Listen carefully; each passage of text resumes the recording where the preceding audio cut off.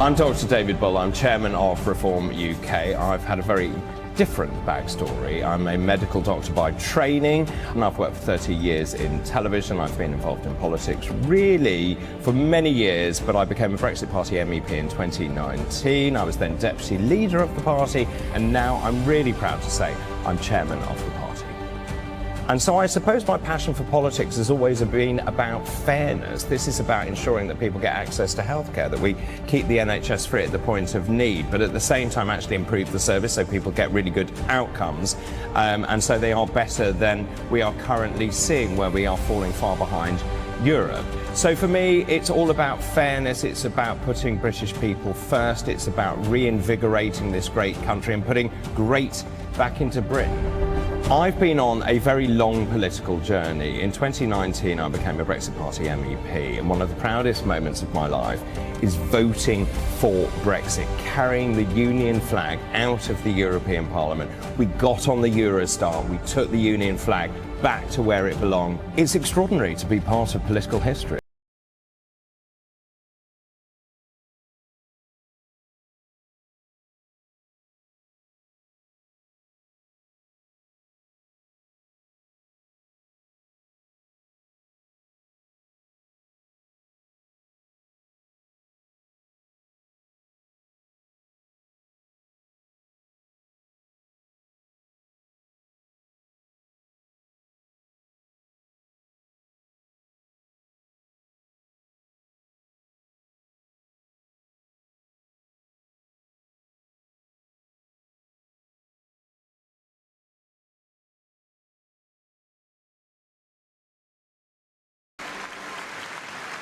Ladies and gentlemen, please welcome to the stage the chairman of Reform UK, Dr. David Bull.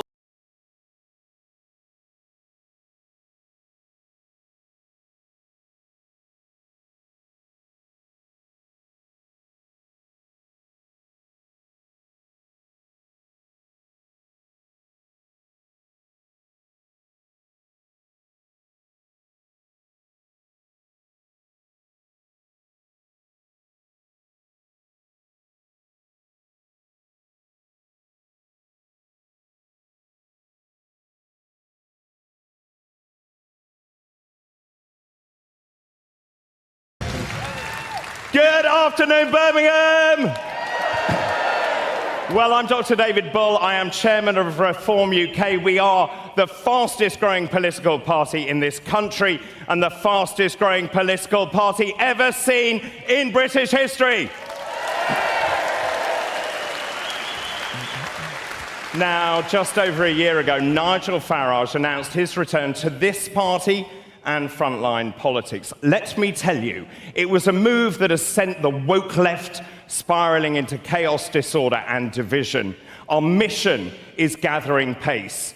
The British people are behind us. They know we will change this country, we will become the party of government, and we will make Britain great again.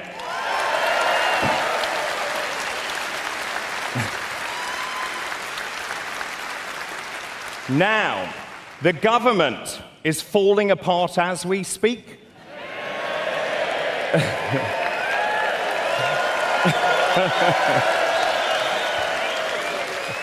Now, last week, the Prime Minister announced phase 2 of his government. How's that going, Keir? They are on the run from us. And, ladies and gentlemen, Rayner has resigned.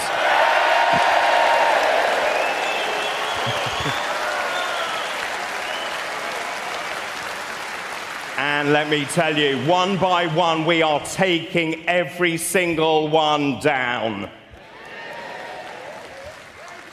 Well, a very good afternoon to all of you. I'm delighted to welcome everyone joining on our live stream from around the world, and of course our amazing audience here at the NEC in Birmingham for our Chairman's Conference. This year's conference, as you can see, is even bigger than last year. Over 10,000 passionate reformers will join us in this arena over the next 2 days. Every single one of them is determined to turn around this country's fate and to put the great back into Britain, aren't you?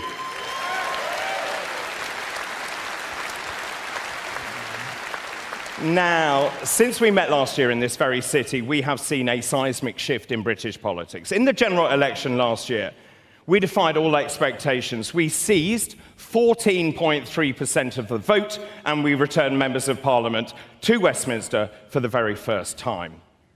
So how are we polling now? Well, in Wales, we have had a stratospheric rise. We are currently polling at 28%. We are now on course to win a majority of seats, and ladies and gentlemen, we are poised to take control of the Senate. We are determined to topple the smug, incompetent Welsh government. Let's turn to Scotland now, shall we? At Scotland, we are polling at 20%. We are climbing by the day. The Scots can see we are the only party that believes in the Union, the only party that can turn around the fortunes of the Scottish people, and the only party that can oust the abominable SNP from office.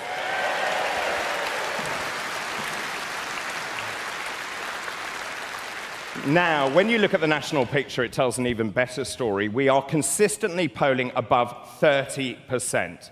Yesterday, The Sun reported we are at 32%. Last week, though, we saw a major breakthrough. For the very first time, we polled 35%, and that, ladies and gentlemen, is more than the Tories and Labour combined.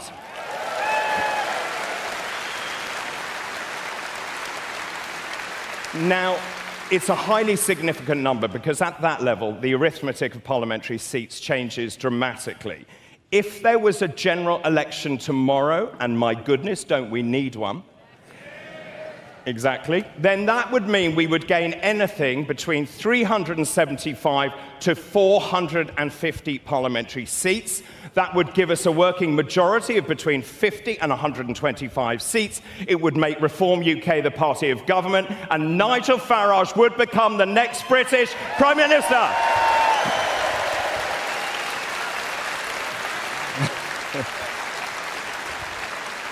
Now, if that is correct, this is what the electoral map would look like.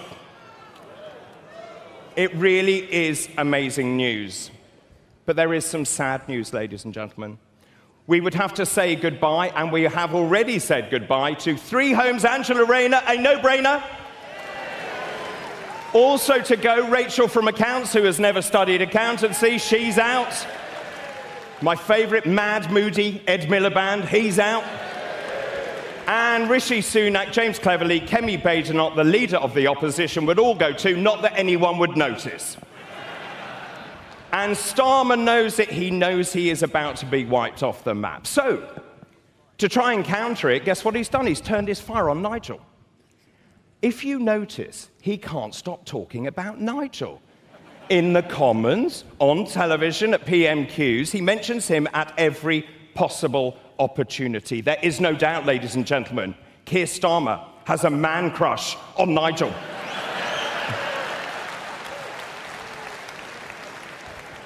But make no mistake, this really is a serious time. This is a pivotal moment in British history. We are now predicting that the Tory party will face an existential crisis and will be all but wiped out, and Labour would return its worst results since 1931. Now, if you then add into the mix the threat to Labour from the new parties of the left, firstly, the party currently called very imaginatively, your party, led by Jeremy Corbyn and Zara Sultana, or as I like to call them, Fruit and Nut.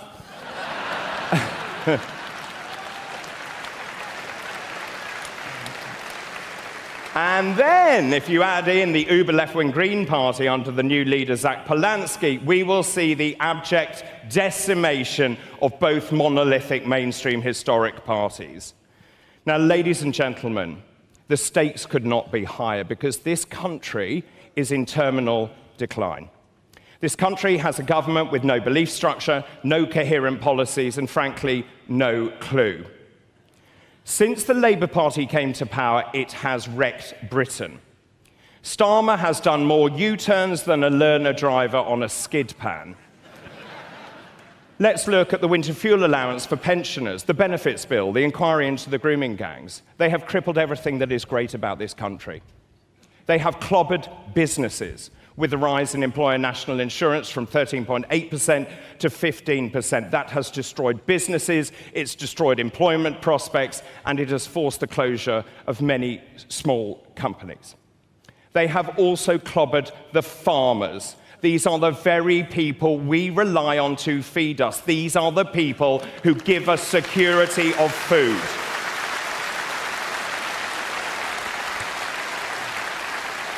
It is unacceptable. Not one member of that cabinet understands farmers. Their insane ideological imposition of inheritance tax on farms worth over £1 million sounds the death knell for the custodians of our countryside. 70,000 farms are affected, and by the way, a third of farms actually make a loss. 80% of farmers fear for their future.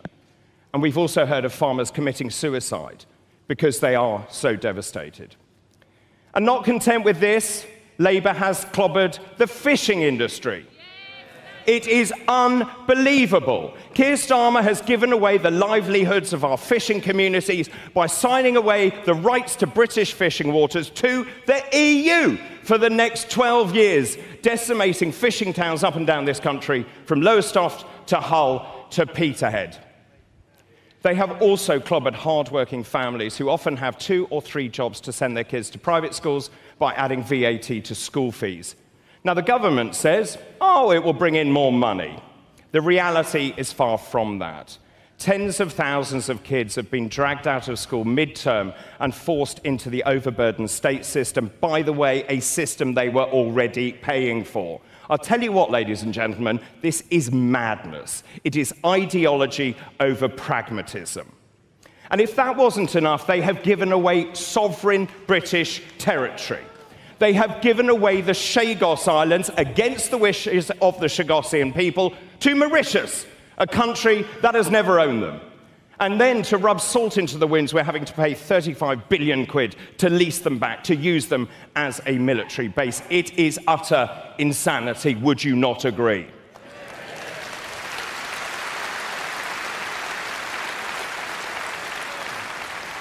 11,000 non-doms, these are people who live in other countries, but they choose to stay in the UK to create businesses, to run businesses, and to employ people, have left the country, taking their businesses and their jobs with them. And then we come to the biggest joker in the pack. That, of course, is Mad Ed Swivel-Eyed Miliband. We already have the highest energy costs in the developed world, and yet his obsession with net zero is going to cost us £800 billion. In fact, it may be as high as £3 trillion. In fact, it is such a large figure that no one can actually quantify it. Even though we only emit 1% of global emissions, he is going to rip up our countryside, destroying it with pylons, with substations, wishes of local communities, like in Suffolk, where I live. The unions are on the march as well. The unions know this government is weak. Starmer has already given away 10 billion quid of pay rises to try and keep the unions sweet, and yet they come back for more. We are now bracing ourselves for a winter of discontent. He gave the railway workers 15% the minute he entered office. He gave the junior doctors, resident doctors, a 22% pay rise, another 5% on the table, and yet they have come back for more, demanding another 28%, bringing that total to 55%. You tell me any job in the private sector that could command that kind of pay increase. And then there is Rachel from Accounts. This is the Chancellor who has no grasp of economics and, quite frankly, no clue. She hounded us for £40 billion, but she's made such a hash of things, she's coming back for another 50 billion quid. The cost of government gilts is now higher than under Liz Truss. The cost of Britain's borrowing is now at its highest level since 1998. That is 27 years. The markets are spooked, the pound is falling, and inflation is rising. And make no mistake, She is coming for your money because this country, the United Kingdom, is heading for economic meltdown. It is the same old Labour story. And then we come to illegal immigration. The government has lost control of our borders and our national security. We believe there are over 1 million people in this country who do not have the right to remain. Under a Reform UK government, our policy is simple, 3 words: detain and deport.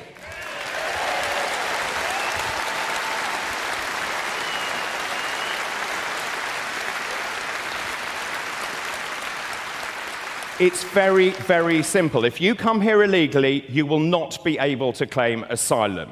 You will not receive benefits. You will not have hotel accommodation, and you will not have day trips to the zoo.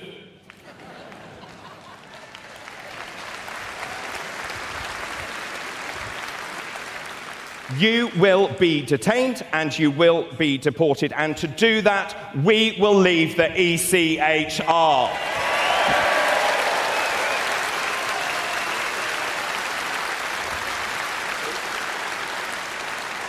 We will tear up the Human Rights Act. We will replace it and make sure the British people are first by replacing that with a British Bill of Rights. And I'll tell you what, ladies and gentlemen, and you will agree with me, the people of this great country have had enough. And you can see that with 3,000 protests that have taken place across this country this year. And what is the government's answer to all of this? Well, it's to trample on your rights. They are creating a dystopian society, a police surveillance state with the introduction of digital IDs, visual recognition technology in supermarkets, and they want to arrest anyone who dares to speak out on social media. Make no mistake, the only answer, ladies and gentlemen, the only answer to Britain's many problems is to vote for Reform UK.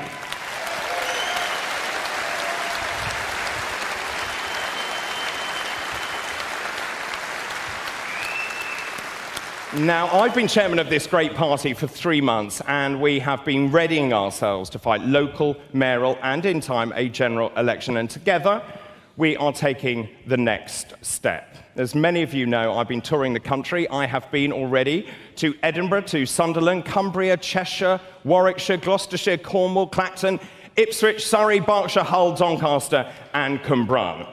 And I have had the great pleasure of meeting many, many thousands of you, our amazing members and supporters. I've seen between 4,000 and 5,000 of you already in 3 months. And in that time, we have also broadened our electoral base. Let me just explain this to you. We really are in uncharted political waters. So on the doorstep, when people say, who is voting for you? Here's the answer. Half of Labour's voters are now backing us. 40% of our voters did not go to university. And contrary to many accusations, 60% of our voters are under the age of 50. They are young reformers.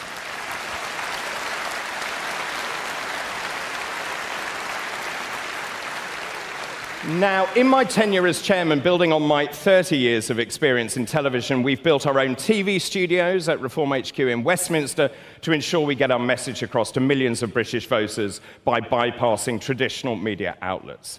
We've also built a purpose-built press room to facilitate our press conferences. When I took over, I promised you that I would democratise the party, and we have done just that. We invited our members to apply to join the board of the party. I then hosted the live hustings event from HQ, and all of you voted for 3 members to join that party board. And we held our first board meeting on Monday of this week. This week, we also opened our call centre to provide our members with a dedicated membership hotline and advisors on hand to help you make the most of your membership. And let me just explain to you, our membership is growing exponentially. Last year, in this very city, we had 76,000 members. Today, we have 240,000 members.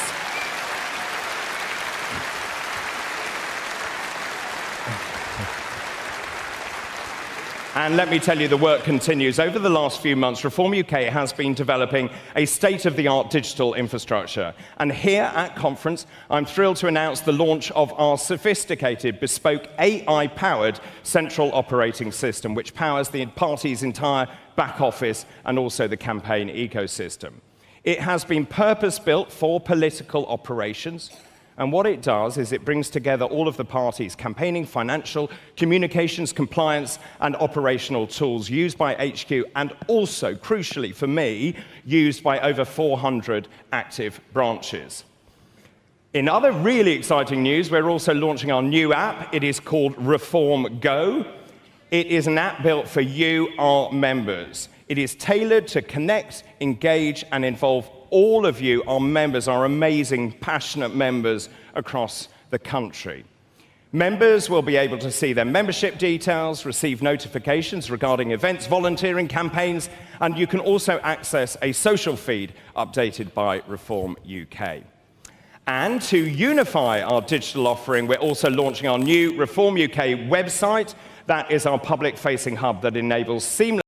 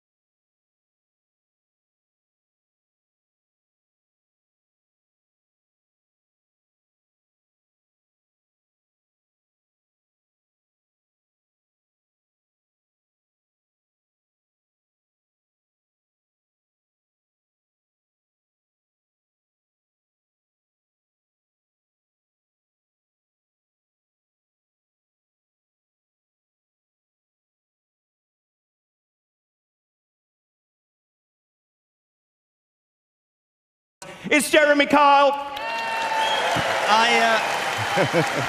DB, are you dropped some? DB, good job, good speech. Thank you. You all right, you lot? Come on, bit louder, you all right? Can I just say, intimate personal moments or private or business ones? What did you say? Let's keep it between us. All right, really?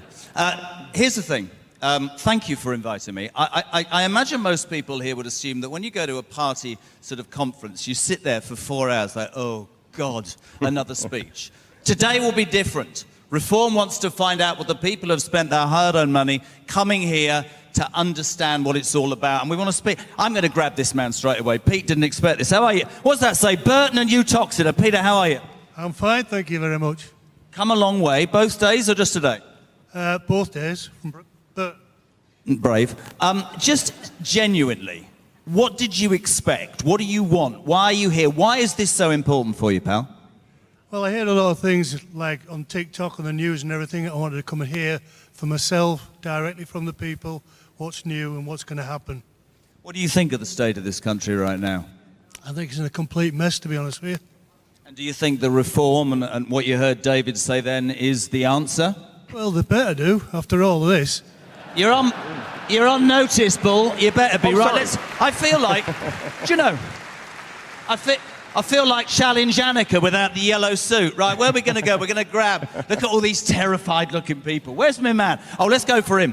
What's your name, sir? Richard. Where are you from? I'm from down in deepest, darkest Sussex. You didn't really know where you came from then. It's quite funny. Brilliant, doesn't know where he's lived. Early to drive up here, that's right. Both days or just one? Both days. And for you, similar question. You look around this hall at the NEC, you feel the vibe, you feel the passion amongst these people. What does it mean for you? It's more for my kids and their kids. I mean, we just want to help put the country back on the right path, and the energy is phenomenal. I think that's a really important point. I think that lots of people of a certain age are looking at the future for their kids and their grandkids, right? Yeah. Well, I think, people work hard all their lives. You want a country that respects that hard work and lets people keep their money, and at the moment, you just haven't got that. Who knew? This is brilliant. Who are we going to now? I've lost the will to live. Here he is, this lady. Da, da, da, da, da. I'm going to sit down. Been a while since I sat on a step in a blue suit with a white shirt. Wow. All right, start. Who we got? Jacqueline. Yes. Where are you from? Swindon. Swindon. Sorry. That's an interesting place. It's average town, and I. Well, don't slag it off that much. Swindon's. What's good about Swindon? It's Right. Anyway, so in terms of today, in terms of reform, you're here to see all the speakers. Nigel later, David Bull laying out what this party thinks going forward. What did you make of that speech? Yes, it's great. Great. Yeah. Well done, David. I'd just like to point out that David Bull has been sweating blood for about 3 months. He was up all night shaking like a whatever. And Jackie's gone, it's great. What I'd like to say is that I'm from an average town. I'm an average person. I've been to work all my life. I've brought up 2 children. And I see what's happening, and I don't like it. And these guys have given us hope. They've given us something to aim for. And that's why I'm here. Absolutely. And somebody said to me the other day that when the silent majority, that when silent people who don't think that their voice is important realise they can be heard, the world can change. Really good. Give Jackie a round of applause. No, hold on a second. What are we doing here? Oh, my. Oh, go back there. You can't. Why are you doing that? Do you not want to be on? You're not moving. Get back there. Nigel's Angels. Come on. Sit. Look at this. Stand up, ladies, modelling the Nigel Farage Reform shirt. Oh. All right. All right. Where you come from, love? Doncaster. Doncaster. Had a car crash there once. So here for 2 days? Didn't use A&E. Sorry? Didn't use Doncaster A&E. You're not starting, are you? What's your name? Rebecca. Rebecca, lovely to see you. What's your name? Jackie. Jackie, another Jackie. It's quite a common name, you know. What's your name? Rachel. Rachel, lovely to see you. Not Rachel from accounts. Is it only me who thinks Rachel Reeves looks like Richard III? What? I can add up just. Right, brilliant. So all of you come today. What does it mean? What's this reform conference about from your point of view? I just want change for my children and bring them up in a better environment and make them proud of the country that they live in. I think a lot of people would think, what about you? Well, we're the friendly, confident and optimistic party. And I'll go as far as to say we're happy. We love being together. We like being here amongst like-minded people because we're all common sense people that just want a nice life and a future for the kids. True. Oh, sorry, I'm being told. Sorry, I do apologise. I'm being waved at. I like being waved at. Does that mean I'm out of time? No, who am I looking at now? Oh, hold on, I'm being told to wait. David, I can do this, I'm live, it doesn't matter. So listen, throughout this conference, you will have the joy of me trying to come and talk to you, but we do want to make it slightly different, as I said, because so many of those conferences are just based on people sitting there and looking at speeches.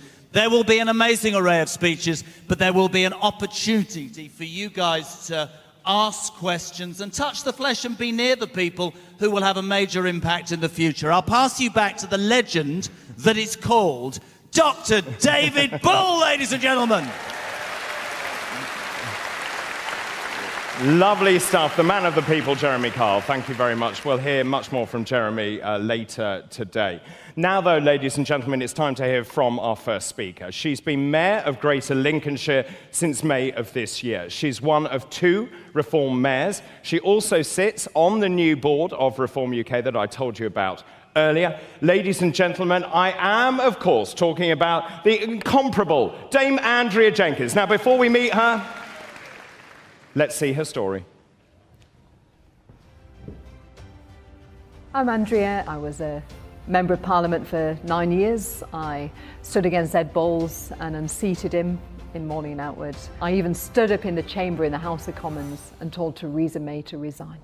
Isn't it time to step aside and let someone new lead our party, our country and the negotiations? Really, my entrance into politics was here in the great county of Lincolnshire. I was a county councillor and I sort of fell into politics actually after the death of my father. He used to say, it's not where you come from in life, but it's what you do in life that matters. And my siblings and I, we always believe that. You know, it's what you invest in life, in the community and in the country actually. There's 3 key policies that I'm focusing on. The whole skills agenda. Lincolnshire's been a bit of a brain drain where we see our young people educated and they leave the great county. We've got to future-proof our great economy, make sure that our children have got these skills, the tech skills, and also to be able to compete on the global stage. I'd like to retain the talent in Lincolnshire. And thirdly, I want to ensure that every penny of taxpayers' money, of your money, is well spent. We've seen that Britain is broken. Not only do we have an incompetent Chancellor who cannot manage the economy, we have a 2-tier policing system, we haven't created the environment in Britain for businesses to thrive. Reform will make sure that your children are taught properly, you're safe in your home, and that our country can be the best possible. Britain is broken and Britain needs reform.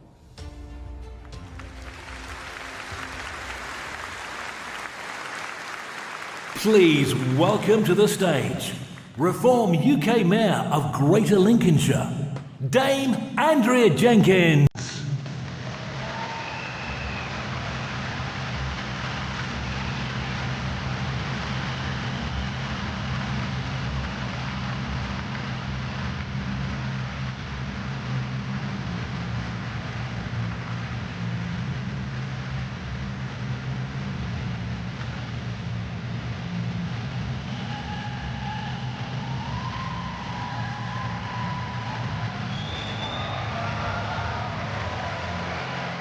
I'm an insomniac, I'm an insomniac, staring at the ceiling.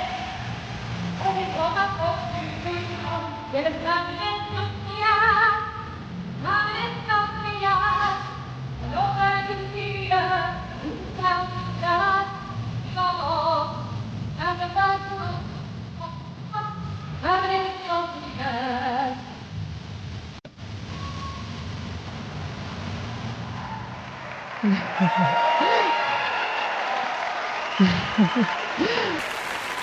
Reformers, welcome to conference. Now, is this god-awful Labour government giving you sleepless nights and insomnia too? Now, you're probably wondering why the sequin jumpsuit and why these ridiculously high heels that I can hardly walk in. Now, no, I'm not auditioning to be a Ginger Spice tribute act. But let me tell you a little story. Now, I co-wrote this song over 20 years ago with a now dearly departed friend, God bless him. At the time, I was in a rock band, and I was always a bit of a rebel. Then I became a Conservative MP, and I dressed more demure, though the rebel was still bubbling away under the surface.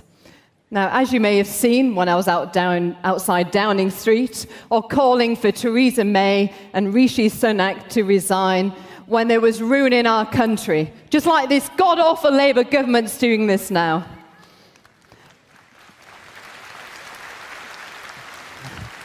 Now, whilst I was a Tory, I attended Reform's Party conference here last year under the guise of a press pass, as I wanted to see for myself, what was this? What was this reform movement that destroyed the Conservatives in last year's election? What was it all about? Ladies and gentlemen, I too was caught by the reform wave. I too experienced that magic, the uniqueness that is reform. and at last I am home. So I join the party of the brave. Now I join because of you, Nigel, because you will save Britain. Now you in the audience are the true believers of Britain, and the rock chick is firmly back. But seriously, we are at this pivotal moment in our nation's history where we find our voice and we fight to save Britain. We have seen across our country an outpouring as our flags fly high from households to lampposts. The British people are demanding to be heard. They are sick of the Labour government. They feel let down by the previous Conservative government, and they are fed up of being back of the queue. Are you fed up too? Now, I proudly wear our country's flag because reform is your voice.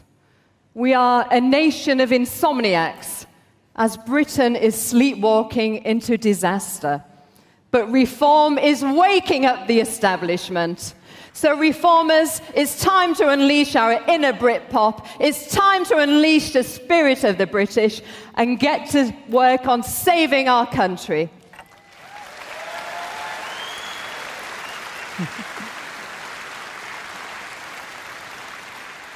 Now, this is what this conference is really about. Reform, the next step, is so important. Now, it's all time now for all of you to roll up your sleeves and let's get on with halting the decline of our once great nation.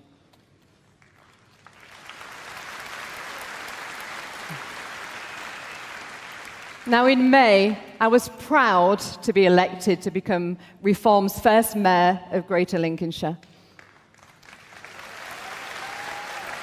And I am also proud that the fantastic Luke, the boxer, was elected too as your mayor of Hull and East Yorkshire.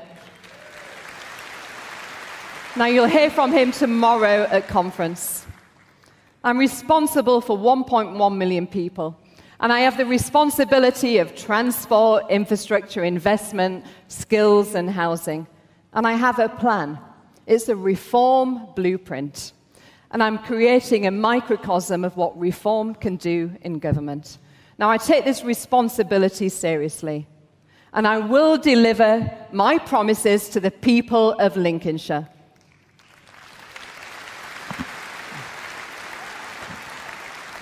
Now, Greater Lincolnshire is a strategic national asset.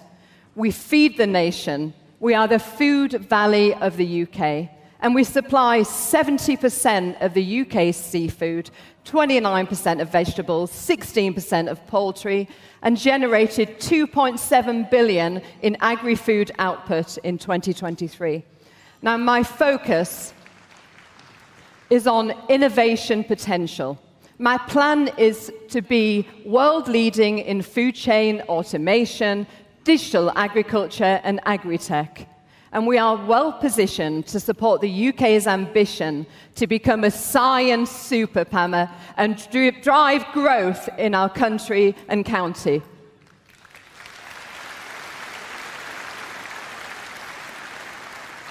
Now, agriculture, ag-tech, defense and security, advanced manufacturing, and digital coding, I am committed to also delivering one of our nation's best trade colleges, where our young people can learn building, plumbing, welding, and other trades that are the backbone to rebuild our nation.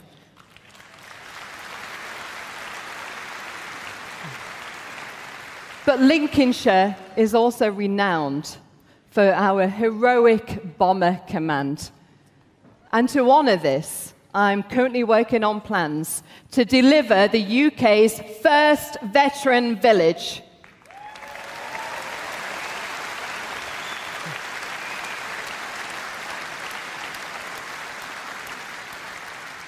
They fought for us, and reform will deliver for them. I'm also working on plans to help in protecting our nation, and bring together our defence heritage and our future. We plan to unlock the former RAF Scampton, and don't forget the Tories wanted to put migrants in there, and turn it into the most globally innovative, cutting-edge defence and security innovation park.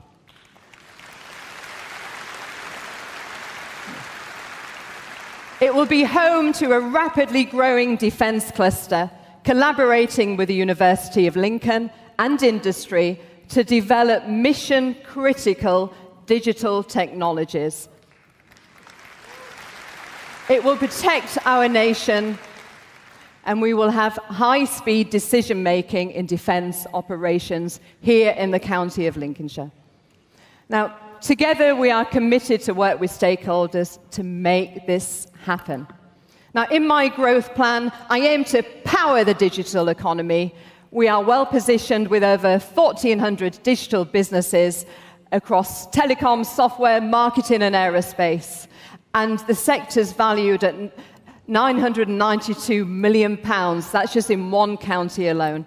You see, Greater Lincolnshire is not just a rural region. We are a strategic national asset, and Reform are going to make the most of this.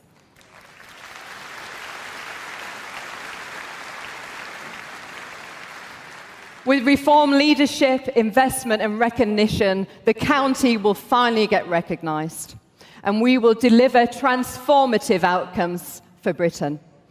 Now, on the 22nd of October, put the date in your diary, you're welcome to come along, is my great exhibition. Now, I'm taking inspiration from the Great Exhibition of 1851. It was held during the Industrial Revolution that propelled Victorian Britain to be the greatest superpower of the time. Those were the days, weren't they? Now, my aim is to superpower our economy, shine a light on our amazing county and all that we have to offer. We are truly world-leading in some key industry sectors and have extraordinary potential for investment and innovation. So please join us and see some of the most innovative technologies in the UK. You will meet business, industry, some well-known speakers, some that you know very well. Embassies are exhibiting, and ambassadors will be keynote speakers. Whilst this awful Labour government is damaging our economy and driving away business, myself as your Reform Mayor and Reform are determined to become a beacon of light and hope for industry and demonstrate that we in Lincolnshire, we're open for business.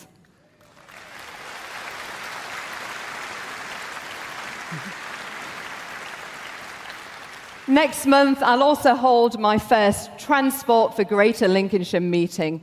Unlike Sadiq Khan's, which is full of diversity officers, there'll be none on ours.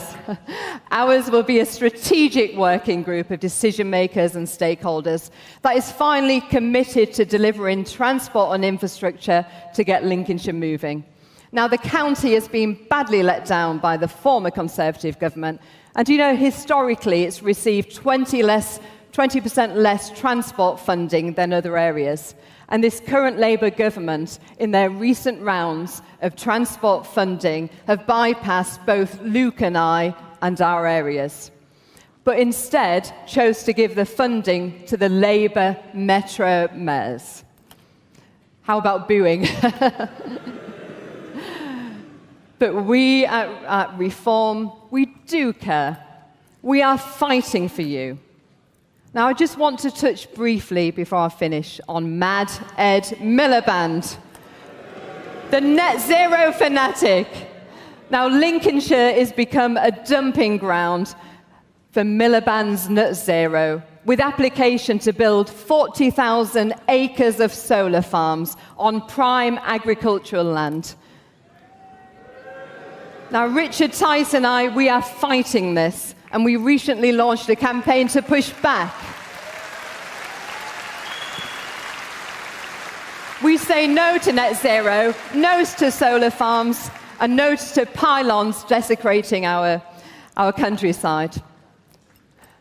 We've also been working together to try and save Lindsay Oil Refinery.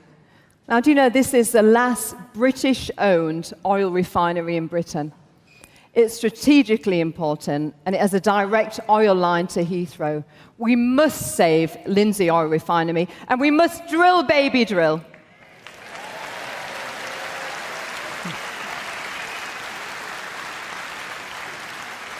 But Labour, in their net zero hysteria, doesn't care about oil and gas. But we do. And as President Trump said recently, North Sea oil is a treasure chest for Britain, and how Britain has essentially told drillers that we don't want you. Donald is wise, and reform will not make that mistake.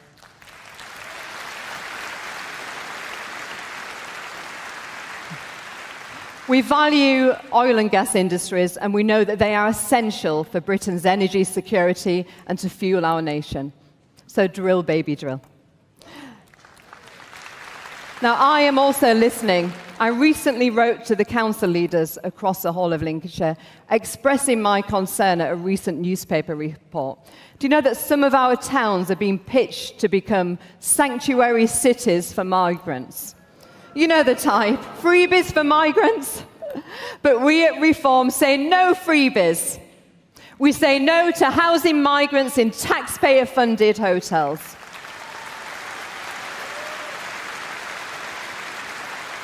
And well done to you British people for fighting back on this. Now, I'm incredibly proud of both Nigel and Zia for their press conference last week. I hope you tuned in, it was amazing. Reform, you've got to admit, Reform has the strongest, most workable plan in Britain. And when we get into government, we will stop the boats.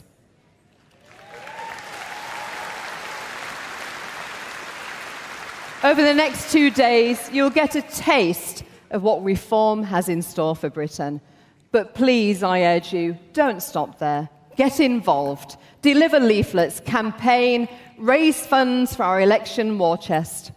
And importantly, tell every person that you encounter about the Reform magic, about how Nigel and Reform are our last chance to truly save Britannia. So,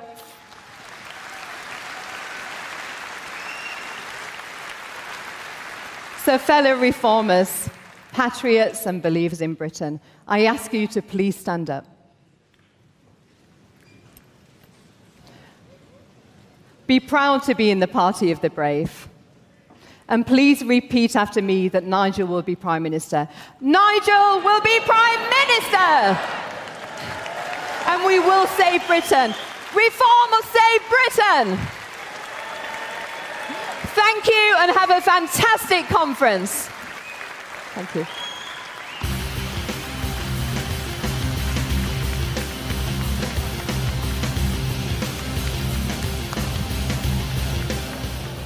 Thanks so much, Andrea. Now, ladies and gentlemen, in a change to the programme.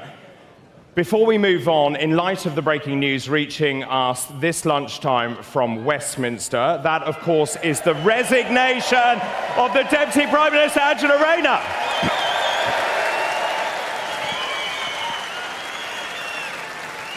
At a time of national political crisis, it is only right and proper that we hear from our leader, the man who has already, ladies and gentlemen, changed British politics for good, and he's about to do it again.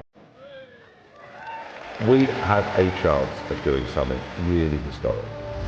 I came back into politics on the 3rd of June last year because I believe that our country has to be turned around. Because I said that we would get millions of votes. Reform is now in government. And the big shout-out message, and it's very, very clear, is if you vote Reform, you get reform. We have the conviction, the love of country, the courage to stand up and say, we are proud of our country. We are proud of its history. We will stand up and defend that to anybody. Reform is now topping a national poll. I've had some great successes in life. I've had plenty of failures. But what I bring to this now is experience. What I bring to this now is passion. I'm not afraid of anything. I believe that reform represents a silent majority in Britain.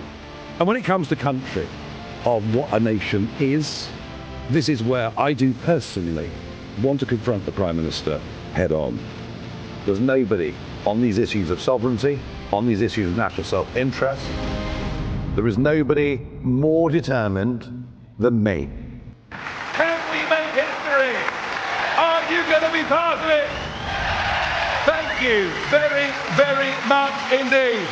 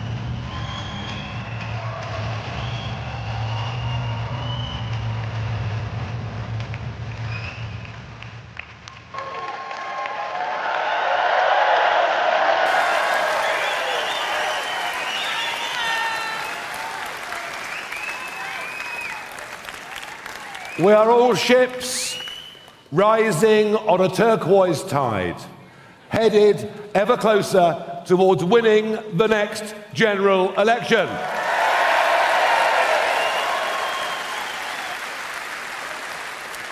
It's been a day of some considerable news. It seems that female politicians are all the rage at the moment.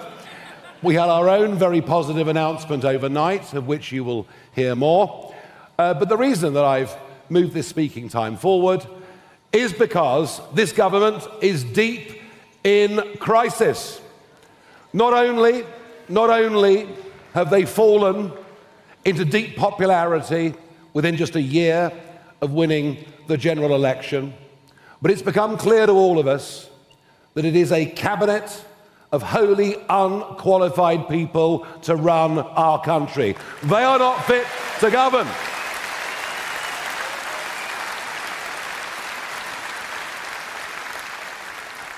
I suppose we're lucky in one way that at least the Chancellor was a senior economist at the Bank of England for 10 years.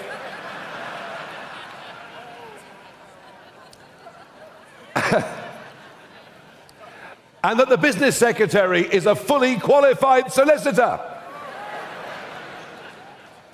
And that the deputy prime minister and housing secretary, until half an hour ago,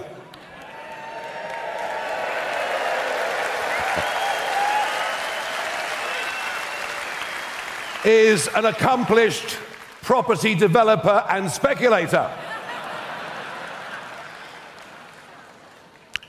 But you simply can't get away, can you, from being the housing secretary and avoiding £40,000 of council tax. And it screams to entitlement. It screams to a government that, despite all the promises that this would be a new, different kind of politics, is as bad, if not worse, than the one that went before.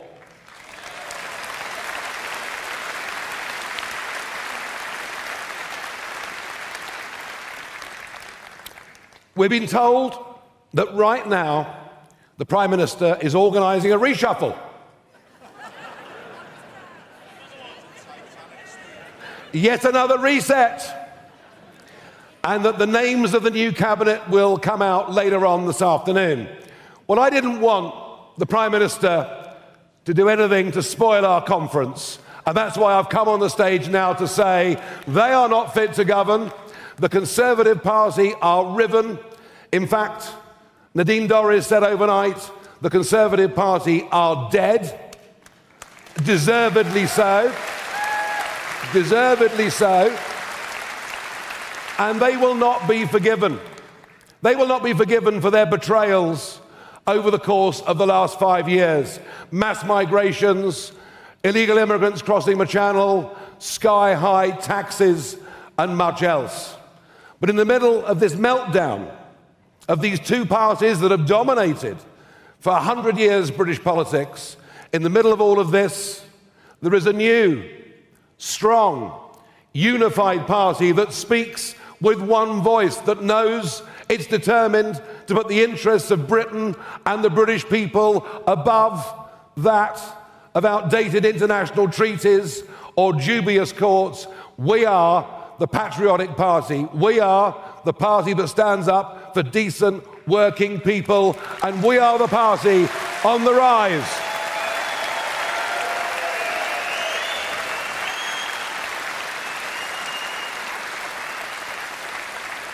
Just think, I stood before you this time last year.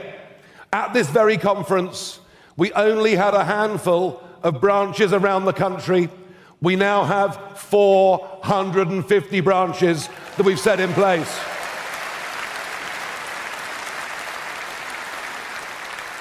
As we entered the general election of 2024, we had 30,000 paid-up members. In the last hour, we've gone through 240,000 members. This time last year, we had very few councillors. Now we have over 900, and I've got to tell you, last year I said to all of you, May the 1st is coming. Volunteer to stand in the county elections. And even though the government cancelled the elections in 9 of the counties that we would have won, we still won outright 10 county councils and became the largest party in 3 others. Unbelievable. And I'll be honest with you, as I toured around the country on May the 2nd, I frankly myself couldn't believe just how well we'd done. Couldn't believe the extent to which we'd caught the mood. And the real icing on the cake, and it may only have been by 6 votes, but never let anyone tell you ever again that my vote doesn't count, because it does. And we got Sarah Pochin elected in the Runcorn by-election.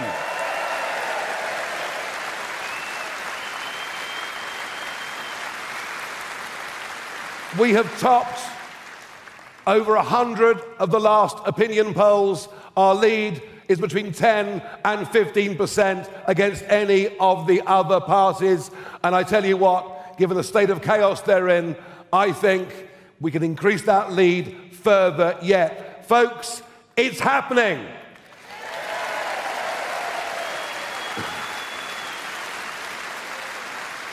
Now the next step is going to be even bigger.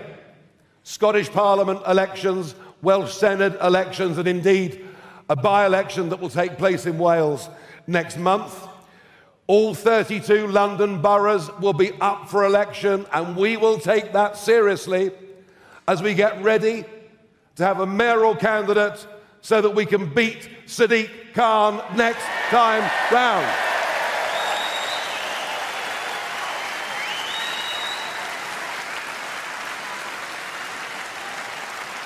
We're going to need up to 5,000 vetted candidates to fight those elections next year. Those elections next year are an essential building block as we head towards a general election. Now, talking of the general election, it's supposed to be in, I know you want it now, but it's not going to come now. The next general election is not due until 2029. But let me tell you, it's all right, I'll cheer you up in a moment. Angela Rayner going, not just as Housing Secretary, but also as elected Deputy Leader of the Labour Party and Deputy Prime Minister, means there will be an internal election in the Labour Party.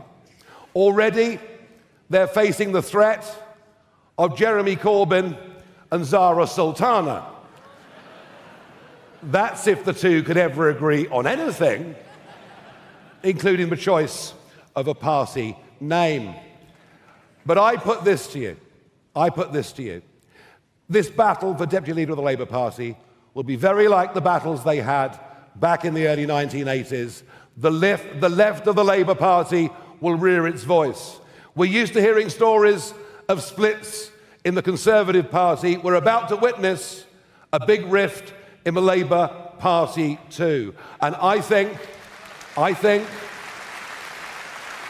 if there is one really big message from me to this conference, I don't think, and the bond markets back me up, and the leftward drift backs me up, and before long, there'll be Labour MPs that reckon they've got a better chance on the Jeremy Corbyn sectarian ticket, because frankly, folks, that's what's going on in our country. We have sectarian politics emerging. I loathe it. But there'll come a point when many MPs, Labour MPs, think they've got a better chance of being re-elected under that ticket, under Corbyn, than they do under Sir Keir.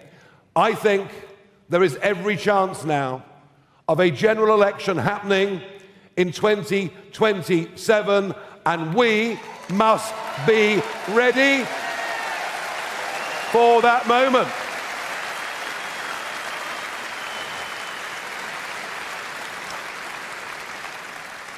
Now, we also as a party have to raise a lot of money, and we're making progress. Our Treasurer, Charlton Edwards, and his team doing a great job. Our Honorary Treasurer, Nick Candy, has personally already put in over £500,000 of his own money. Nick, we thank you for that. But I want you two in the branches to go out and work and raise money, to volunteer to be candidates, to deliver leaflets, to knock on doors. We need to be the party of activism. And I think all of us believe, don't we, in what we're doing? Yeah. So we must all play our part and do our bit. But one of the counter-arguments, well, there are two. One is it a one-man band? I went to the football shirt stand earlier, and there you've got 11 names. Jenkins, Tice, Pochin, and so on. 11 of our most senior elected representatives. And I stood in the middle and held up the shirt that said Farage, and the BBC asked me, am I a one-man band? I said, look at this lot behind me. And one of the joys of this year has been seeing so many other senior reform figures appearing on television, appearing on radio, writing articles for newspapers. We've broadened the scope, and fresh new people are coming in. People like Colin Sutton, the legendary detective, heading up our Police and Crime Commission. People like Vanessa Frake, the toughest prison governor in the country. And many more talented people will come, and I don't believe that all governments have to be MPs in the House of Commons. That's the convention, but it doesn't work, does it?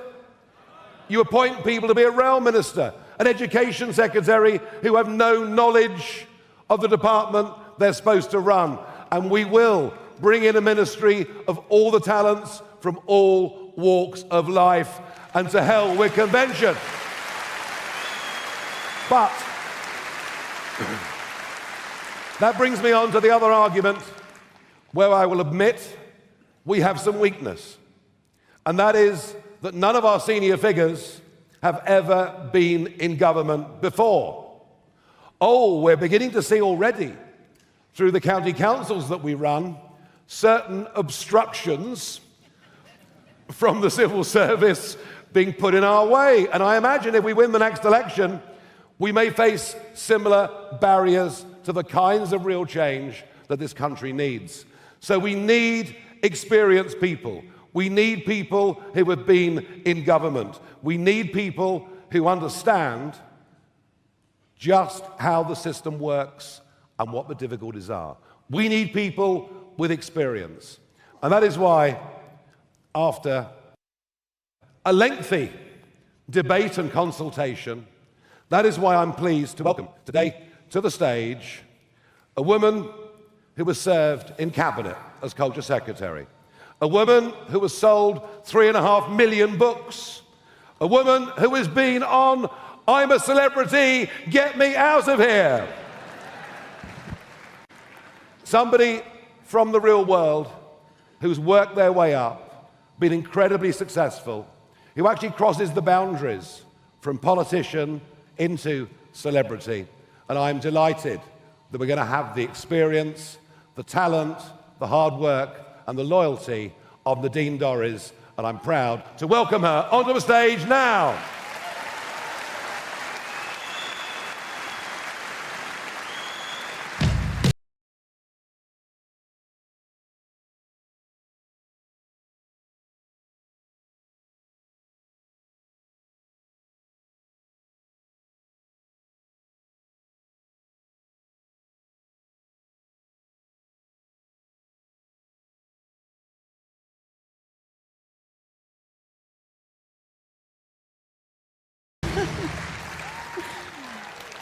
Well, that's the most dramatic entrance I've ever made into a room, ever.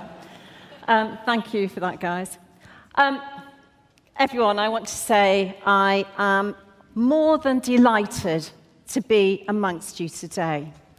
I'm actually relieved. And the reason why I'm relieved is I feel for the first time in a number of years as though I'm at a conference and amongst people who share the same principles and values as I have always held. And I can feel it in this room, the energy and the excitement and the acknowledgement that there is a job to be done. I want to thank Nigel for that introduction, and I want to thank everybody at Reform for bringing the party to this point. The reason why, and I'm going to deliver probably a slightly more serious message, the reason why is this government is in deep and serious trouble. It is falling apart. It is dividing and fracturing. The Conservative Party did that a number of years ago. But it's not just our political parties which are in trouble. It's the country too. And just as an example of this, if you look at our economy, everything that should be going down is going up. Whether it's taxes, unemployment figures, inflation, the number of illegal immigrants who are crossing the safe continent of Europe and leaving the shores of France to arrive on our shores, everything is going up. But the most important figure, which is rising, is the interest on our government debt. Now, what does that mean? It means that the international economic community are looking at us, and they have decided that this government cannot manage the economy. It has no faith in this government to reduce public spending. And that was evidenced to us a number of weeks ago when Labour MPs refused to put through cuts to the welfare bill. And when a government shows that it can't manage its economy, and when what is happening to the Labour Party, quite obviously now, it's fracturing and dividing into two, the far left and the left. Some of us have been here before, haven't we? Some of us are still, I'm sure some members in this audience must be as old as I am, and we're here in the 70s when we've been through this before. We know where this road leads to. So we're in deep trouble, and we can't look to either of the main political parties up till now, Labour and Conservatives, to save the country. Now, I think it's an overused expression that the next general election is going to be the most important. We say at every election, it's almost like Peter and the Wolf. But for this election coming up, It really is going to be the most important ever. Because when Labour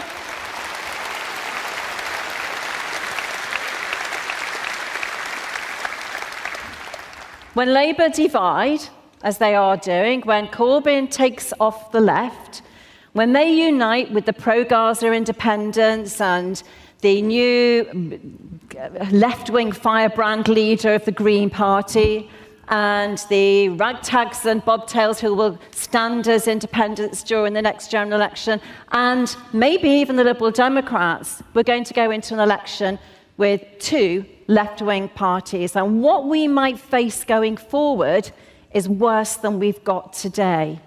That's why Nigel, his team, Richard and others, the Reform Party is the party of the moment.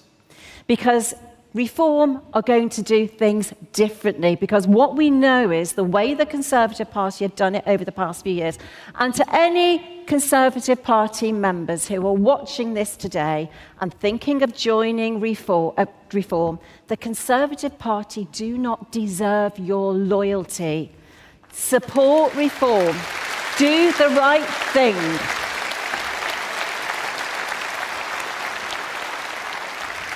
Frankly, any party which removes two election-winning prime ministers, replaces them with dud after dud, just does not deserve your support. Nigel has got the answers. All summer, I've been debating, what do I do? And I have watched Nigel time after time, issue after issue, whether it's been law and order, whether it's been illegal immigrants arriving on boats, risking their lives on boats to get here, cross to the UK, leave the safe shores of France, get fed, get housed, check into a premier hotel, and never be deported. And why wouldn't they come here? They never get deported. Huge, huge cost to our public services. I've looked at Nigel, and he has had the answers. His response to the immigrant crisis is just comprehensive. It's not only will it solve the problem of removing people, it will act as the most effective deterrent to others wanting to come that we've ever seen yet.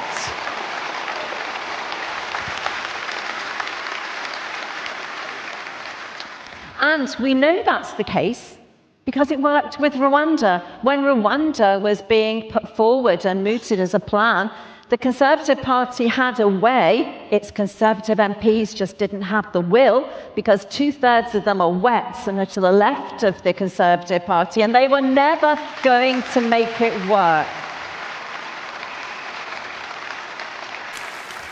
And in case you don't know, the majority of Conservative MPs will never support leaving the ECHR. So if you think the Conservative Party was divided and it might get its act together for the future, do not be convinced. It will not. Nobody knows how that party works better than I do. It will tell you a tale, it will tell you a story, but it will not walk the walk and it will not deliver.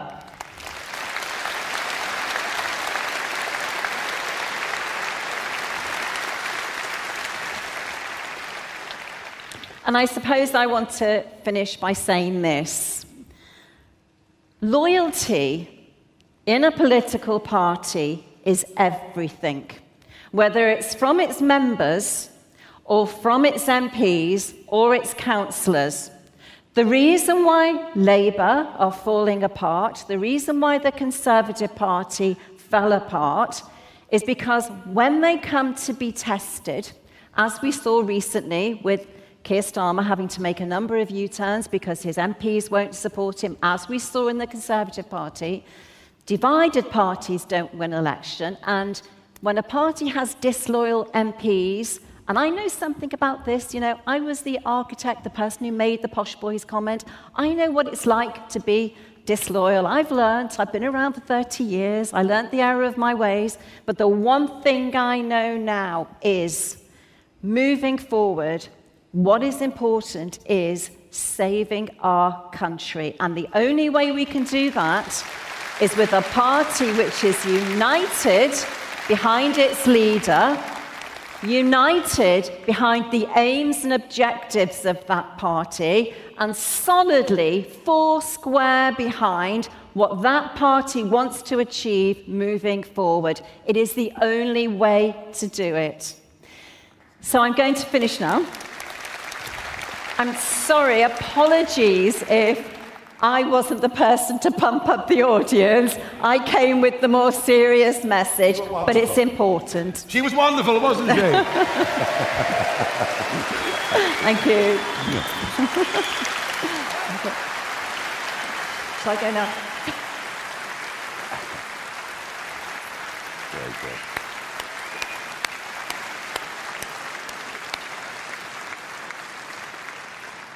And to all of you watching on live stream, and I know there's a massive audience out there, listen to what Nadine just had to say. Again and again at elections, they talk the talk, they never walk the walk, but we mean what we say, and we will deliver that promise I make you.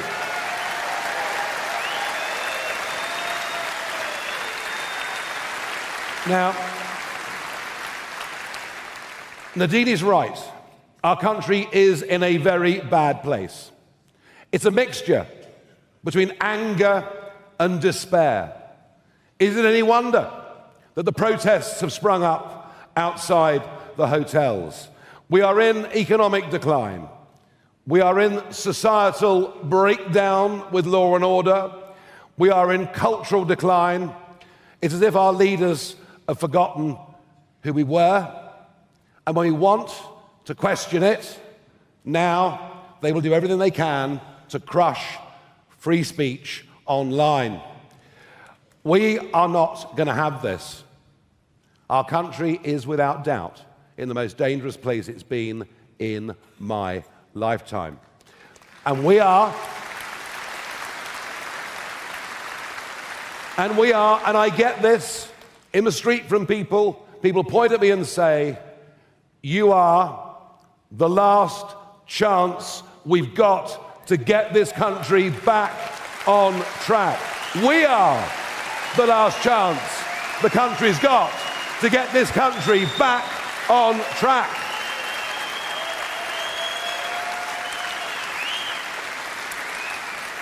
And that is why, let's make Britain great again. I've heard that phrase somewhere else before, but I agree with it.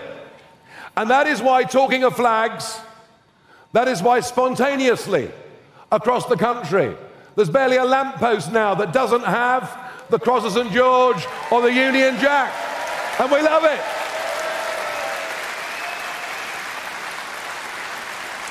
What is going on out there is the British people are sticking two fingers up with every flag they place to an establishment that doesn't believe in Britain, to an establishment that thinks more of the interests of other countries and foreign courts than it thinks about its own people. And those flags say, we have had enough.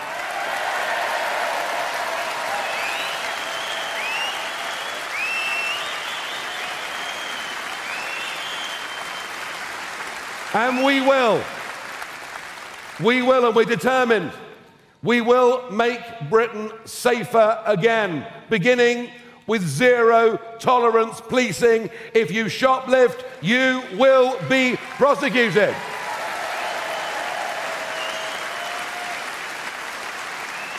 We will bring back genuine stop and search on our streets to drive out knives. We will deport foreign criminals.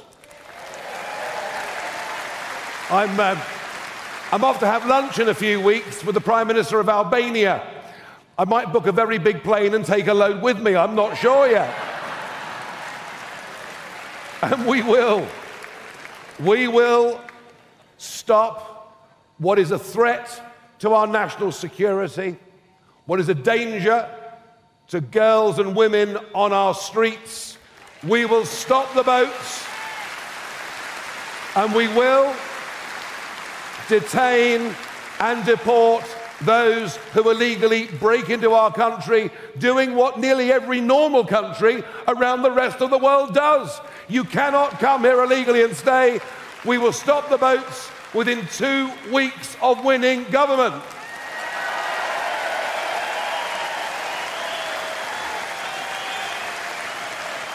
We will.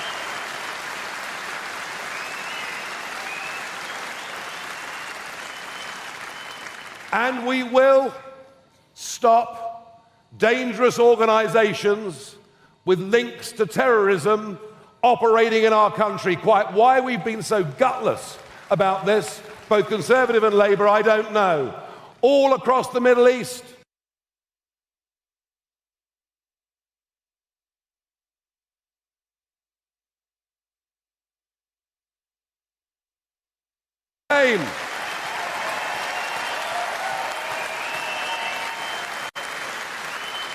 And we will make Britain more prosperous again.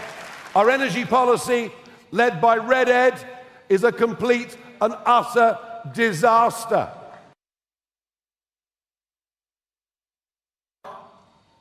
You've heard of her, haven't you? It's all well and good for Kemi Badenoch to say drill, baby, drill. Who was it that put 75% super taxes on North Sea exploration? Who was it that committed net zero to law in this country? They should not be believed. They should not be listened to. We will scrap ridiculous, harmful, wasteful net zero policies. We will start producing our own oil and gas. We will end the full subsidies for renewable energy, which has been going on your bills for years, yet no one told you. We will end Britain being the most expensive country in the world for industrial energy. We will bring cheap energy, and we will do our utmost to re-industrialize Britain, to start making things here that we want and we need. We will save huge sums.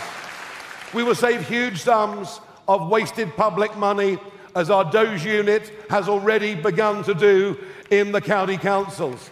We will do that. And we will, over the course of the next months, outline some serious cuts to the welfare budget in this country. It is not fair. It is not fair on people that get up with their alarm every morning, go to work and pay their taxes, for those that choose a different lifestyle to earn more money than they do. It is morally wrong, it is outrageous, and will be the party that backs working people.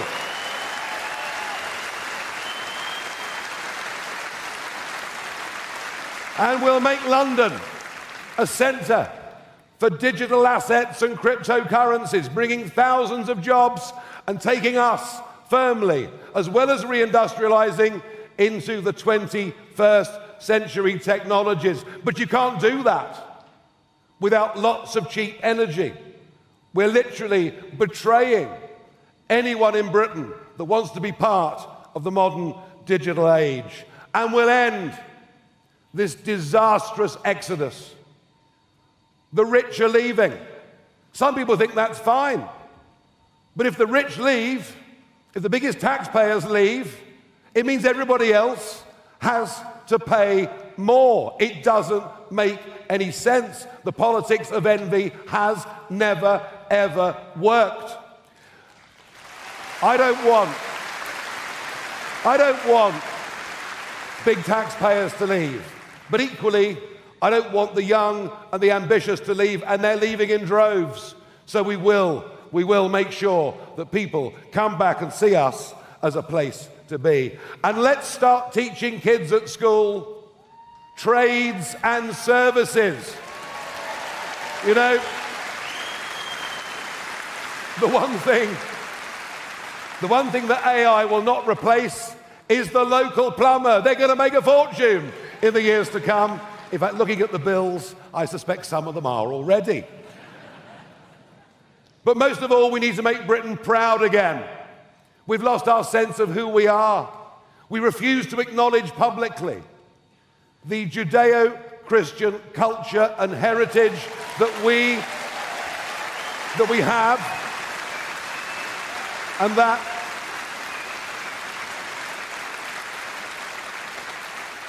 underpins everything that we are.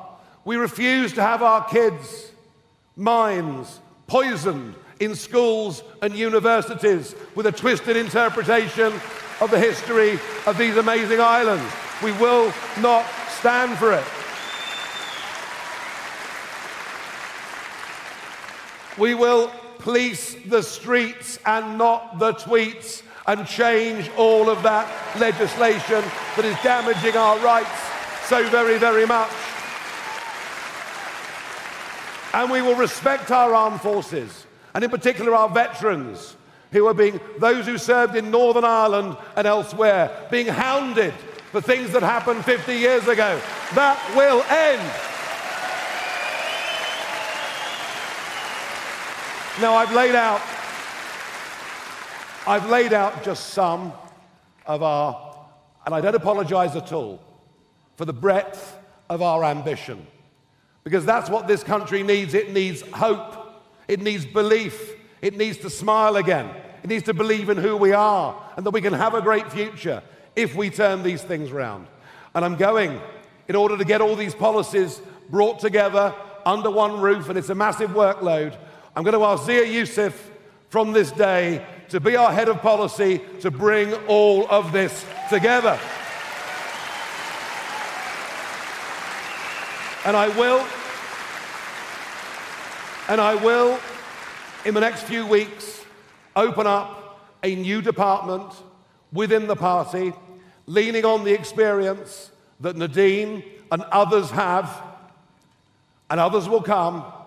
Others with experience will come, don't worry about that. And we will open a department for preparing for government so that when we win, we can hit the ground running.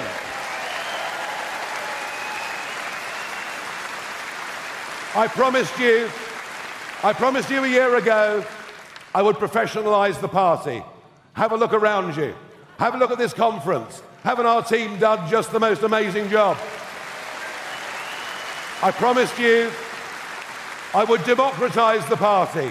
I think the fact that 70,000 of you voted for our new board members was an incredible show that you believe in the party. You wanted this democratisation. And all I can do is to promise you that I will give this everything. I will give this absolutely everything that I've got.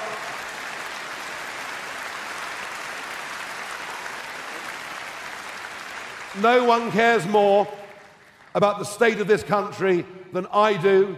I am determined to do something about it. I came out of last year out of retirement to try and lead a movement that would get our country back. I think we're on track. I think we're on our way. I'm proud to lead this party, and I'm proud of you for the amazing contribution you've made to our success over the next year.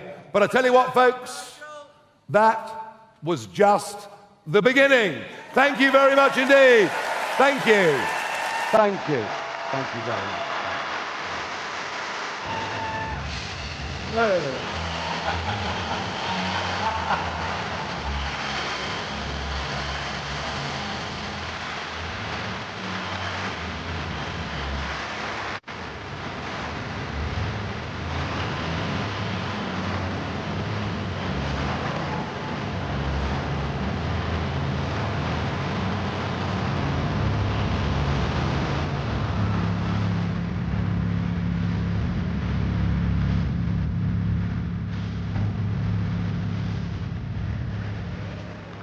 Ladies and gentlemen, isn't he brilliant, our leader, Nigel Farage? Well, ladies and gentlemen, here in the hall, it's now time for a lunch break. Our breakout sessions are continuing in Britannia, in Liberty, in Nelson Endeavour, and also in Union Theatres. Now, we have got a very packed programme for you this afternoon, including Lee Anderson chronicling his journey from pit to Parliament. Laura Ann Jones will be talking about winning in Wales, and Graham Simpson will compliment her by voicing how we succeed in Scotland. We will also hear from our council leaders, Women for Reform, and we will also give you an update on Operation Restoring Justice. And just before you go to lunch, we also have a very special speaker, which we are keeping under our hats. And of course, we will hear once again from Nigel. If you are watching at home, do not fear. We have a special programme for you throughout the lunch break, which I know is slightly late. On that note, of course, I will hand you now to the housewife's favourite, Jeremy Kyle. Enjoy your lunch. How exciting is it for me to be told you need to fill for 42 minutes in the Reform Village surrounded by tractors and burgers, but we'll do our best. I want to know, by the way, if you're coming from the main auditorium, what you made of Nigel's speech, brought forward, pretty rebel-rousing. We have to say good afternoon to Chloe Dobbs, political commentator. Quick response to what Nigel Farage, the speech was brought forward on the back of Angela Rayner resigning, received in the hall. What did you make of it? Well, I mean, right on the money going after Angela Rayner. I mean, what a huge day to be having this conference right on. The Deputy Prime Minister is in a huge scandal and now having to resign, and making clear we are going to be ready to govern come 2027 because the markets are absolutely crashing because Rachel Reeves, Rachel from Accounts has got no clue what she's doing with the economy, and it's now more expensive to borrow here than it is in Greece, and so it could be the case that the markets bring down the sentiment, and it's really important that Reform get the message across that we are ready, we are organised. Many people have said, oh, you're just a new party, you won't know what you're doing, but Zia Yusuf and many others have done so much work to organise the party, and so many people have put their hands up to say we're going to stand as candidates, we're going to help local branches to make it happen. In terms of your experience of being a political commentator, when you've come here today to the NEC, I'm running around and doing my bit, have you been impressed with how far, say, the party and its organisation, the machinery has moved on in the last 12 months? Absolutely. I mean, I met with Richard Tice shortly before the election last year, before Nigel came on board, and it was just 3 or 4 people running the show from an apartment. And then now, I mean, look at this. This is crazy. They've got so many people involved. They've got a huge number of votes in that general election. Now on track to potentially win a general election, which is crazy. I mean, a year ago, we thought, those of us that voted Reform thought, oh, it's just a protest vote to get the Tories out. They could never, without possibly win a general election, but the unthinkable has happened. Well, I heard David Bull earlier say that I think the latest opinion poll put their figure more than the combined figure right now, I think, I'm quoting him, of the Labour and Tory parties put together, which is pretty astonishing. But I guess the proof will be in the pudding. And I guess a lot of people have come in today, grab people throughout the next 40 minutes whilst David Bull and everybody else has a rest in a sandwich, haven't eaten, and find out what people's feeling really is. Yeah, exactly. I mean, this is a great place to find out what the grassroots really think. Right, you're in charge of getting us lunch. She's been amazing. I'm going to do my challenge Annika bit. We'll see you in a bit. Thank you very much. These lovely ladies have been waiting so long. This probably isn't going to work. What's your name? Kathy. How are you, Kathy? This is your sister. Joking, Kathy. See what I did there? Yeah. What's your name? Emma. Very quick. Why did you come? Why was it important for you to come to Reform UK's 2025 conference? Oh, it's just absolutely amazing what's happening. We're from the northeast. Whereabouts? Durham. God's country, ladies and gentlemen. Northumberland, God's country. Big. And when you're driving the streets in our little things now, we've got the English flag flying everywhere, and it's starting to feel that people have got a little bit of hope and they're ready for this change that's about to come. Yeah. Do you think? I mean, don't get me wrong. There's an age difference here, obviously. Well done, Jess. I mean, I'm very old. You're quite old, and you're very young. A lot's made always about reform. The age range of people who are interested in and believe what they believe in. What's your take on all of this? I think it is mainly the younger generation who are supporting reform because we're all trying to start families, create lives, and it's petrifying. Like, you don't want to create a family with the way the government is.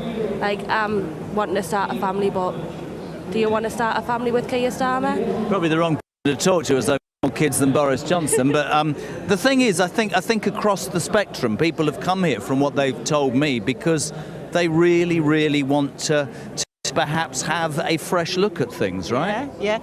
And can I just say, yes. Emma won in the elections in May and is a Reform County Councillor. Are you? Whereabouts? Wellington and Homework. Good for you. Good. Yeah. Any other higher ambitions?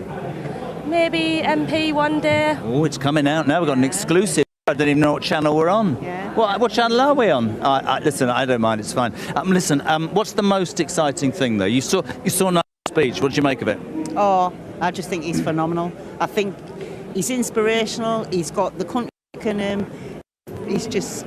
What about the critics who say he's not experienced enough to be the next Prime Minister? Well, just rubbish, isn't it, really? And obviously also today the news, which is why I believe Nigel brought his speech forward just now, the Deputy Prime Minister, Housing Secretary, Deputy Leader of the Labour Party, and I don't know what else the job was, Angela Rayner gone. From your perspective as a Reform councillor, what's your reaction to that? Fantastic. Absolute best news I've heard. Right, well, there you have it. Well, enjoy. So what are you off to do now? Climb a tractor, buy a burger, drive a bus? What are you doing? We're going to eat. We had too much to drink last night, so we're going to eat. You had too much to drink? We did. I only had 2 glasses of wine, and I must be getting old, because I woke up this morning and thought, oh, if you'd like to get me some food, because I haven't had any, because I've got to spend half an hour trying to find people who might or might not want to talk to me. I'm sure everybody wants to talk to you. You're lovely, and have a time. And by the way, it's my best friend lives in Headon on the Wall, and it's the best place in the land up north. Thank you. God, that's lovely. Right, where are we going? Just come with me. We're going walking. Do you want to talk? You're waving. Hold on, so just point the camera. What's your name? I'm Karen McIver. I come to say hello to you. Oh, Karen McIver from Epping. Yes, from Epping. Now, Nice this to lady see you. is a very interesting human being, because just introduce yourself to everybody, because you're the... I'll hold it. Don't take over, for God's sake. So I'm Karen McIver. I'm the branch secretary of Epping Forest Reform. And I've been proudly supporting the parents of Epping to get that awful hotel closed because it's in such an inappropriate place. In terms of today, conference, we're seeing people now leaving the main auditorium after Nigel Farage brought his speech forward on the back of that news about Angela Rayner. I don't know why I did that impression, it's not great. What did you make of that news today, and what did you make of Nigel's speech? Well, Nigel's speech was amazing, as always. As regards the other news, listen, we're not surprised. She was always going to mess up. And you know, she should have yesterday, they've waited till today. You know, they've probably done that to clash with our conference as well, but it hasn't worked. Nigel's speech was amazing. Reform is amazing. I think the British public are so ready for a reform government. I hear it all the time when I knock on doors. And you know, the whole country are ready. You know, 8 out of 10 doors I knock on, people will say, "Thank God you've come. Thank you for knocking at our door." But unfortunately, our council, our local council, Conservative-led, cancelled elections. So out in Essex, we weren't able to vote reform in. But we are so ready, Jeremy. When that time comes, we are so ready. In terms of the feeling on the doors, right? You can look around here. Burgers, dogs. We must go and get a burger in a minute, but. You look around here and there's obviously a vibe, but one gets the feeling that reform is tapping into that vibe across the country. Would that be fair?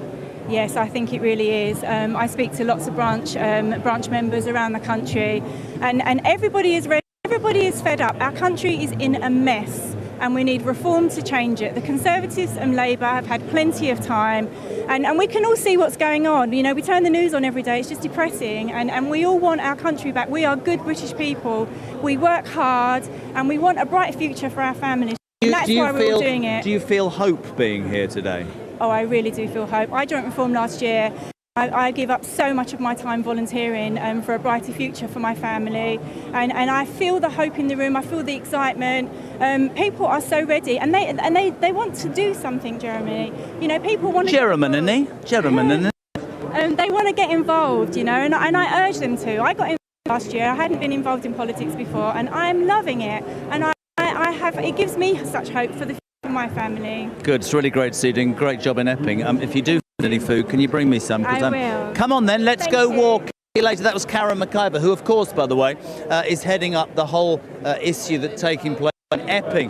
This place is rammed full of people. Would you like to go on camera, sir? Look at this man. Good God, look at me. If I go down this far, I won't be able to get up again. What's your name? My name's Ian. Where are you from? From Braintree. In Essex? Yeah. Why'd you come today? Because I'm a strong supporter of reform. The country's in a mess. We need sorting out. The whole country's together. Is it though? Is it together? Yeah, of course it is. Just look around you. Go in your local pub, go in your high street. You need to do that a bit less. I'm only joking. Crack.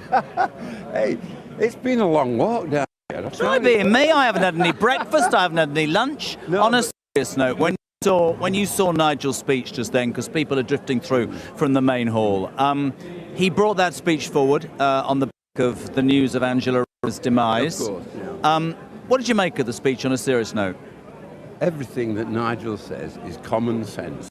It's what people want to hear. It's what people are thinking. And whole country's in favour of what needs to be done. We've got to stop this immigration thing. It's stupid. It's just, we can't afford it.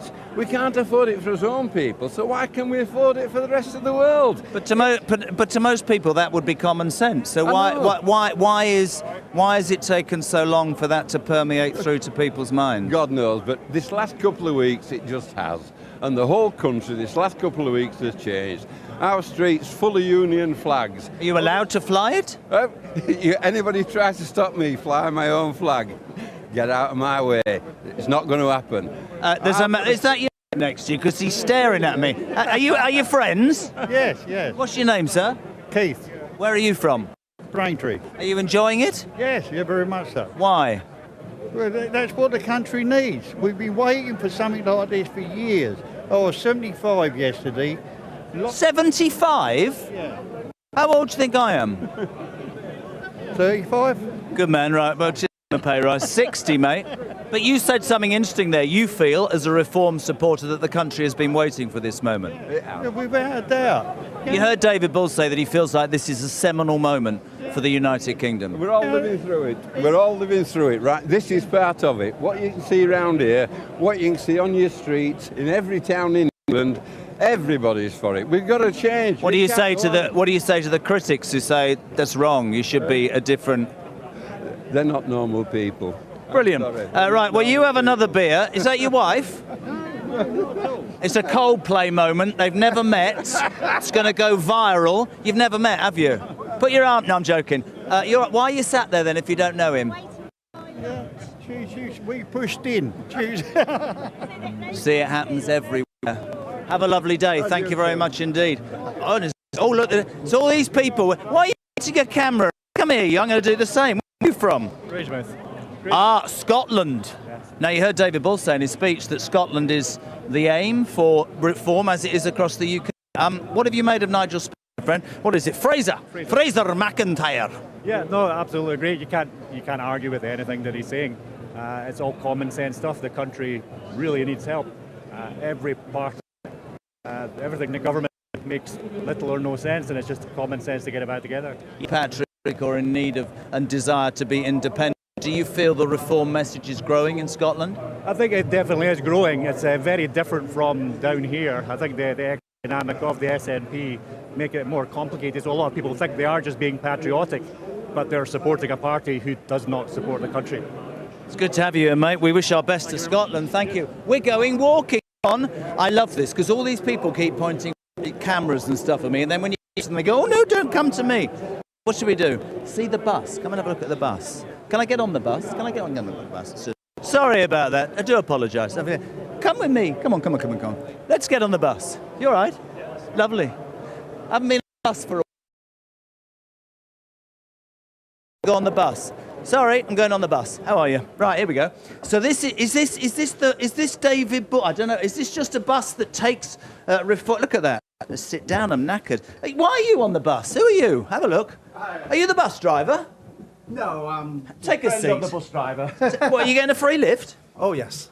What's this bus for? Is this to take David Bull around the country? Is this just by means of publicity? What is it? Yeah, it goes round to all the campaigns, for reform. And you don't pay for a ticket because your mate's the driver? Yeah, that's right. Trevor Jones, who drives it, who's our chairman at Bolton.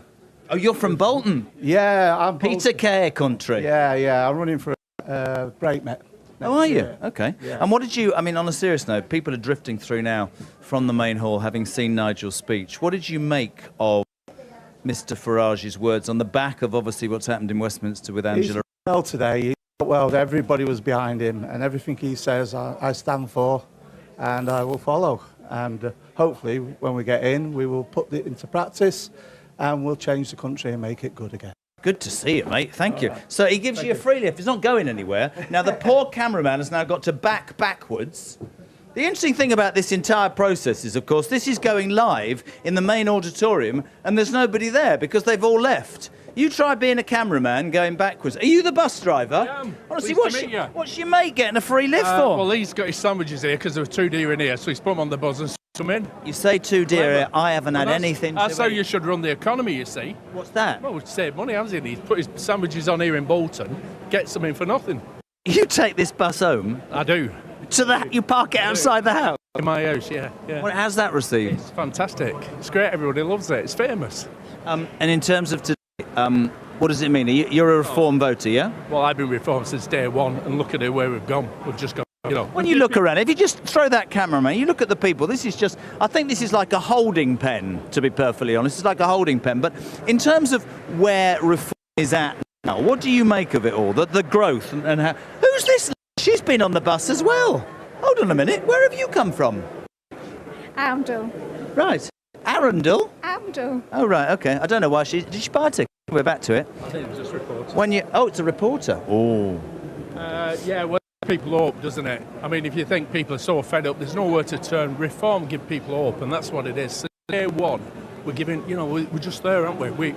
People are so cheesed off with everything. There's just, everybody's really down, and suddenly got this party, which is, honestly, we've come from nothing, risen to where we have, and we give people... What did you make of what Nigel said in his speech just now? Uplifting, fantastic, great speech. And where are you from again? Bolton? Bolton. Right, from a northern working class... Let's have your reaction to the breaking news. Very sad that Angela Rayner is no longer the Deputy Prime Minister. Yeah, it's terribly sad. As you can see, I'm really upset, and I'm not going to get over it easy. Fantastic news.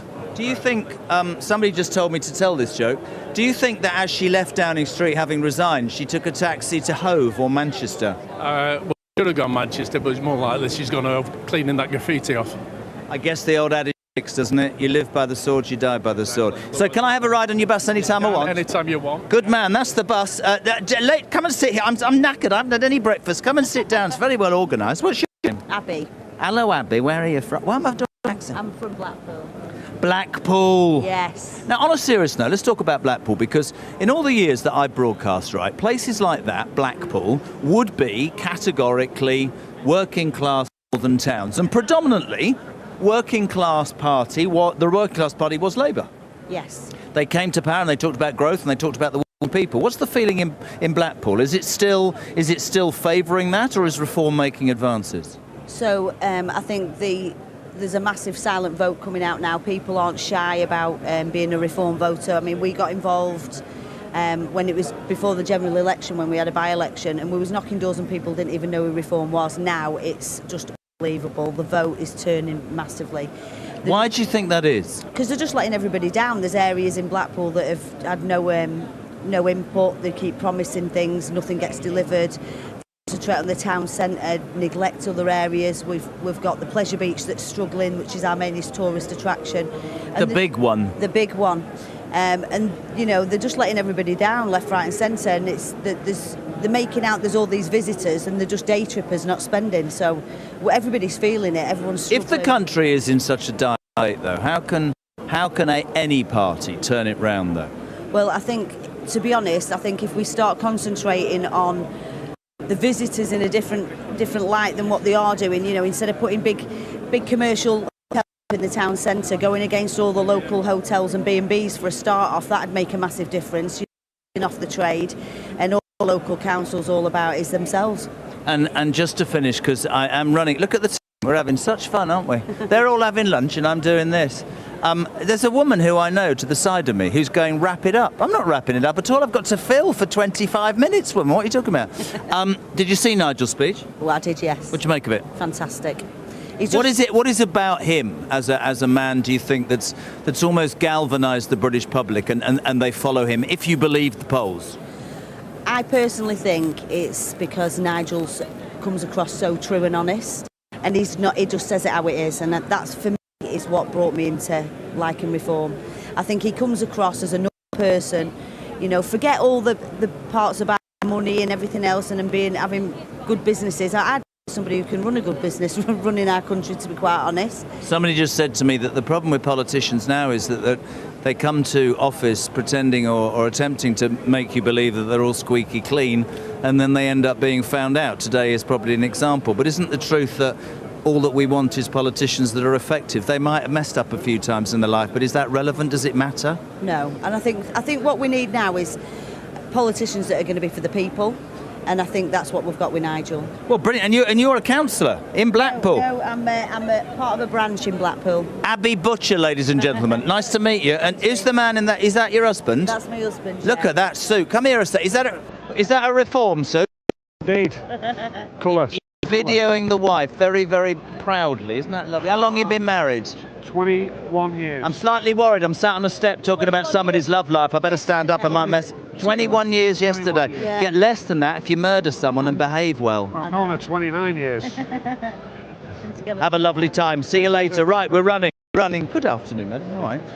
Where are we going? Do we have any idea where we're going? We're going everywhere. Where are we going? Oh, I'll tell you what we'll do. We're going to have a look at the merch. Apparently that's the trendy way for saying merchandise, but I'm obviously not trendy at all. Is anybody in the hall watching this or are we having lunch? I know. What was the thought behind that? Look at this merch.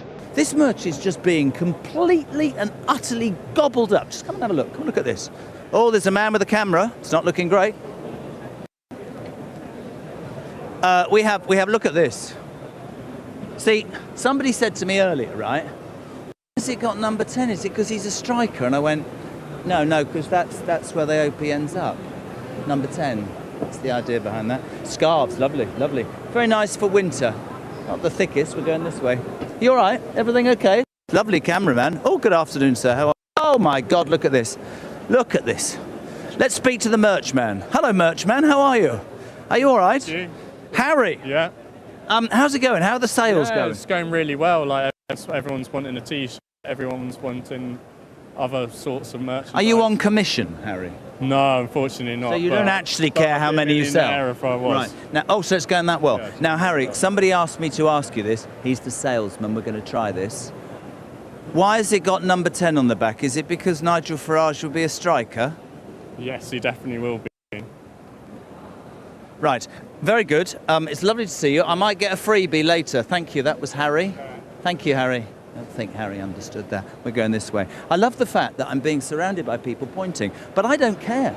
I'm fine. I'm literally... Look at this man. How are you, sir? Don't worry. What's your name, son? Gary Guest, Sherwood Forest. You know. How are you? All right. Now, the shirt. You're buying a shirt? Yes. How much? 2 for 75. 2 for 70. Have you got 2? Yes. Who are they for? Me and my brother. You and your brother? Yes. And you're here for the both days? Yes. Did you just watch Nigel speak? I did. What did you make of it, seriously? Moving and honest. Put into words as a reform, on a serious note, you're queuing up for your merchandise. What are you a father? No. Okay. What's your concern about this country? Why do you think Nigel Farage is resonating with so many people? He's saying things that people want to hear, and for myself, you know, I don't know. You're putting me on the spot there, but yeah, he's just saying things that people want to hear, and that maybe other politicians aren't brave enough to speak about. I'd say they're brave enough to speak about. They're probably not brave enough to carry it through. Yeah. Whereas I think Nigel's got stamina to do it. Brilliant. Well, I think you should get Can you have a discount? There's a bloke round there called Harry. Right, come with me. What's your name? Gaz. See if we can get Gaz a discount. Harry, this is Gaz. He's a friend of mine. Can he have a discount? He's buying 2. Yeah, he can. How much can he have the 2 for? I think 70 quid, I believe. So that's another £5 off, Gaz. See you later. They are. See, lovely. Harry's just lost a £5. Harry, who literally believes that Nigel Farage wants to be a striker. Do you know these people? Makes me laugh, right? They're all like, oh, there's a camera. We better get out of the way. It's very, very scary. Look, there's a bar. We're going to avoid that. We're going to go. So there's also a lot of very intense people in suits who keep walking around looking really, really serious. Look, here's the... Let me show... Sorry about that. So how do people on mobile phones that don't look where they're going and then they bang your head? This, I think, well, there's a councillor's lounge. There's press interviews going on here. There's lots of... this is the media centre. Look at the media. Just having chips. Boys, come on, I haven't eaten yet. You all right? Sorry to interrupt. Gee, I've got the wrong gig, I have. Absolutely. Oh, look, there's a woman. Look at it. Look at this dress. From Liverpool. and we need a way forward. Just to let you know, Jeremy, I will be the next Lord Mayor of Liverpool. Right, a very good afternoon, madam. You're looking resplendent. Paula Johnson, Liverpool Riverside. Which are you? A red. Are you good?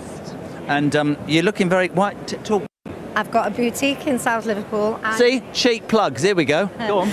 I'm runner-up Merseyside Woman of the Year. Is this your sister? No, friends. We just met today on the bus. Did you? Yeah. So, Businesswoman of the Year, and he came on the bus. Was it the Reform bus? It was the can't walk in these heels right round the sides of this arena. Let's have a big, aren't they? There's always one. So, what's your business in Liverpool? I have a boutique, ladies' boutique. And on a serious note, we're trying to get and gather as much info as we can. Yeah. When you come here today as a businesswoman, come here as a business owner. Yeah. What is it about where we're at politically and where you and people here today believe we should be? How is this government, how is the political situation affecting your business right now? Horrendously. National insurance, employment. I'm a mother of 4 adult children, grandmother of 6. I'm from a town in our country, a city, that are predominantly Labour, and I was on the hand delivering for Sarah, Helsby and Runcorn, on the day of her win. I admire her. I think she's a great ambassador for what she does, and I will be Reform Mayor of Liverpool. That's my goal. Good for you. When you see the popularity when you're here, when you look around, the media outlets are extraordinary. It's patently obvious that Reform has the ear, I suspect, of a majority of, not a majority of British people, but actually, a huge number are buying into what Nigel and David and the team and Richard Tice are talking about. There are cynics that would say, it's all good to say that, is it going to be possible to do it? Anything's possible in life, and liars hate the truth, as today's news has just... let's have your reaction to Angela Rayner resigning today. Okay, I'm the daughter of a serving police officer in Merseyside Police of 30 years. My father is 93 of age. He brought us up. You live by the sword, you die by the sword. Liars hate the truth.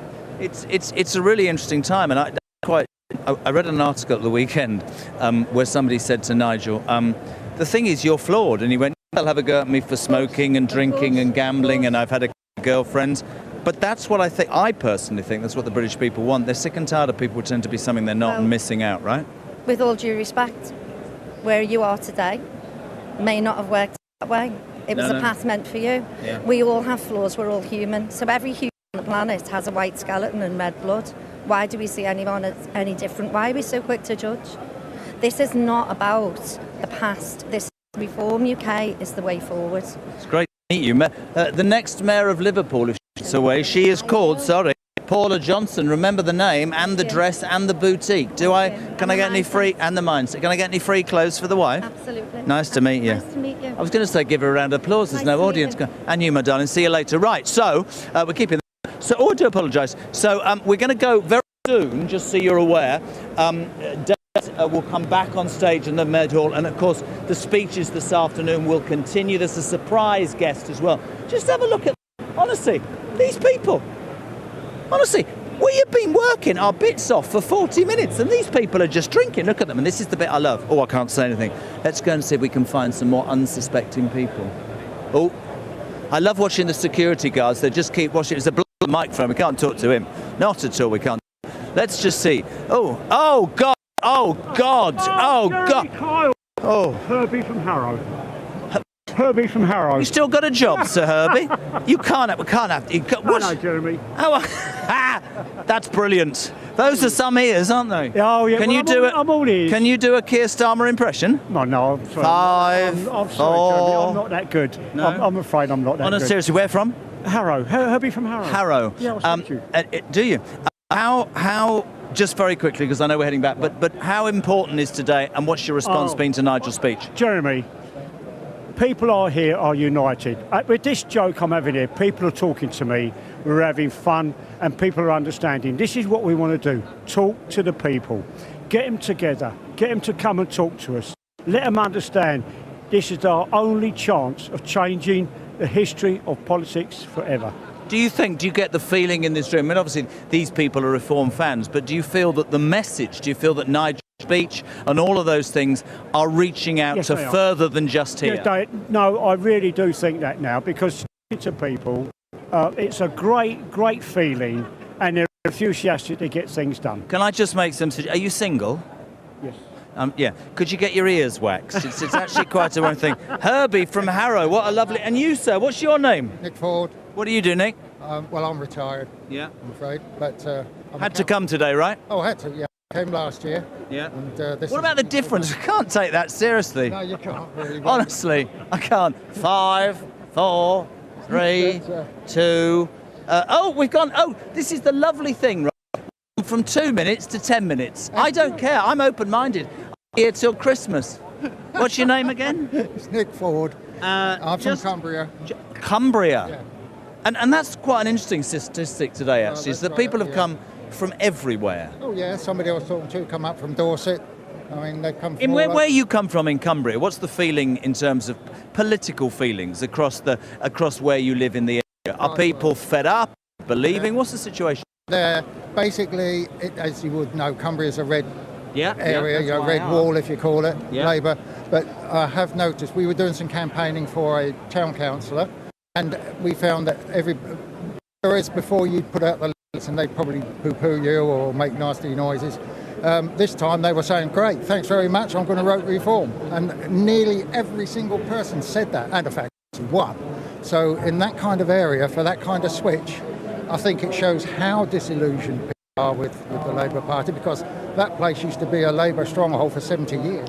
What is it about Nigel Farage? What is it about his personality? It's all about message. It's all about being in the right place at the right time. Why do you think people are driven to move towards him, it seems? I think because he's got that kind of personality, that charisma. He talks to the ordinary people. He doesn't act like, I'm a politician, you should be listening to me. He's across, and of course One of us? One of, yeah. Come up a few times, whatever. Yeah, normal. As his fags, and everybody can connect with that. And the point is, he has for a very long time wanted the country to be independent.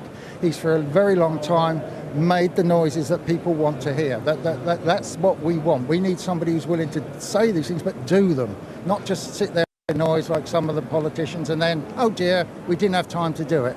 Now, just one thing before I run off, because I look like Challenge Annika without the yellow suit. Yeah, I'm sweating like a pig, and you've got a coat and a hat on. Yeah, I know. It's 80 degrees. I know, but I'm still managing. You're still managing, right? I'm going to grab these women because they see you later, Sakir. Will you still be in power by 5 o'clock? You can't point a camera at me and then disappear. Come here. Look, see, this is what happens. Oh, look, we're doing Bello. What's your name? Sarah. Sarah. What's your name? Ali. Oh, she's quite scared. Where are you from?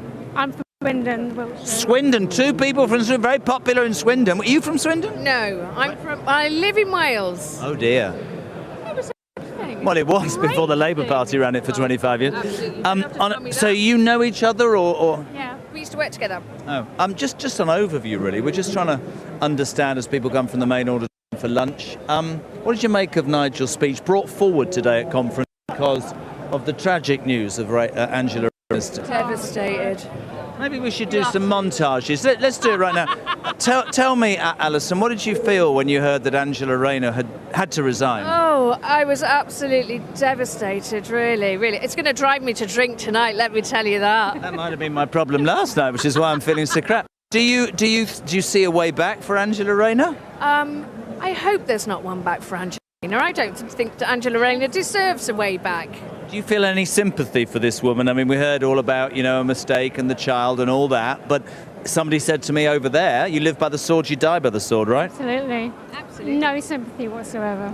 Very interesting. I mean... There's going to be going cheap in Hove, though, rather shortly, I would imagine. Well, that's an interesting one. And also, we had the Keir Starmer lookalike. There are plenty of people that will wonder, with her on the back benches, what the next move for him will be. I mean, Nigel, apparently, I was in here, but was saying, preparing his party here at conference to be ready for a general election at any point. I hope so. Seriously, I have sleepless nights. Well, not sleepless nights, but I really worry for the future of our country, generally.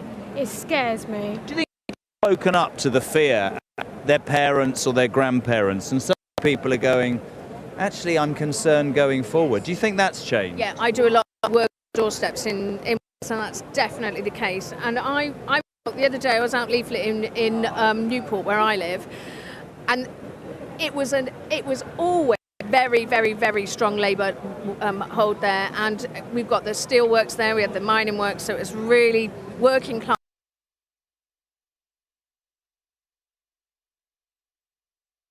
Single good thing to be told to me about Labour, and there were people. I've always voted Labour, always voted.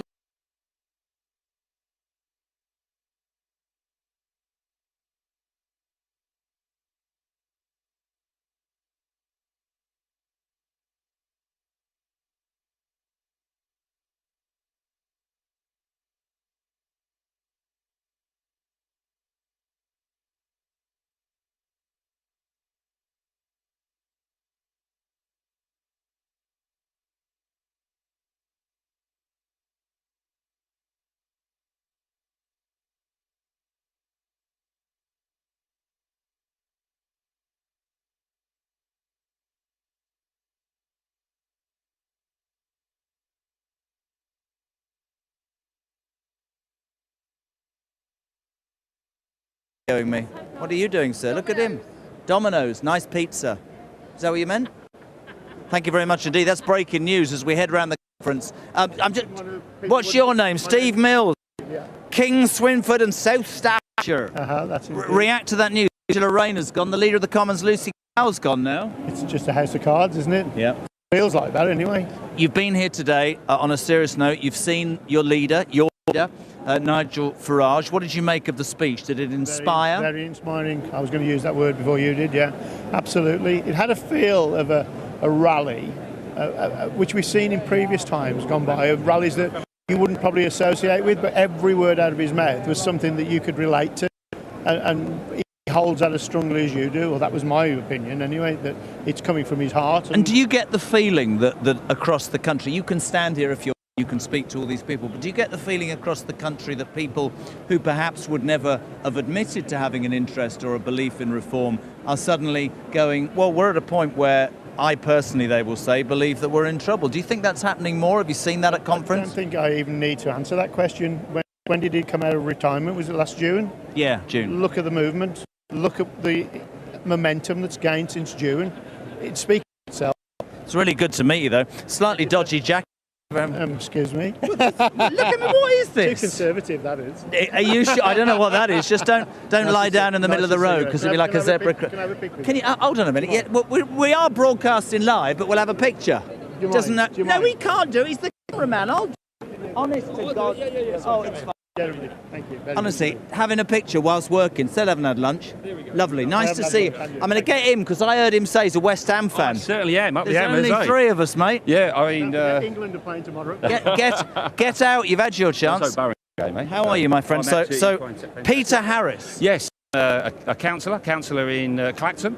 A reform councillor. Of course, a reform councillor in Clacton in Nigel Farage's home constituency. Yes, absolutely. I was one of the Farage four who came over in the general election, and was very much involved in that. So, having been involved here pretty early doors, what do you make of the difference between 2025 and 2024 in terms of today, in terms of everything? Nigel's speech, just people's reaction. Well, I think, first of all, there's a magnificent buzz here. And if you look at it from last year everyone was so enthusiastic and excited about the general election result. But what you've seen here today, you've seen our party grow, become more professional. You've seen so many more. I think last year, we had one TV studio and a cab, basically. And now you just look around us. We've got Heathrow Airport, we've got JCB. I was just to these guys here, phenomenal British company. Got a bus as well that wouldn't let me on. but it's absolutely phenomenal. Yeah, you can see the excitement, and I think there's real belief here that we're going to do it and we're going to get into government. Doing a survey to make sure that people get a fair response. I'd like your genuine response to the shocking news that Angela Rayner has had to resign today. Oh, I welled up. Have you heard the other breaking news? He's now sacked the Leader of the House of Commons, Lucy Farage, sacked the Scottish. There are many people saying that this is phase 3 in 72 hours at the beginning of the end. Well, I think this is the beginning of the end. I think this is like a pack of cards. I think they're all going to start falling. And I really do agree with Nigel in that there will be an earlier general election. And I think that... do you think his party, Nigel's party, your party, would be ready for an early election if that so happened? Somebody said something today in the conference hall that financially this country is in a worse predicament than when Liz Truss, who lasted 47 days. And presumably the bond markets and the financial people also have a part to play, and they will bring pressure. We have to be ready. There's absolutely, the people are demanding that we do something for this country. We're the only party that's actually going to save this country. I'm a business owner, and I talk to many businesses, and I've seen my business, I've seen lots What's of your other business, if you don't mind me asking? Motor vehicle repairs. And I've had it, we're coming into our 20th year now. This has been the most difficult period in trading, outside COVID that is, that we've ever had. We've seen the pressures, the costs, you know, the national insurance contributions, you know, it's just unbelievable. Everywhere we turn, there seems to be more taxes, and this government is making it very, very difficult for small businesses. I speak to many businesses. I chaired a meeting of 120 local businesses in Clacton.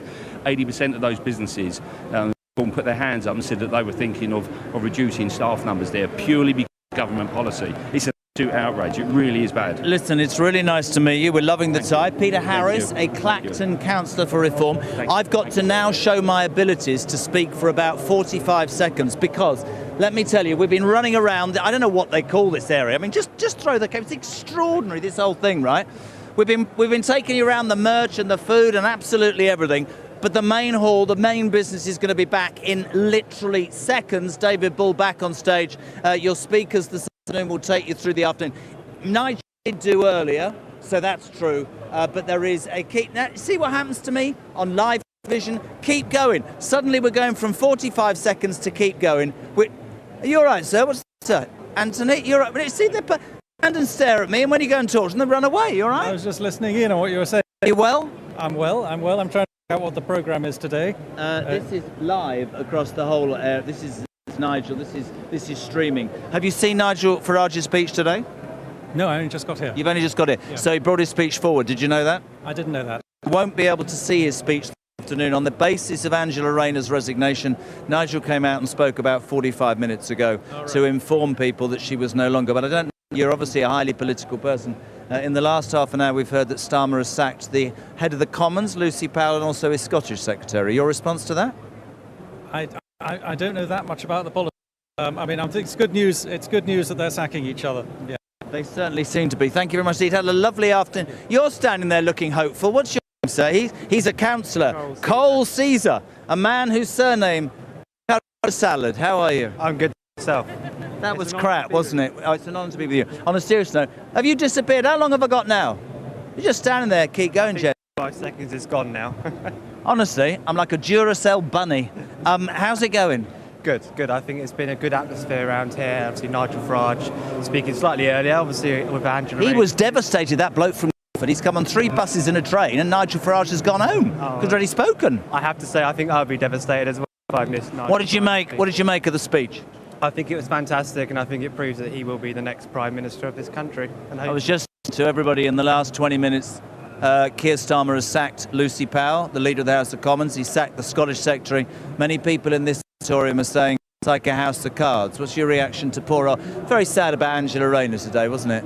Oh, it's devastating, really. No, I think, well, that's the first time I've heard about Lucy. But I think it's a downfall of the Labour Party, and hopefully we'll have an early general election. Well, I take that point, actually, because we were talking about it earlier. Nigel Farage put his party on a war footing, so to speak, and said you need to be... And you look at, as I said to the man just then, you look at what happened with Liz Truss, financially, the same could happen. Do you think this ragtag bag of people, do you think that this party, when you consider he only came back into politics, last June, do you see a party that would be ready to govern? I think we are. I think we've still got a long way to go, if I'm honest. As I said, we need some very high experienced people. Nigel Farage did make it very clear that one of the biggest weaknesses we do have currently at this moment in time is that we don't have people who have experience in obviously Parliament with policy making, but we're starting to get that. Obviously, Nadine Dorries, which is one of them that's come over today, which could really help us. And how did she? I was in here trying to get something to eat unsuccessfully. How did Nadine Dorries' entrance in terms of the members and how did that go in the hall? Well, firstly, I think she was shocked about the entrance. It was a very big show when she came on, but she spoke very well, and she spoke to heart about, I think, the difficulties of leaving the Conservative Party, joining Nigel Farage, obviously the Reform Party here. But I'm really glad that she has made that move. It shows strong colours. It takes bravery to from. She's been. Now you need to do me a favour because we need to start moving people back to the main auditorium. So, ladies and gentlemen, you need more speeches. You need to go that way. I've turned into like I'm doing everything. I see somebody I want to speak to. Very nice to. You need to get back. How are you? What I have done. Nice. Where are you from? I'm South Wales. South Wales. Got your shirt, got your tattoo, got my name on you? No. Right, see ya. Bye. I'm only messing, thank you. Good luck. Where is that lady gone? Let's see. Isabel Oakeshott, could I borrow you briefly? This is Isabel Oakeshott, political commentator and my good friend. Come here. Right. I've been round here. They said minutes. This is now 47 minutes. I haven't had any lunch or anything. Just very quickly, we speak all the time. You've been on the bus? I've been on the bus, I've been upstairs, I've sat at the back, some bloke had a free thing, I've been to the merchandise store, I've had no lunch and I'm slightly hot. Okay, well, you're always slightly hot, aren't you? Who you are. Thank you. Isabel, on a serious note, what did you make of Nigel Farage's speech? Obviously brought forward on the basis of the news from Westminster. I don't know if you've heard the latest news, have you? Lucy Powell's just been sacked by Keir Starmer, and also the Scottish Secretary. House of Cards, it seems. So it seems to me that Nigel made some really important announcements that shouldn't be overshadowed by any moving of the deck chairs on the sinking Labour ship. Nigel announced today that he's going to stop the boats within 2 weeks of taking government. That is one hell of a pledge. He also announced that he's setting up a department for preparing for power. That is quite something 4 years out. So I think there's a lot going to come out of this conference. The Labour Party, I mean, almost who cares? Unfortunately, they are still in charge, but, you know. Do you think I can grab Richard Tice? Do you think he'll come? Do you think he's too busy posing for photographs? We thank you. I know you've been really, really busy. Richard Tice, look at this. Young man, how are we, I've had no lunch at all. Not at all. I've been on the bus, I've been everywhere. I'm all right. I want a Mars bar, though. Brilliant, thanks. I want your reaction to the breaking news that not only... First of all, how do you react to the Angela Rayner news? Very sad news.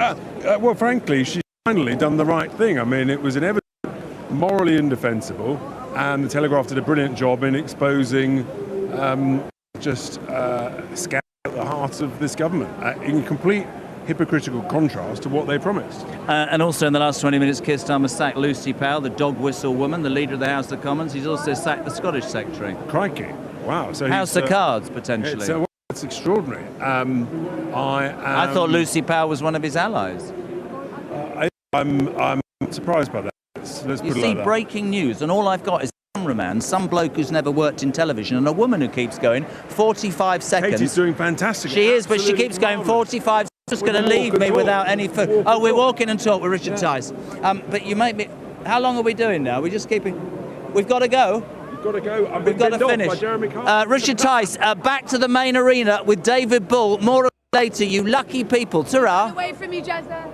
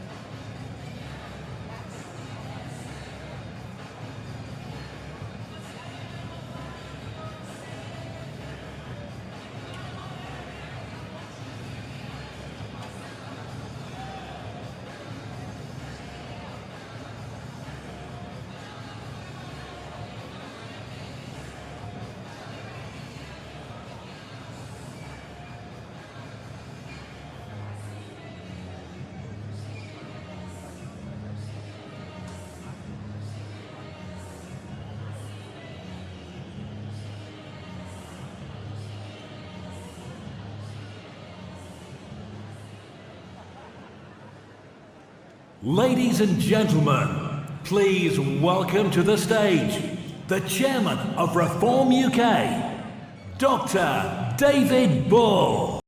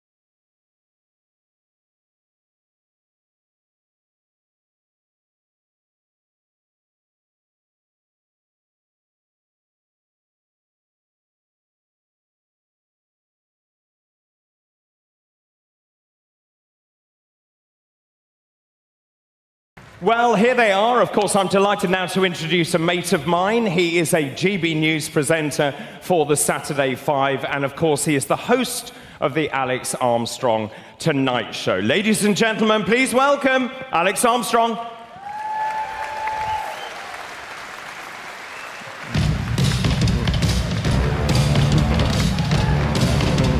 Good to see you. Good to see you.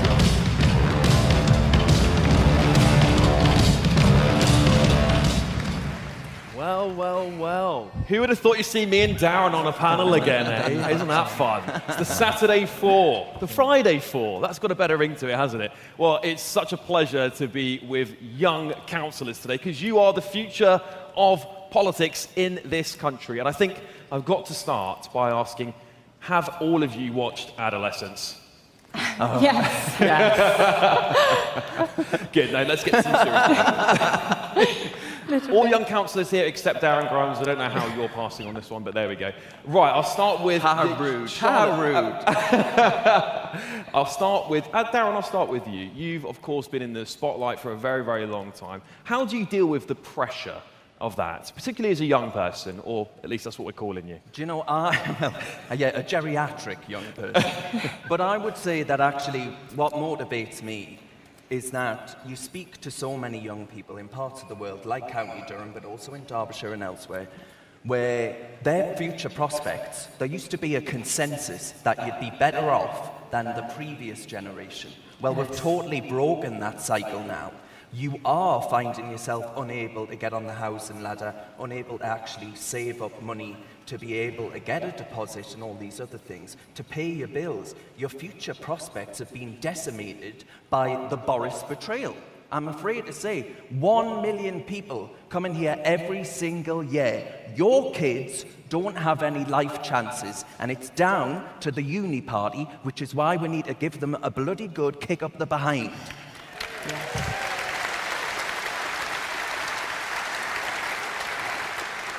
It can be difficult. You know, I'll tell you this. I think there are elements of, you know, I've mentioned this before, Alex, but you'll know as well. The dating pool, when you are a right-wing councillor, can be interesting. Yes, I'm waiting for Channel 4 to call up and put me on the undateables. But we need to do it, so I'm so thankful and so delighted to be standing alongside so many talented young people. Oh, absolutely. We're talking about Annie May. Oh, thank you.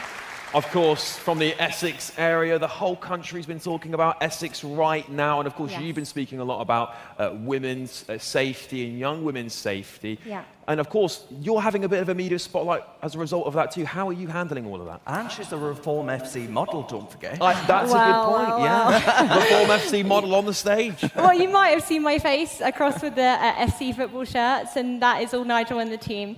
But yeah, I think as a young councillor, it's great to get involved with the community. I am a town councillor for Chipping Ongar, so we really are the local government at the moment. And having just the support of everyone in the town and speaking to the community is really what keeps me going. Hearing from the old and young about their, you know, passion for Ongar, passion for Essex. Unfortunately, we did have the issue with the Bell Hotel and an Epping Forest reformer, completely devastated. But we had that amazing news that was found. So yeah, we can't be more happy with that. Brilliant stuff. Keep up the hard work there in Epping. The whole country's talking about Epping. Would you believe that? Incredible, incredible. And Charlotte, the same question to you. How are you handling the pressure of being a young politician? Well, as a Melbourne and Woodville County Councillor now, representing Derbyshire County Council, I have actually been a follower of Farage since the age of 14. I paid a £2 annual membership and I joined UKIP back in the day at the start of the Brexit campaign. Wow. Wow. And following on from that, I went on to school and had some mock elections actually in 2016 at high school. And I quite proudly got my pen out and crossed UKIP at the time. And my teacher came up to me and he said, "Who's voted UKIP on this table?" And I was quite proud to throw my hand up at the age of 16 and say, I support Nigel Farage, and I've never changed from that. Wow, that is quite ballsy, isn't it? That's quite ballsy. Of course, Darren, there's a lot of skeptics, young skeptics. We've seen polls come out recently, and we've got some new contenders for the youth vote. We've got your party, Jezbollah. I don't know what it's going to be called. I don't know if you guys have got some ideas. How would you sell Reform UK to young people in the country? Well, I used to be able to do that on GB News, Alex, until you stole my show. Can you believe that? Can you believe that? I could tell he was after something. But look, I think actually it's quite easy to sell reform to young people because we are the only party dedicated to actually saving Britain from being swallowed up to being some form of international airport. That's what we are. We're not a nation state right now. If you don't have control over your own borders, you're not a nation. It's quite that simple.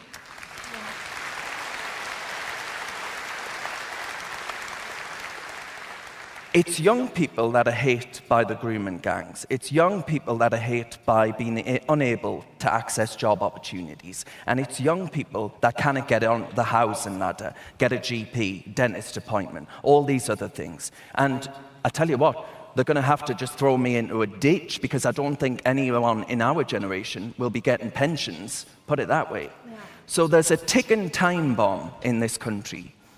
And I think it's really easy to sell a positive vision that says that we're going to, for the first time in a generation, actually ensure that those young people are put first, right, over the other nations of the world.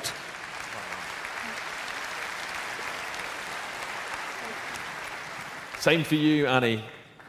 Well, I mean, exactly what Darren said. I think the issue nowadays is that we are going into, and we already have, an authoritarian government. And young people do see that as much as the elders do too.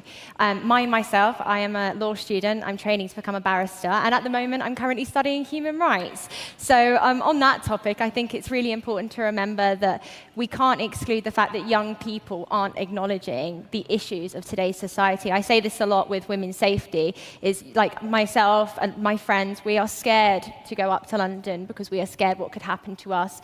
And that's not right. And is that a message that cuts through with other young people? I know in Epping it's quite a big deal because of all the media attention, but is that a message that cuts through with other young people in your area? Well, yeah, most definitely. I think obviously people and thefts and things like that have gone on for many years, but with these undocumented males in our country now, who we can't find, coming from completely different cultures, it's a threat. It's a threat to anybody, young and old.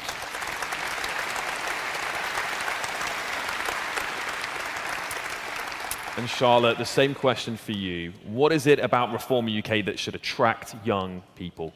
I think that Reform UK are the only party with strong core values: family, community and country. Yeah. I think we have seen for too long the Uni Party take advantage of their power that they have over us. And I think that young people have become disadvantaged with the average age of a first-time buyer now 35. Reform UK also stand to protect the countryside. So we would only build houses on brown belt land first, and surely that is just a common sense policy. Yeah.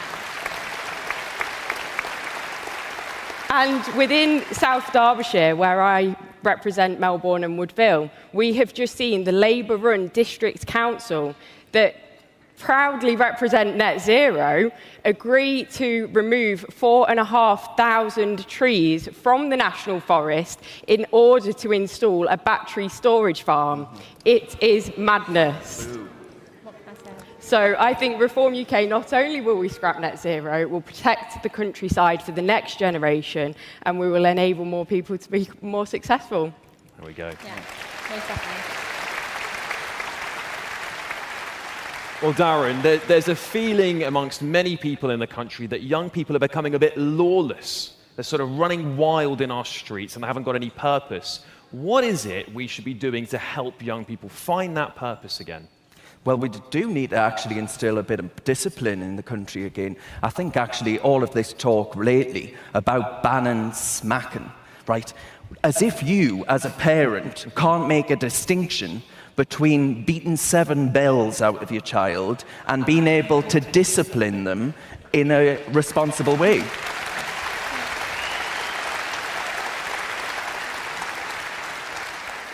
We have taken my eyes off the ball. You know, I think of my grandfather's generation, and he did his national service in Korea, in the Korean War. It was the only time he ever went abroad, and he was so intensely proud to have done it. Those kinds of men who were fighting under the banner of the Union Jack and what that represents, the values of freedom, of democracy, of being safe from tyranny.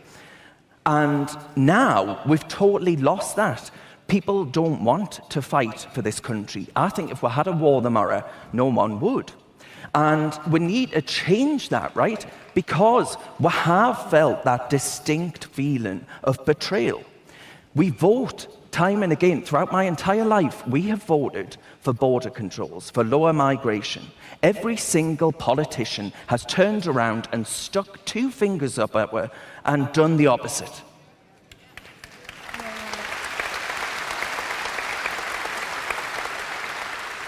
So we need to instill a faith in the nation and a belief in what it is that we stand for, because we have totally lost our way. And whether or not we need to reopen the conversation about some form of national service, I don't know, Alex. Yeah, okay. Well, Annie May, we've moved on to national service, but I mean, what do you think of that? Because I know a lot of young people during the general election, this was something that was talked about during the general election by the Conservative Party. Of course, they didn't get into power, did they? Maybe the Labour Party won't be in for much longer either, frankly. But is this a conversation we should be having? Should we get young people back into national service to restore that pride in their country? Absolutely we should. I believe that that's one of our core British values, and one of the reasons why I align myself with Reform UK is because it stands for law, order and justice. And as a British citizen myself, I believe that if you are going to live here and you are going to commute every day and work for your family and for who you are, then you should be going off, and it should be pursued in schools. Unfortunately, they just teach more about other irrelevant topics nowadays. So yeah, no, 100%. Well, like algebra. Do you think that you ever use algebra? Haven't used it once. Sounds like 5, yeah. Exactly. And the same question to you. Should we bring back some sort of national service? Well, I think that Reform UK stand to be proud to be British, and we're not apologetic in that. And from my generation, I'm 25, I was born just 1999, and I think we have been indoctrinated by our teachers to some extent to apologise for our history and to not take pride in our flag. And at Derbyshire County Council, we have proudly let the colours be raised of the St George's Cross and the Union flag.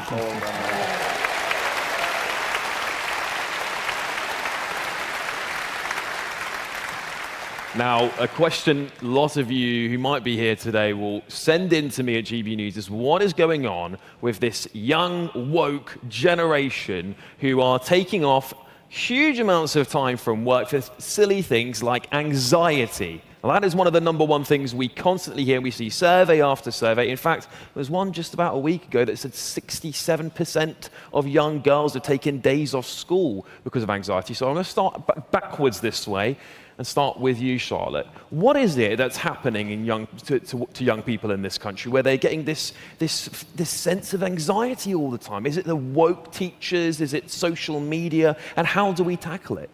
I think definitely social media has played a part in that now. Everyone thinks that there has to be a comparison to other peers their age. And I think that, again, Reform UK stands to represent being headstrong and knowing what you stand for. And that's something that I've done throughout my life. Being a supporter since 14, I think that as long as you know your core values of family, community and country, and they are at the forefront of my mind at every decision I make at the council to ensure that I'm sticking to what is important to me. And I think that as long as young people understand what their values are and what are important to them, they should be proud to stand up and celebrate their values.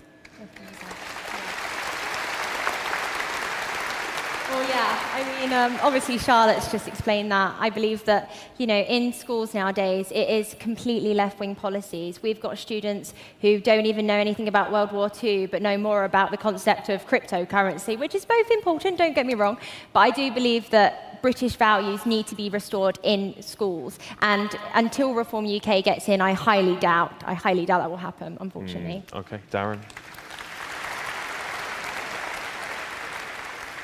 You mentioned algebra there. You're more likely to learn about the sodden alphabet soup, never mind algebra. That new flag. My mother's got epilepsy, and I have to say to her sometimes, look away, mother, look away. That flag, it's enough to cause a seizure. But look, last week I was in Israel, and actually, speaking of my mother, she says, are you quite mad? Are you quite mad? But I was in Israel last week. And I met a load of young people who were serving in the Israeli Defense Force. And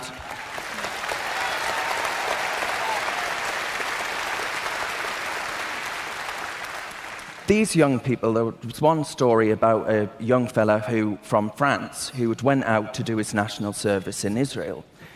A week after October 7th, he was meant to go back to France. He never made it back.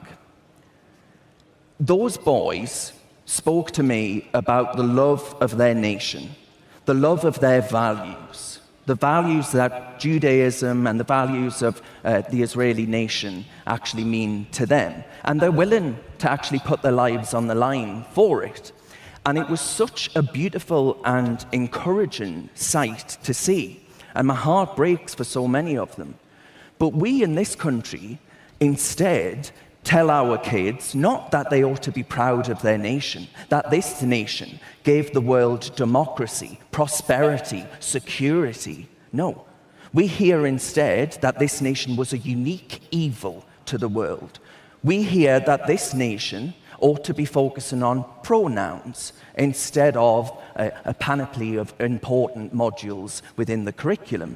We hear that authors need to be cancelled. We hear that Greta Thunberg is such a rare intellect that she needs to be proselytized across the school, where kids are reporting now that they suffer nightmares every single night from a fear that the world is either going to spontaneously combust or we're all going to drown.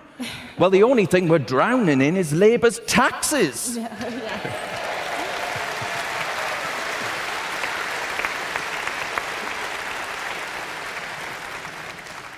A final question, perhaps, and I'll start again with you, Charlotte. Censorship is something we talk about quite often now, and more so than ever, your generation is living their lives more and more online. What do you think that these new, and I call this the online censorship bill, I don't think anything about it is the online safety, because what is it making safer? Nothing, frankly.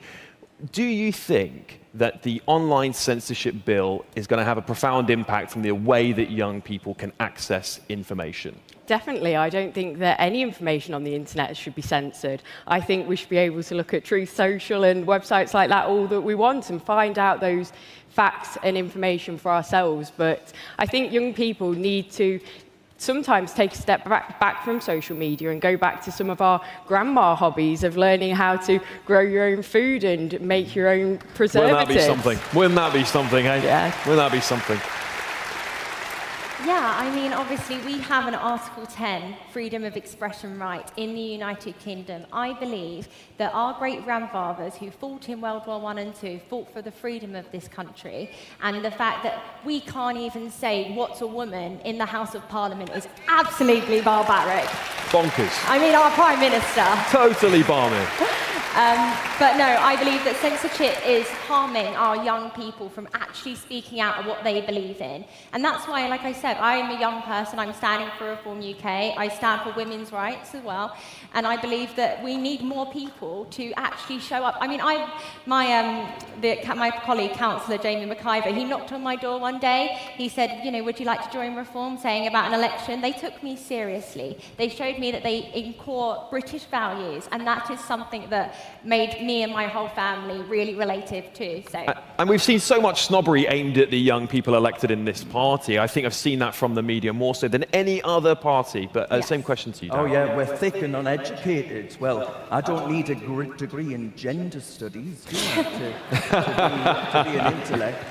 But look, very, very briefly, and actually empowering Ofcom to be able to censor speech online. They've already censored me speech on GB News, and now they're given the tools by the stupid Tories and emboldened by the Labour Party. Well, it's reckless in the extreme, and that's why the Boris betrayal should never, ever be forgotten or forgiven. One word answer, because I've got 10 seconds.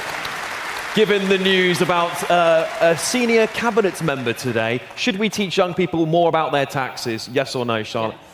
Absolutely, we should. Absolutely. Pierre can do it himself. Fantastic. Thank you all so much for having me today. Come and watch my show tomorrow. Alex Armstrong tonight, 9 p.m. Darren Grimes, Annie May, Charlotte Hill. Thank you all so much. And please give a lot of support to your young politicians of the future. Oh, thank you. Thank you.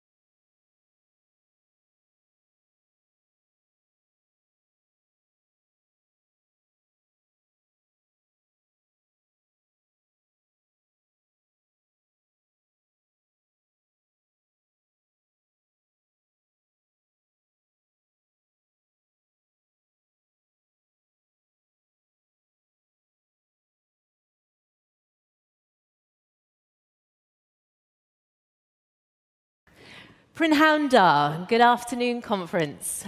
Firstly, I'm just going to start by apologising for being a bit late on stage. Being Welsh, I could only do 20 miles an hour.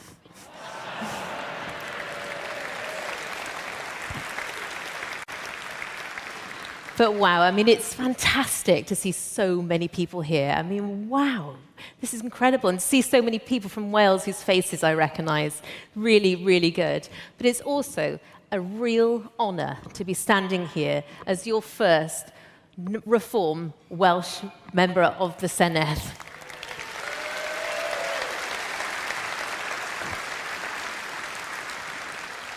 I will be your voice in the Welsh Parliament, and I intend to be just that, your voice. For those who don't know, we have massive elections in Wales next May for the Senedd, and for the first time in 26 years, the polls are showing that there will finally be a new Welsh government in the Bay next May, a reform government.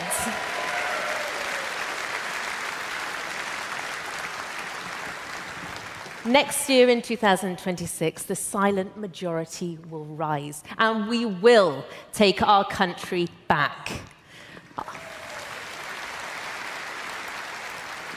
Our numbers are swelling by the day. The polls are consistently in our favour, and optimism is in the air. It feels electric today, doesn't it? And I am thrilled to be part of a movement that is going to fix our nation and restore pride in every corner of our great country.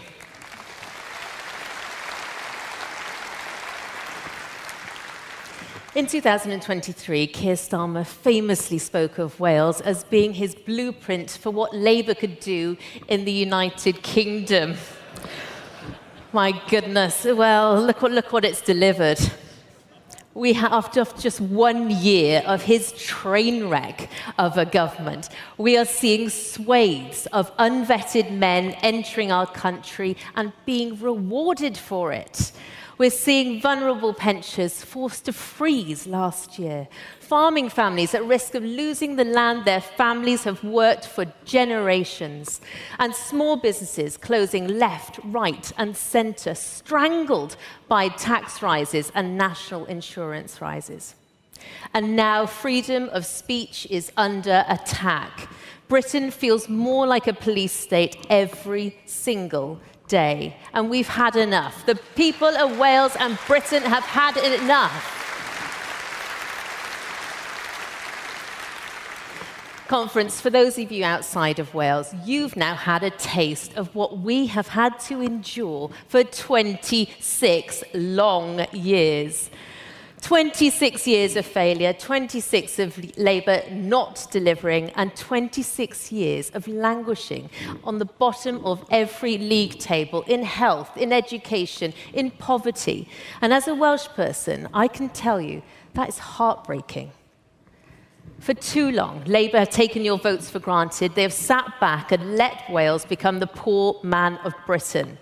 And Labour, propped up by Plaid Cymru, are ruining Wales. Instead of ambition to improve our lot and to make Wales a land of opportunity, Welsh Labour has wasted millions of pounds on their pet projects, from the 20-mile-an-hour fiasco to their so-called nation of sanctuary. And I can tell you now, a reform government would scrap that immediately.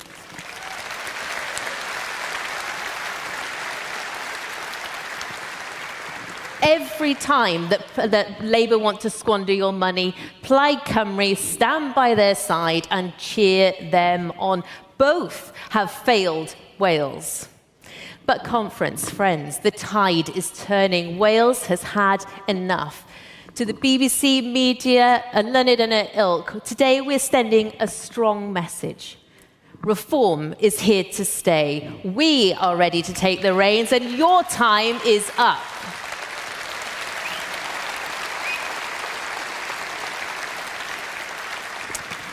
Gone are the days when you could sit a red rosette on a donkey and win in Wales. Wales is hungry for that change, and it wants Reform UK.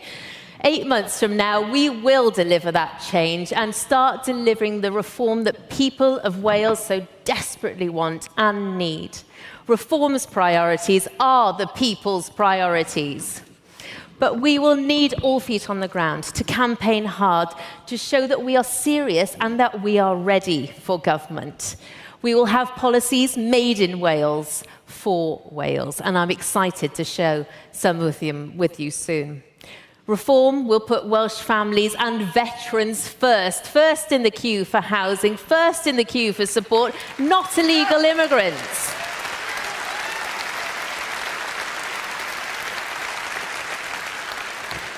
Our leaders' plans for mass deportations is spot on. Reform are the only party that Britain trusts to do this. A Reform government will scrap the nation of sanctuary, as I said, and close those asylum hotels. And we won't betray our pensioners, and we will support our farmers.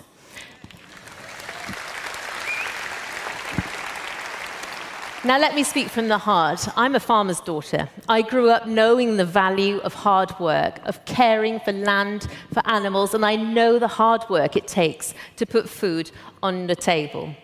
And I will not stand by and watch Labour wreck our farms and rural communities any longer.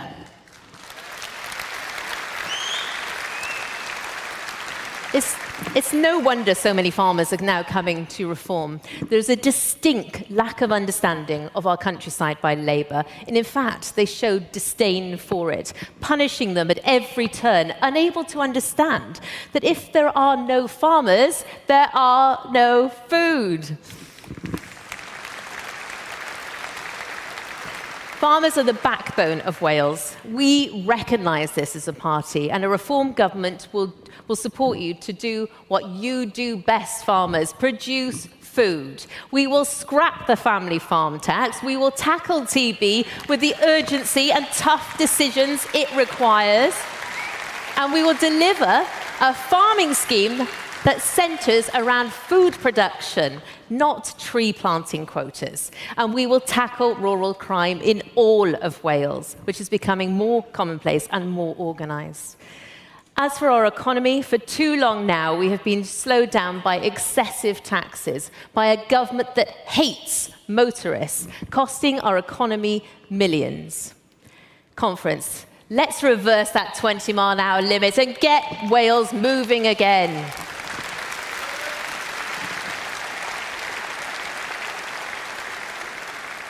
Let's attract the inward investment, the jobs, the tourism that we so desperately need. Let's build that M4 relief road. Conference, let's make the Welsh dragon roar once more. And unlike Labour, this isn't just about South Wales. We will support those from North, East, West Wales every step of the way, from Bangor to Wrexham, from Aberystwyth to Monmouthshire. We've got your back. We will invest in that infrastructure, public services and facilities right across Wales. For too long, too many corners of our nation have been forgotten. We will end that postcode lottery. It shouldn't matter where you live in Wales. You should enjoy the same care and opportunities and facilities as everyone else. I'm sure there are people from Wales clapping right there. We will ensure we will host world-class sporting events, inspire the next generation, and put Wales on the map for positive reasons, showcasing all that our beautiful country has to offer, and bringing with it not only pride in our sports teams, but an investment and opportunity to every community across Wales, as well as, of course, the enormous preventative health benefits that would bring.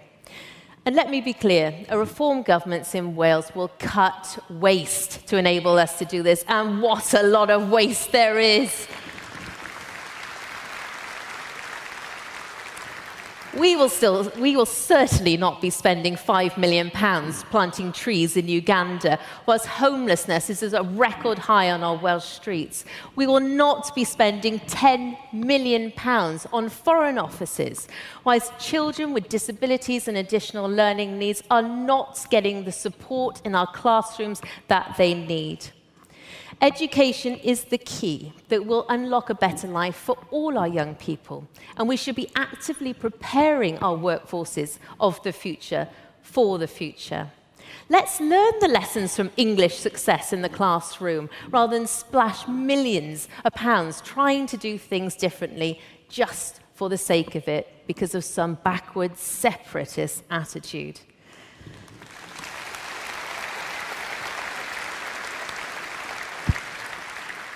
Children deserve to come out of education with skills for life, to be inspired, not indoctrinated.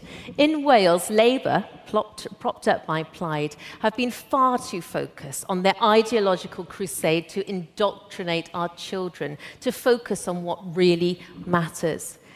Exposing 5-year-olds to reading materials implying that when they are born, they can choose what sex they can be, is not going to help them. It's wrong, it's dangerous, and it needs to stop.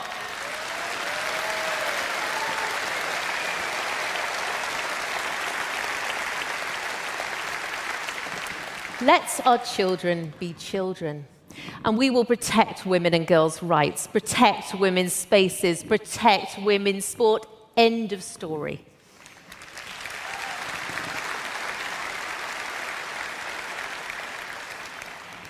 Same applies with our Welsh NHS, and we will also drive down the waiting list. We will cut the ambulance delays and A&E times. We will deliver better cancer care right across Wales.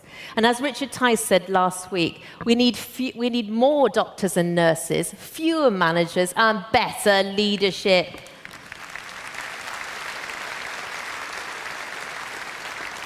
We will start the most ambitious plan of GP surgery building since Anira and Bevan built the NHS, so every family can access the healthcare that they need. We will build an NHS once again that the people of Wales can be proud of. And lastly, thank you. And lastly, much to the dismay of the Tories, let me make this absolutely clear.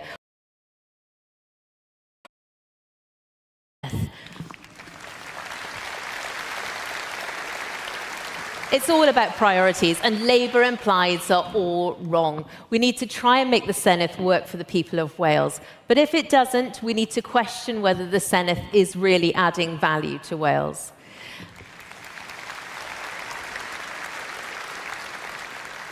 As I travel around Wales now, I'm seeing more and more flags up. I love it. Let's see more. Let's be proud of our country. Let's celebrate and promote our world-renowned produce, our unique and rich heritage, our culture, our language. Let's put Wales on the map for the right reasons. So I ask you today, conference, please come and help us in Wales. Lend us your time, your energy, your passion. These elections are vital for Wales, yes, for Britain and for reform. We may be 4 nations, but we are one united kingdom.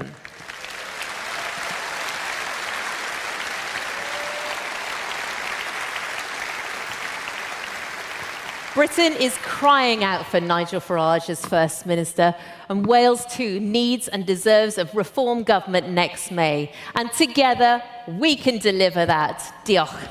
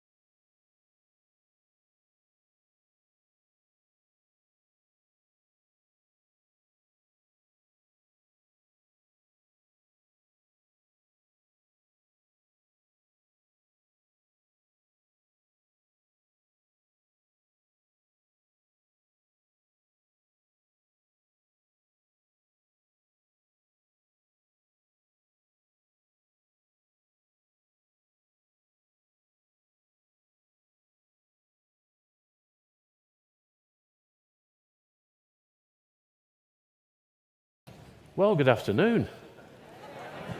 How is everyone? Good, good.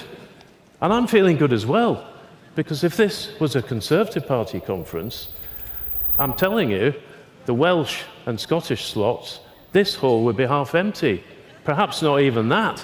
So that shows that we are a truly United Kingdom party.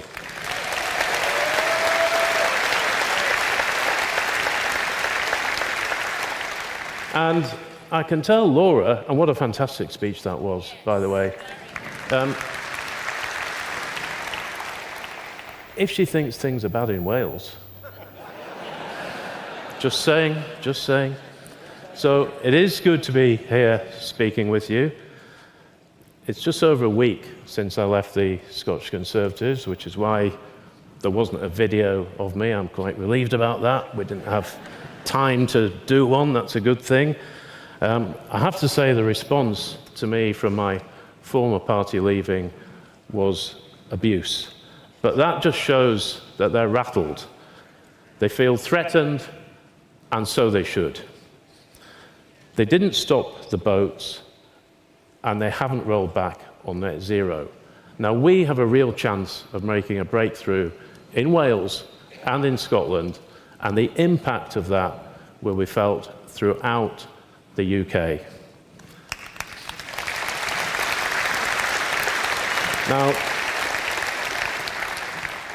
Now, despite my demeanour, I try to be a positive guy. I might not look it some of the time, and I do think defecting is a terrible word. It sounds negative, treacherous almost, but I've seen my move as a positive. I haven't so much defected, I've just switched sides. And you know what? I've gone to the only party that is on the up in Scotland. The polls show it. Reform is the only party that is increasing its share of the vote. And why is that? Because Reform represents millions of people who feel ignored by the establishment and the other political parties.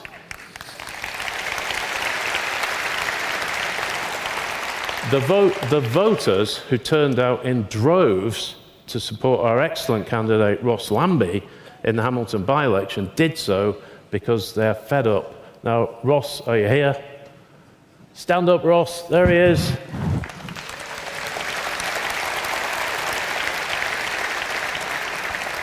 That just shows what we can do in Scotland. The voters in Scotland see public services creaking at the seams under the SNP, and they want change. They see a Labour government that is making things worse for the very people they purport to represent. And we are attracting support from all over. We are the real People's Party. Now, I represented the Scottish Conservatives for 10 years as a councillor, and since 2016 as an MSP.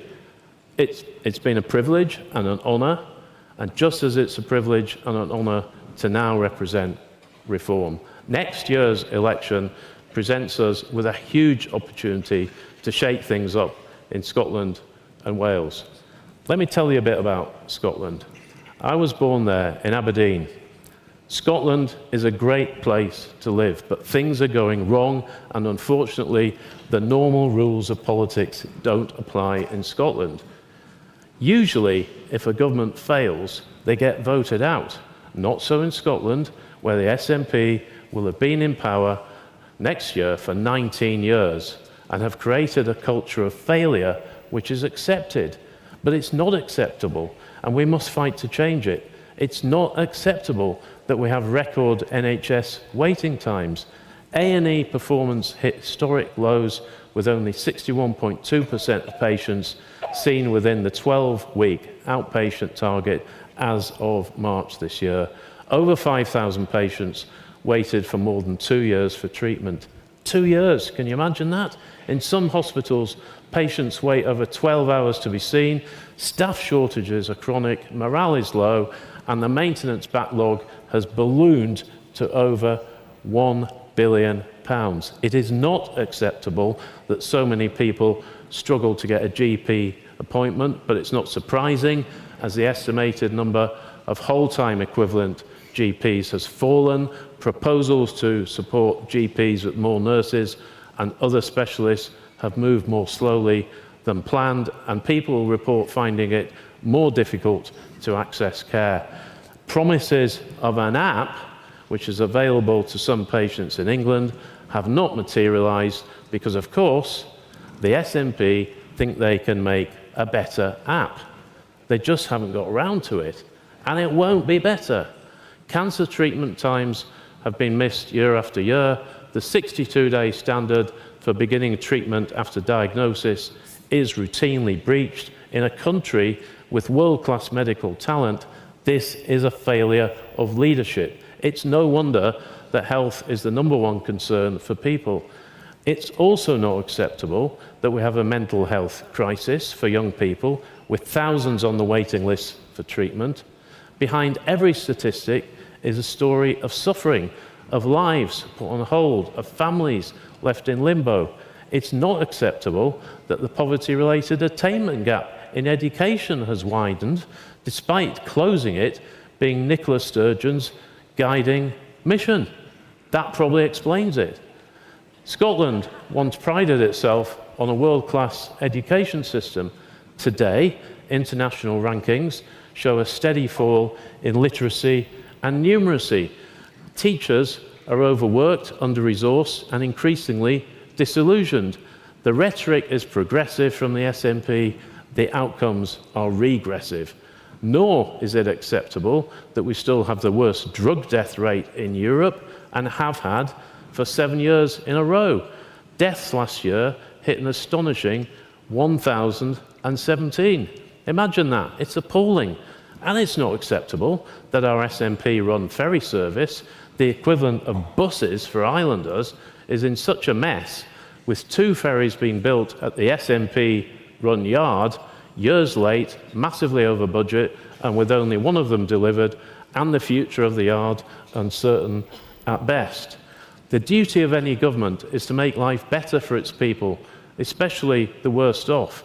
Now, I've tried not to hit you with too many statistics, because statistics are not much help if you're one of the 10,360 children in Scotland who are living in temporary accommodation. That's the highest number on record, and it reflects a 149% increase since 2014. A couple of more stats there, but they're important. Let me talk to you about that for a minute, because we have a nationally declared housing emergency in Scotland. A report titled In Their Own Words captured the lived experiences of these children, and it revealed unsafe environments with children reported witnessing violence, including stabbings near their temporary homes, health impacts where poor conditions led to hospitalisation and severe weight loss in vulnerable children, and educational disruption with long commutes to school and noisy living spaces causing exhaustion and poor school performance. Shelter Scotland described the situation as a national shame, arguing that temporary accommodation should be a stepping stone out of crisis, not a new crisis in itself. This week, the Housing Secretary's response to the housing emergency was, thankfully, to agree with me on bringing in AWAB's law in Scotland to tackle damp and mould in rented homes, and also agree with me on what should be exempt from ruinous SNP rent controls. What about crime? The most recent stats available show overall crime is up on the year before. The number of rapes and attempted rapes in Scotland rose by 15% last year. Since 2021, the number of attack reports has increased by 21%. The total number of sexual offences grew by 5% in the most recent year. Domestic abuse reports were up 26%, and shoplifting up 17%. Police are overstretched, cop shops are crumbling. It's a thin blue line in Scotland. I hope I haven't depressed you too much, because you know, I do often get accused of looking glum, but most of you can cheer up because for all this progress under the SNP, we, not you, get to pay the highest taxes in the UK. Brilliant, isn't it? Now, Scotland needs a recovery government, and we have a duty to make sure it happens by getting the SNP out. The Scottish Government isn't responsible for everything in Scotland, but it's responsible for a lot. All the things that I've mentioned, like health, education, transport, housing, and I forgot to mention hollowed out local government, all come under its remit. And in all these areas, the SNP has failed. We're at a pivotal point, not just for the UK, but for Scotland. So we need that recovery government, and we need next year's elections to be about repairing our public services. We're already brimming with ideas on how to improve life for Scots. And if you'll just indulge me, I can give you some. On health, expand hospital at home, delivering hospital-level care in patients' homes, reducing pressure on acute wards. Get that app up and running so people can manage appointments, access records, and find local services. How about investing in prevention? That might be a good idea. Pool resources from public health, education, and local councils. Fund community-based screening, lifestyle coaching, and school health programs so that people don't end up at the doctor in the first place. In education, why don't we have a national learner profile system? Because traditional qualifications, important as they are, often ignore achievements outside the classroom. People could have a lifelong record of academic, vocational, and personal development, include volunteering, creative work, and leadership roles. Secondly, we often talk about empowering schools, so why not allow them to co-design some of their curriculum with local authorities, communities, and employers? That could include Gaelic medium education, regional history, or industry-linked modules. Transport's a passion of mine. It often doesn't work as well as it should. So why not create a national integrated transport card? Scotland's fragmented ticketing across rail, bus, and ferry networks creates barriers to seamless travel. So why not have a single smart card or app usable across all public transport models? Include discounts for low-income users and young people. These are just ideas, but ideas are where you start. The only way that Scotland can move on is by getting the SNP out. We need a government that is obsessed with public services, not nationalism.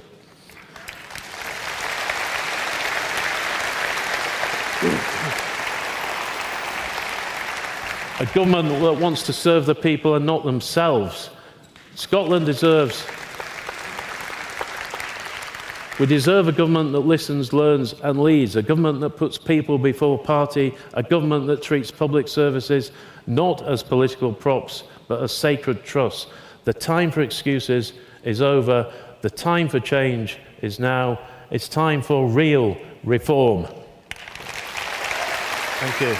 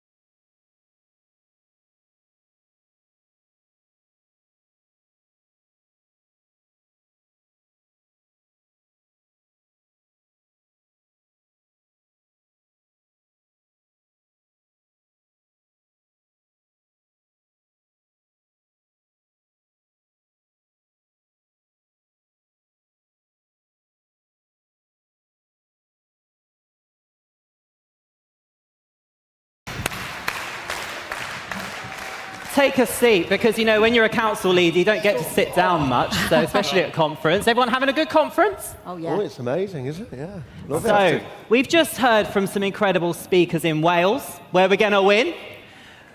We've heard from our speakers in Scotland, where we're going to win. Yeah. But guess what happened in England in May? We won Reform! Yeah. And with me are 4 leaders of our exceptional councils. And, you know, we are told by so many people that don't know what they're talking about that Reform are just going to get in and they don't have a plan. Reform are going to get in and they don't know what they're doing. In fact, I heard somebody say, Reform haven't got a clue. Well, I tell you something. We've been having a look, haven't we, leaders? And it turns out, in case anybody hasn't already realised, the Tory party didn't have a clue, the Labour Party didn't have a clue, and the Liberal Democrats, who are they? So, let's get straight to it. Stephen, I'm going to start with you as one of our esteemed leaders on the LGA2. Lancashire County Council, tell me something you've done, because I think I might be right in saying the previous lot did nothing. You're right, Jamie. They were passive. And we had, Nigel Farage said, we'll get a chance to look under the bonnet. And we did. We went into the storeroom and found 3 artificial intelligence cameras, £10,000 each, sat on a shelf for 18 months. We put them on a car the next day. They are analysing potholes, sending the order to the contractor. And then we thought, the signs haven't been cleaned for 25 years. We've cleaned 4,000 signs and cut the vegetation back. Civic pride, pride in place. So yesterday we agreed that we would clean every war memorial before Armistice Day in November this year.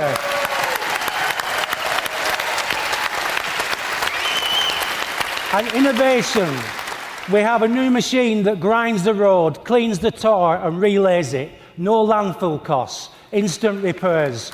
This is in 3 months, and we're going to do much, much more. Thank you, Jamie. Well, I mean, Lancashire, you're doing an amazing job. Now, as an Essex boy, nothing makes me more delighted than going to Blue Water shopping. But what I love even more is when I go over the Dartford Bridge, I feel liberated because I am in a turquoise-controlled territory. Ladies and gentlemen, the Garden of England, Kent County Council, Reform-controlled. And Lyndon, the same question to you. What have you done? Well, Jamie, what we're about to do is undeclare the climate emergency that was declared in Kent in 2019. It no longer exists in Kent, and by undeclaring the climate emergency, that means we can take out all the net zero commitments that were written in to the Constitution. We've started it already. We're going to save over the next 4 years 30-odd million quid on property modifications that we're not going to make. We're not going to spend 7 million quid on transitioning the fleet of Kent County Council vehicles from petrol and diesel to electric. And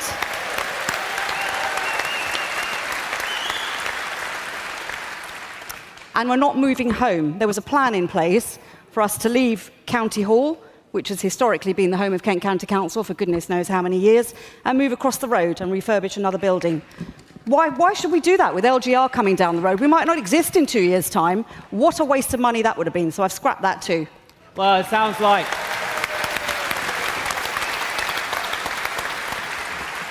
Sounds to me like the party of common sense is alive and well in Kent. And you know why? Because when you vote Reform, you get... Reform.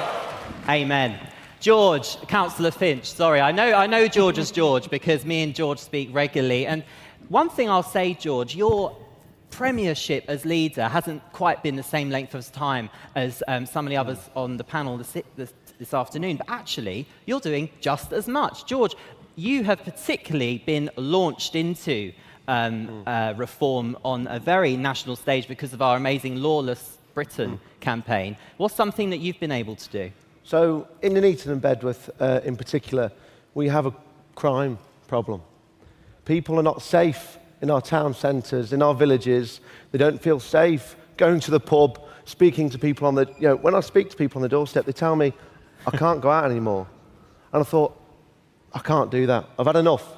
So we launched at a press conference a week ago, Recalibrating Warwickshire, which puts us as councillors at the helm of decision making. We've had a few hiccups there with powers being given from non-elected bureaucrats to the elected members, but we, at every opportunity, are going forward and, as councillors, doing what we need to do to govern. But what we did in Recalibrating Warwickshire was create community cohesion units, which brings people together, putting actually police back on the streets, create a quarterly crime surgeries. The Conservatives had an agenda of net zero, and they wanted, if they won, they were going to allocate £17 million on making a building, Old Shire Hall, which is an old county hall. They wanted to spend £17 million on making that net zero. Why didn't we put that? Why didn't they allocate or prioritise that on crime? Why didn't they prioritise that on send children? That's the problem with local government, is their priorities are wrong. Yes, we've had a bit of in Warwickshire we've had hurdles, but that's life. But what we're seeing now is fresh, new leadership with a new cabinet, Stephen Shaw as deputy. It's not a one-man band, but we're working together, giving our feet into the table and finding where these bodies are buried. I'm quite worried we're going to find some crazy stuff, but we have to start looking at cutting or reducing net zero, DEI, especially the trade unions as well. Councillor Finch, everybody. And Ian, coming to you, so I'm conscious of time. We've heard the Tories go on and on and on about how they're on the side of farmers, forgetting for 14 years they did nothing for them. But literally within weeks of being leader of Staffordshire County Council, farmers are a priority. Absolutely. In the 3 months period, it seems such a long time now, doesn't it, 3 months? But crikey me, we've done so many things, but the biggest one, I think, and I'm most proud of, is the fact the Tories used to bang on about the fact they looked after farms and how good they are for the environment and everything else. We had over 90 county farms. They sold them off in large quantities, leaving us with 63. We have now made sure that these farms are safe and secure and will not be used for best electrical sites, solar farms, battery farms, and wind farms. So we're putting farming back on the agenda in Staffordshire.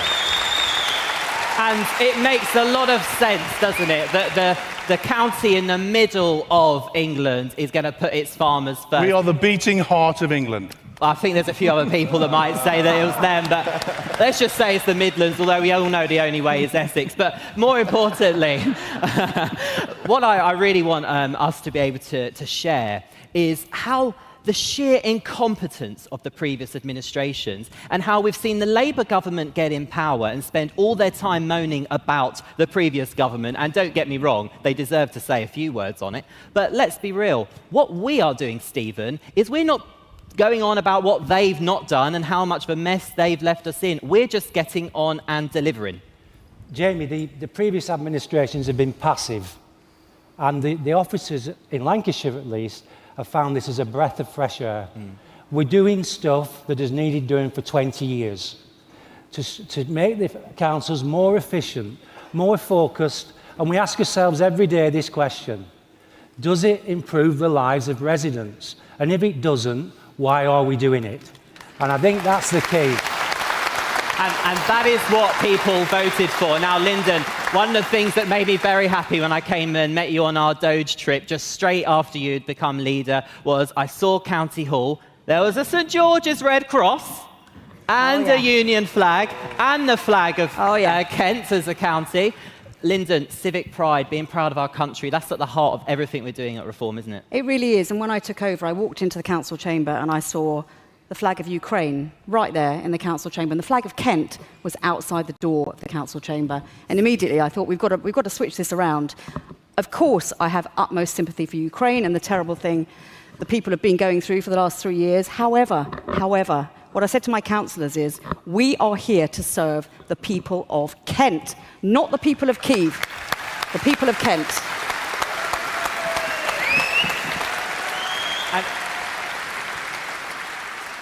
Ian, coming to you, I know that you've got one of the most beautiful county halls, gorgeous historic building, makes you proud to be British when you see it, that Victorian era. But unfortunately, there's a bit of a thing at the moment where we're going to be carving up historic counties into these awful meaningless units. In terms of, we talk about pride of country, but there is such a thing as pride of county, isn't there? There is indeed, and everybody here is very proud of the county that they come from. If you go to Staffordshire and you go into the county buildings, we have this fabulous 1895 Victorian building. It's not just bricks and mortar, it is the heart and the essence of the county. It represents local people and the local community. And to see things like this being potentially destroyed by this government, I think is an horrendous crime. And I think one thing, amen, by the way. Now, something that concerns me, George, it concerns, I think, everyone in this panel, everybody in this room, is, of course, illegal migration to this country, the pressure on our population. What we don't hear enough is about how local government is actually having to, in some cases, foot the bill, but often just simply facilitate enormous pressure, which is, frankly, a distraction from our own people. So when we look at things like SEN, adult social care, are you seeing, George, the impact that the added pressures on our counties and, frankly, a lack of support from the government to deal with any of this? Yeah, Jamie, it is simple. Unfortunately, Warwickshire County Council is in a SEN deficit of £87 million. We spend £48 million a year on home-to-school transport. Next year, that fee of SEN provision goes up to £147 million. I predict in a few years' time that councils will be knocking on, well, it might be Reform's door, given what's just happened today. But my point goes is the governments are not helping local governments. We need more money. County councils should not be footing the bill for the SEND provision. And this is the problem, it's their priorities. They are not listening to the people on the ground that are crying out for homeschool transport, children with SEND needs, educational healthcare plans. They need that support. And yes, it is increasing demand, and we do need to look at what's going on there. But what we're seeing is that national government are doing nothing. They are saying, let local government deal with it. They're going to get turned into unitary councils anyway. We'll give them a bit of a payout, see what happens. But it's not good enough, and this is why in September we have to wait for the reforms that are going through for the education and SEND reforms, for them to give us the tools to actually make the Warwickshire better and other councils better, because as the portfolio holder for children and families, I see it. The children need that support. And I think that's the problem, isn't it? Local government has just been the dumping ground for anything the government doesn't want to do. That's one thing a reform government won't do, because that has got to be one of the most unpatriotic things to do, is to dump major, major things on local government without the resources to deal with it. Stephen, coming to you, I think that fits nicely with a bit of our LGA work. Well, I think what happens in Westminster is it creates obligations on local government and it doesn't give local government the funding. And we're having to run ever faster and faster for some policies that just don't make sense. And one policy that doesn't make sense is houses of multiple occupation. We have over 3,500 people through a government contract who've been brought into Lancashire. And that means that normal folk are moved out. The first email I had was a nurse with 4 school-aged children, a single mum, contributing, was given an eviction notice. We are seeing this everywhere. So what's happening is British folk are fed up of being at the back of the queue, and we need a reform government to fix that problem. You're absolutely right. And it won't be the first time you hear this. This government is not on the side of the British people, but if you live in a reform-controlled county and are unitaries, you know that the British people, the county residents, are always going to be the people we're thinking about when we're making these decisions. Now, thank you to our amazing panel. The message I want to leave with you all is very straightforward.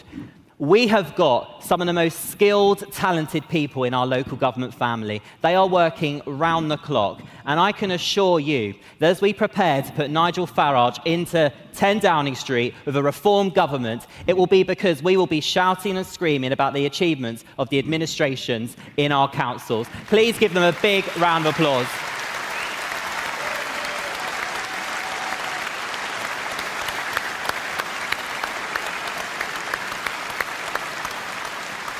So if you live in a reform-controlled county, you can look forward to some amazing reform. And if you don't live in a Reform UK-controlled county, then get yourself on a ballot paper, get yourself elected, and at the next conference, you'll be on a panel up here with me. Thank you, conference.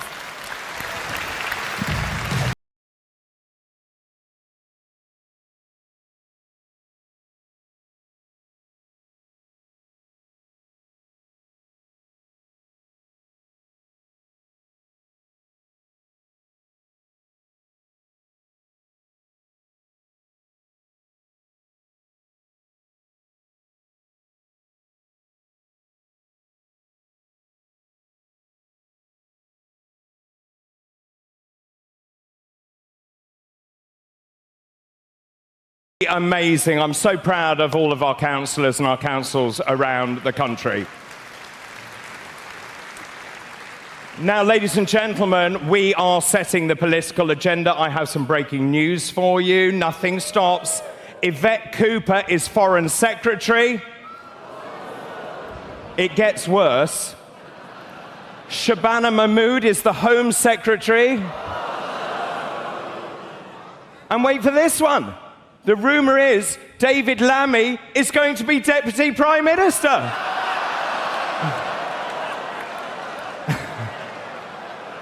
This, ladies and gentlemen, is the end of the Labour government. Wave them bye-bye.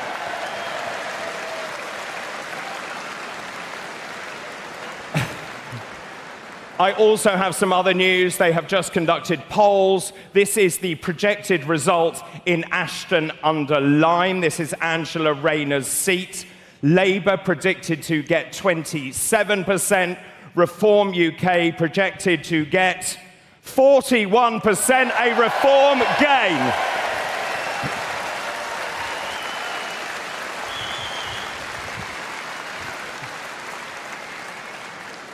What a day of amazing and very fast-moving news. Well, last week, we announced one of our biggest policy platforms. It's called Operation Restoring Justice, and it details how Reform UK will tackle illegal immigration in this country once and for all.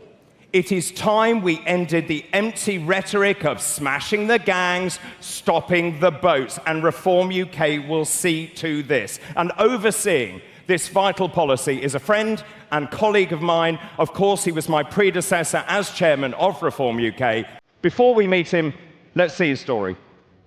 We have all the momentum in British politics, and we are just getting started. Working people in Britain feel betrayed. They see the nation and the culture that we love being robbed from underneath them. There's little doubt that the United Kingdom is being invaded.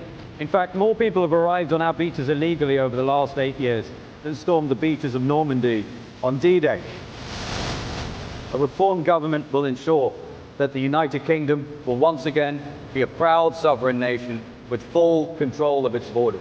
One in which our country is secure, one in which our people are prosperous, and one in which Britain is powerful again. And we will leave a Britain for our children of which we can be proud. Thank you very much, Reform UK. Ladies and gentlemen, please welcome to the stage Reform UK board member and head of Doge, Zia Youssef.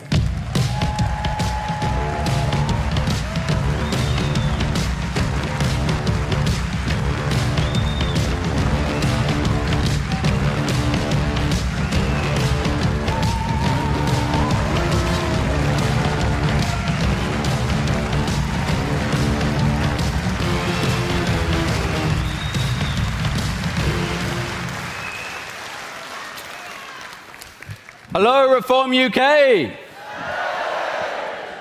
It's so good to be back in Birmingham. And what a year it has been. Just look at what we've achieved together. In 14 and a half months, Reform has gone from 14% support to 35%. From being dismissed as outsiders, well, if you're going to applaud that, let me tell you this, from being dismissed as outsiders We have now led in 100 national opinion polls in a row.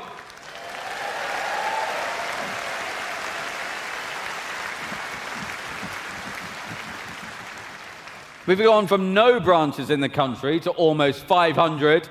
And ladies and gentlemen, boys and girls, Nigel Farage is the bookmakers' favourite to be the next Prime Minister of the United Kingdom.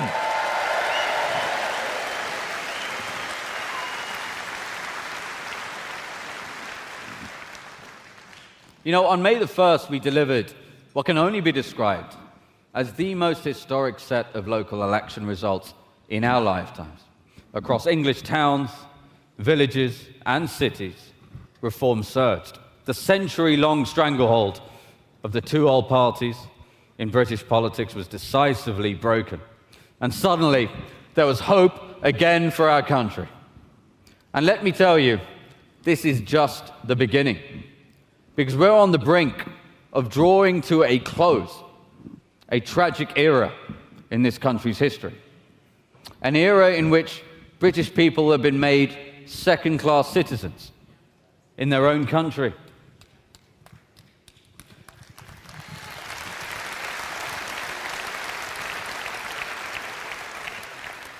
An era in which those who have played by the rules their whole lives are robbed by the state to pay for those who break them.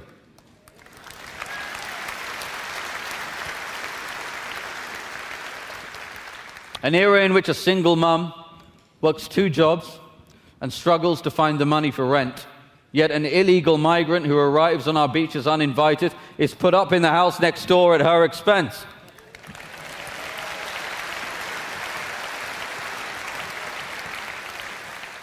An era in which our young people are robbed of opportunity at every level, from jobs to housing. An era when clueless politicians inflict the highest energy costs in the world on British people through the mad net zero religion.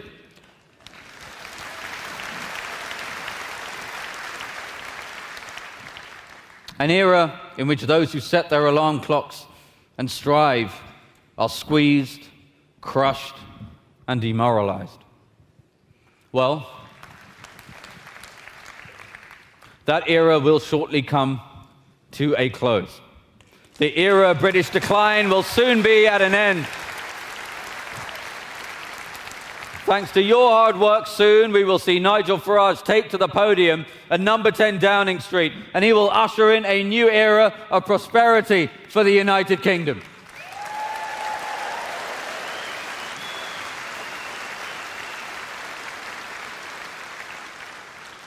To do that, we must start with securing our borders and restoring our sovereignty. That means ending the tyranny of foreign courts and stopping the invasion of our country.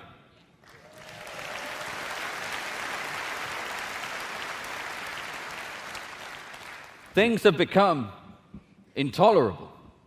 The fact that the UK has still not even left the ECHR is to the eternal shame of the political class.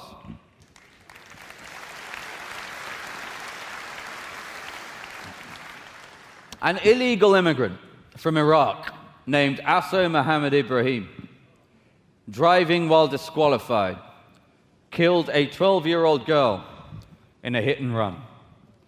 He left her dying under the wheels of his car and fled the scene.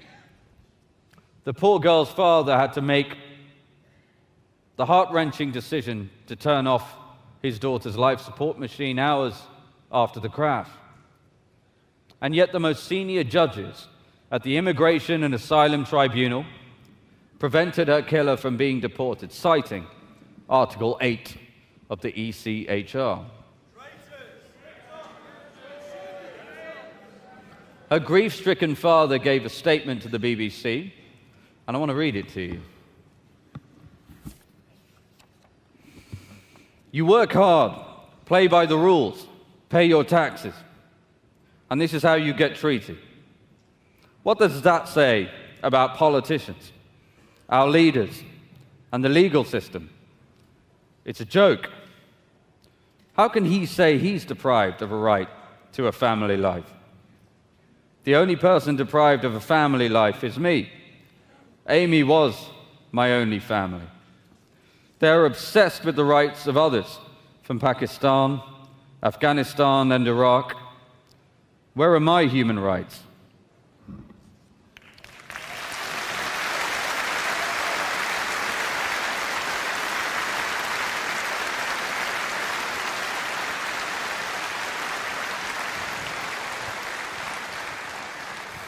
And do you know when that was? That was in 2010. 2010. The Tories had just begun their 14 years in power. They promised to deal with this. And yet here we are, 15 years on. Many more have been killed, raped, and robbed by people who came to this country illegally. But I promise you this, when Nigel becomes our Prime Minister, gone will be the days when your rights are trampled in service of foreign citizens. Under a reformed government, His Majesty's Parliament will be sovereign, and the rights of the great British people will reign supreme.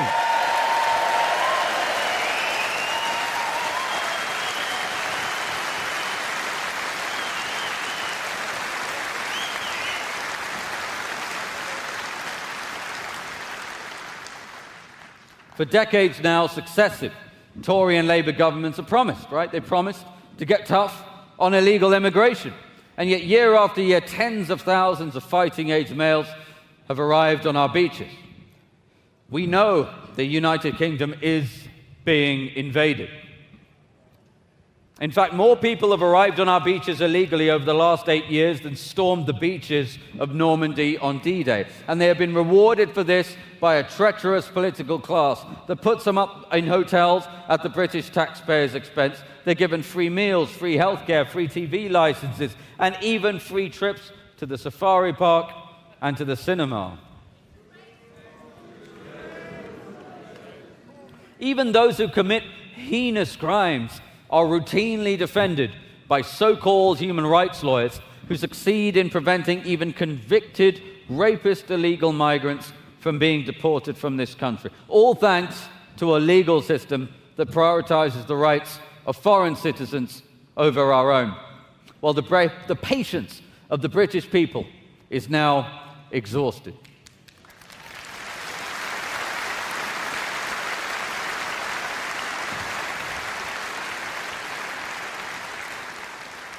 We are unwilling to accept that Britain's border should be open and undefended, unwilling to accept that Britain must surrender its sovereignty to foreign courts, unwilling to accept that our own veterans who served our nation with valor and distinction be evicted from their homes to house fighting-age males from Iraq and Afghanistan who turned up on our beaches uninvited. This is a national emergency, and it's time to put the British people first.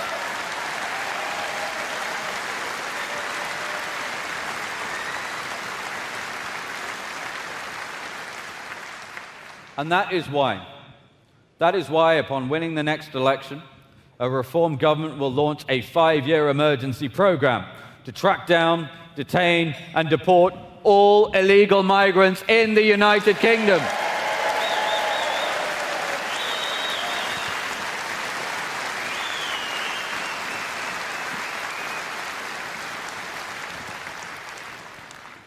Operation Restoring Justice will be the most transformative policy of our lifetimes.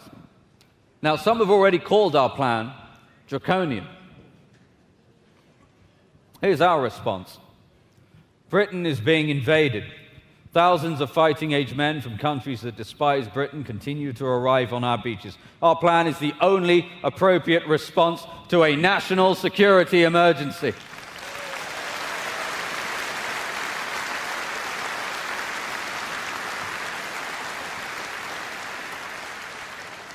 It will also immediately stop the boats from coming, because it's going to send a clear message that being in our country illegally now has an ironclad consequence. Immediate removal. Deportation is the ultimate deterrent.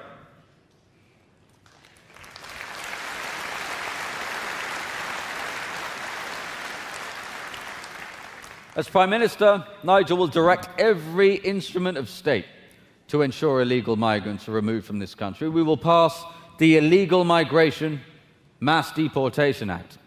And let me tell you this, the draftsmen who have worked on this legislation were given a clear and strict instruction that when Nigel is Prime Minister, there will not be a judge in the country that will be able to prevent a single deportation flight from leaving.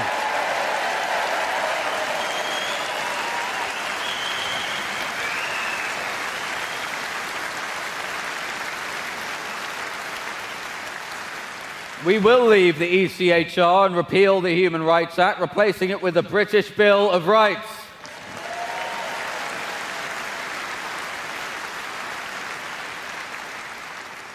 We will create a legal obligation for the Home Secretary to deport everyone in the country illegally and disapply all international treaties that are used to keep illegal migrants in this country.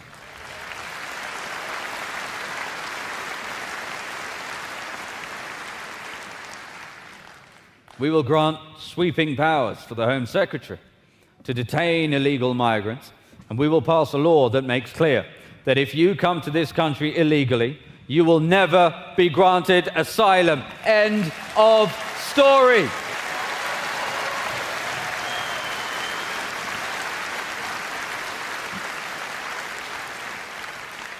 We will create a new agency, UK Deportation Command, who will relentlessly track down and detain those in this country illegally. We will build capacity to detain up to 24,000 illegal migrants at a time. That will enable us to deport up to 288,000 illegal migrants a year. No chance of bail, no chance of absconding. Detention will mean deportation.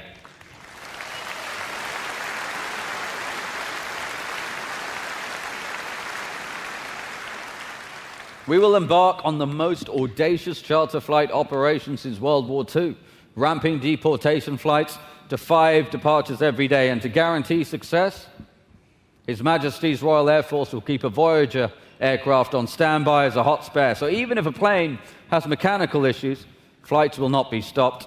Deportations will not be delayed.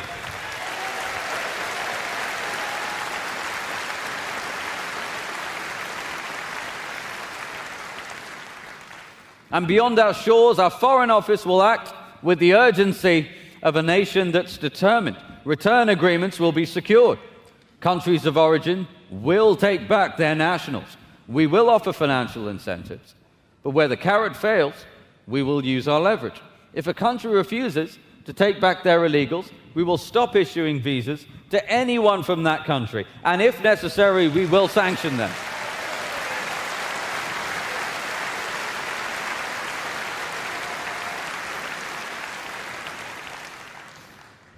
So I think everyone in this room, we have a message today for those in this country illegally. Enjoy those perks while they last, because when Nigel's Prime Minister, UK Deportation Command will find you, they will detain you, and they will deport you.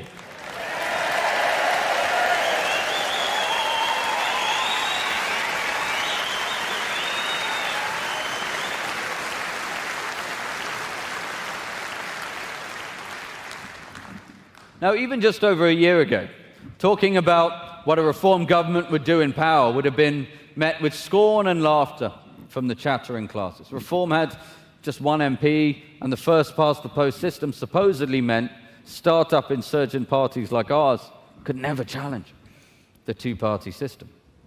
The odds were long.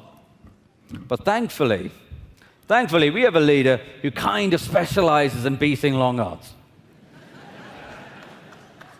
He beat the odds in surviving a plane crash. He beat the odds with Brexit. He beat the odds with the banks. He beat the odds by securing 5 seats last summer. And soon enough, he will defy the odds again and become the next Prime Minister of the United Kingdom.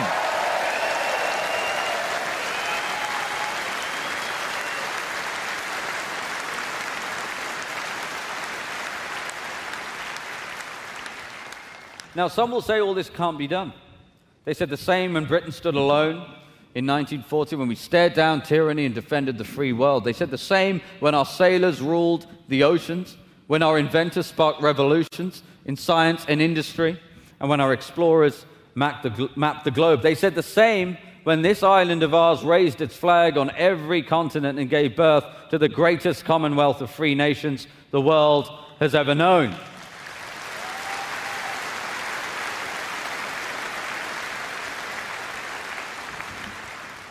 We are the land of Newton and Churchill, of Shakespeare and Rowling, the land that gave the world the rule of law, the English language, and the miracle of English common law.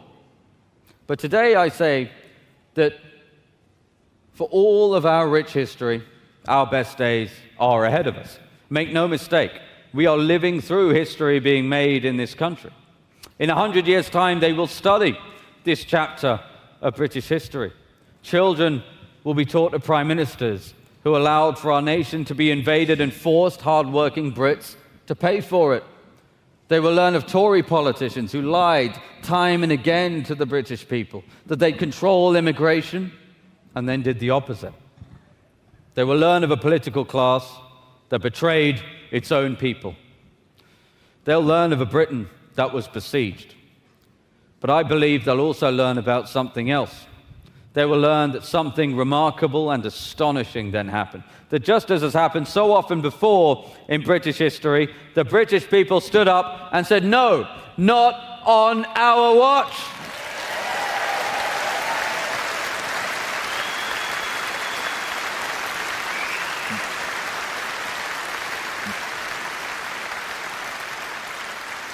I see a Britain in the future which has secure borders. I see a poised, powerful Britain which celebrates its history and looks forward to the confidence in its future. And I see a Britain that defends its values and cherishes its culture. I see a Britain which rewards hard work and takes the knee to nobody. I see a Britain in which, after having paid taxes your whole life, you can go to the hospital and be seen by world-class doctors and nurses at once.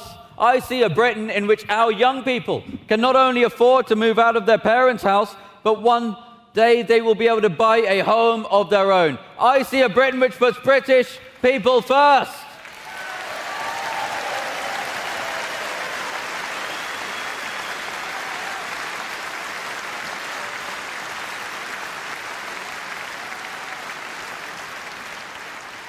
And this is no pipe dream. This is now truly on the cards. Just look around you.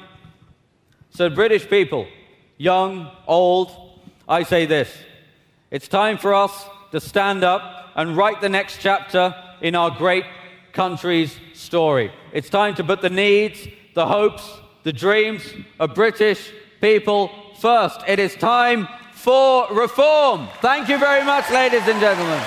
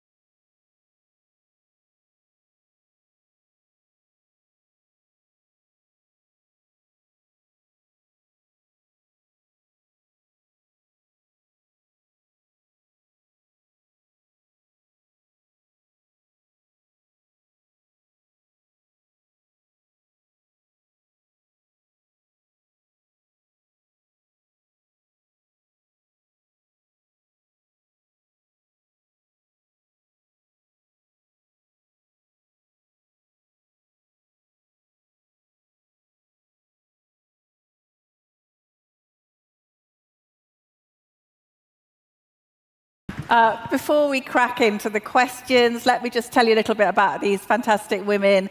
Sienna Churcher on the end. I was going to say Bambi, but that's a bit patronising, isn't it? Sienna became one of the youngest councillors in the UK after winning a by-election last month for Reform in Cumbria.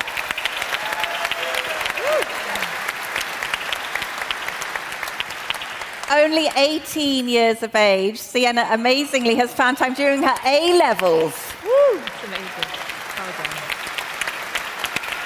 To join Barrow Town Council to address issues affecting young people, particularly crime against women and girls. And Sienna said that many of her friends stopped talking to her when she announced she was joining Reform. They're not friends, honey, okay? But she's defied peer pressure to make a flying start, and she just told Nigel Farage she wants to be the next Prime Minister. But there's a cue. Laura Ann Jones is a member of the Senedd, the Welsh Parliament, a woman from my part of the world and a mum of two. A former Conservative, Laura defected to Reform UK in July this year, citing disillusionment with the Tory party's policies and direction. Laura said the Conservative Party, as Nadine Dorries said brilliantly earlier, had become unrecognisable. Now, let's face it, folks, Laura has made an excellent decision given the enormous kicking that Reform is going to give the Tories and Labour in Wales in May. Yeah.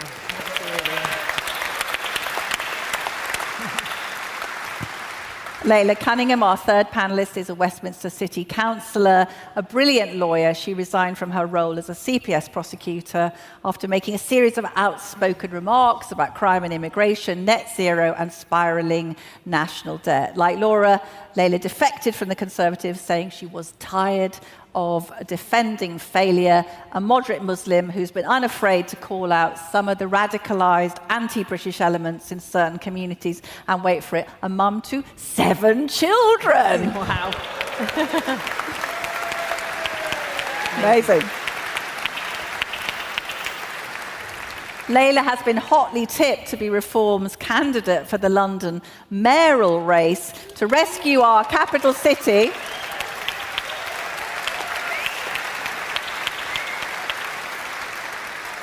To rescue our capital city from that poisoned dwarf, Sadiq Khan. Not sure if you're allowed to say that, but dwarfs won't mind, will they? So, all of you, Reform did have a pretty blokey reputation. It was a party men were more likely to vote for than women. I was wondering if you've experienced any awkwardness or discrimination as women at the grassroots level. Laura? Oh, I can just say one of the biggest things that bowled me over as soon as I defected was the amount of women in the party, and not just any women. These are really strong women. They're the ones that are forming the campaign teams. They're the ones that are heading up the local associations. They're so active, and it's just been really, really, really wonderful to see, actually. This stereotypical, yes, it does deserve a clap. All those women deserve a clap. Well done. Yeah. But it's not the stereotypical image that the other parties want you to believe that Reform has. I mean, we are normal people from all different backgrounds, all walks of life, all parties, I have to say. And it's just lovely to see. Yeah. Sienna, how have you found it? Well, the majority of people believe Reform are elderly white men. And I'm standing here to say that you're wrong. But yeah, there's so many strong, amazing women that are standing here. Can I just say we really like elderly white men because they take the bins out, they they open wine bottles. I mean, men do lovely things. We like men. Layla, how about you? What do you think about that blokey reputation? I've been contacted by so many women since I joined on social media saying, I support Reform, but covertly, because I'm scared sometimes of the social repercussions.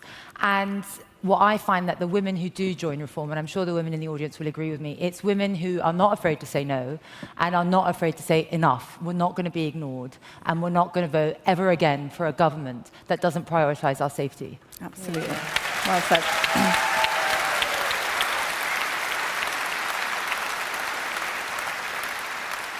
Also, we saw Sarah Pochin win a nail-biting by-election in Runcorn. I think it was 7 votes, wasn't it, in it, to become Reform's first woman MP. Andrea Jenkins, we saw her earlier, became Mayor of Greater Lincolnshire. Lyndon Kemrakan is leader of Kent County Council. Do you ladies think that having women occupying these high-profile roles is now giving permission to other women to think, oh, this is acceptable?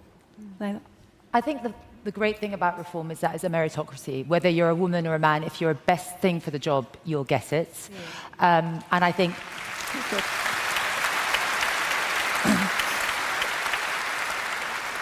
It doesn't matter, who you pray to, where you're from, any sexual preference. If you're the right person for the job and you love this country, you're more than welcome. Yeah. Very well said.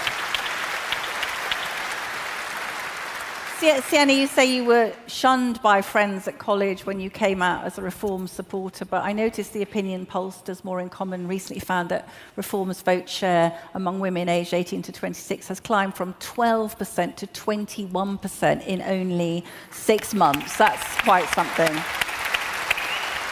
Can you tell us, young people are traditionally supposed to be left-wing, so you're defying that stereotype. Can you tell us what the issues your friends had with your choice, and how do you account now for this huge upsurge in support among people your age? Well, I think my friends, they were very left-wing. They believed I was a racist, a fascist, a sexist. And I'm not one of them things. No, I'm really not. Darling. And we're proving them wrong. We're standing because we want to protect our women. We want to stand for people. And Labour are not doing that. They're doing the complete opposite. So if we get Nigel Farage in, we'll make a change. I think he's quite...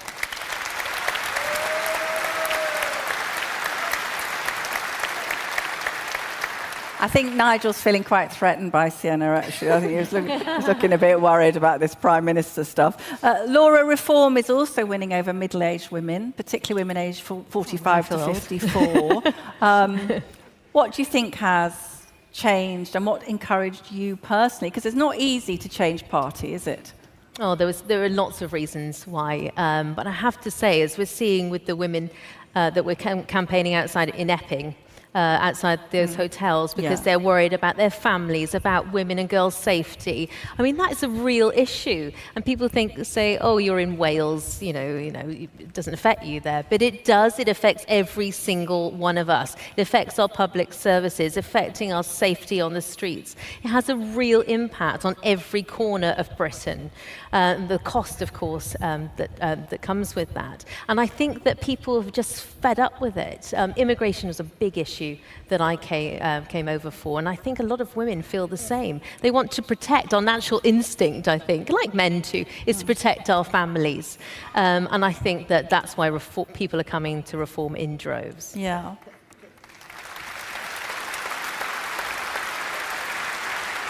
Leila, you've been very eloquent and forceful about this sense of betrayal among Conservative voters. What would you point to in particular as reasons for Tory disillusion, and why do you think Reform is a better choice? So when I decided to leave, I liken it to being in a marriage for a very, very long time with someone you really can't stand anymore and you don't agree with anything they say. And getting a divorce is a big step. And then the thing that really pushed me over the line, I think, was when the rape gangs came back into public domain. Not that it ever should have left. And I saw the Tories sit there and say, we want a national inquiry, we want this. And I sat and thought to myself, hang on, these are not new crimes. They were in government when it was happening, and they did nothing. Labour and Conservatives.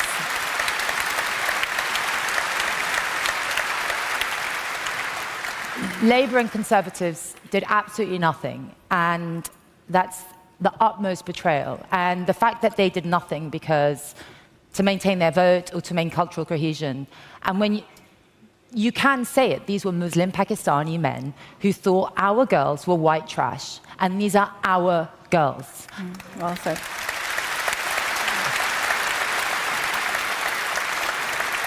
And I couldn't be part of any party that had anything to do with it. And then, to top it up, they kept saying, we protect women and girls. And they let in completely unvetted men who could be serial rapists when they're from Alison. We don't know. I'm not saying all of them are, but the men coming on boats throw their passports. You and I need a passport. I'm not going to rock up to Heathrow Airport without a passport and be like, you know what, I forgot my card. Do you think you could put me up in a hotel and then just give me some pocket money? We're not equal under the law. And so they come. I'll just say one more thing. They come without a passport, so we have no idea of their criminal history. If someone commits a sexual crime here, they're on a register. And that unknown, Alison, is a huge risk. And any government that is serious about protecting our women and girls would take that risk into consideration. Ours doesn't. They place them in towns and villages. Yeah. And that is not a failure, it makes them complicit. And every child that is sexually assaulted, or woman that's sexually assaulted, as a result of that, is a direct consequence of a Labour or Conservative policy. And women will never forget.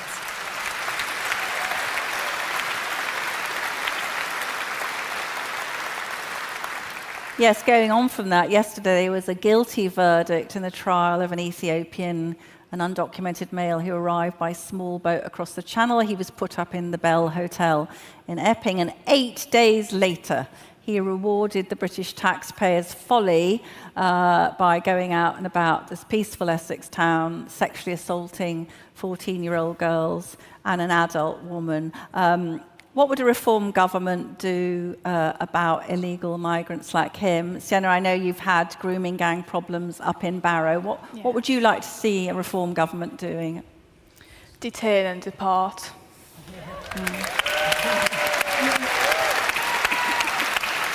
Yeah. And you said that there were people feeling scared in your community, people carrying... I'm scared. You're scared. I carry the dye spray because that's the only form of protection I have. I can't go to the police because they won't listen to us. They'll say it's our fault or there isn't enough evidence, and they'll leave it as that whilst they get away with it and we are silenced.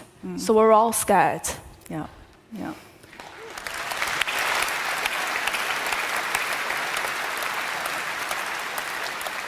Laura, in the Court of Appeal, when a judge had said you could close the Bell Hotel, and then the Court of Appeal, Home Office lawyers paid for by us, said, yes, well, in a free society, there's going to be a few infringements of rights. Basically, your daughter pursued, predated upon when she goes home. What would you like to see reform doing? Well, I know reform will detain, deport, send those immigrants back. We will put British people over illegal immigrants. Yeah.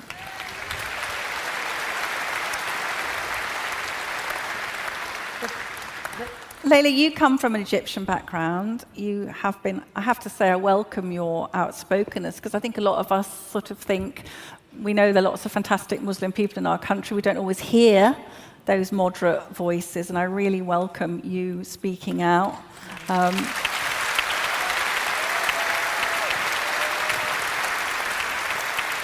You've said Sharia law is not equality but surrender. You've told those who support it to live elsewhere. You've accused the Labour Party of pandering to minorities and trading British values for votes. As a Muslim, do you worry? Sorry, very good.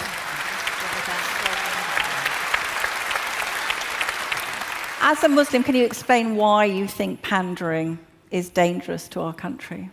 Well, my parents came here in the 60s with the full aim of full assimilation. They came here to be British and to embrace British values and a British way of life. And they're forever thankful because this country's given them everything. And if you don't come here with the same ambition, then I'm sorry to say you're not welcome here, especially if you're coming to live here.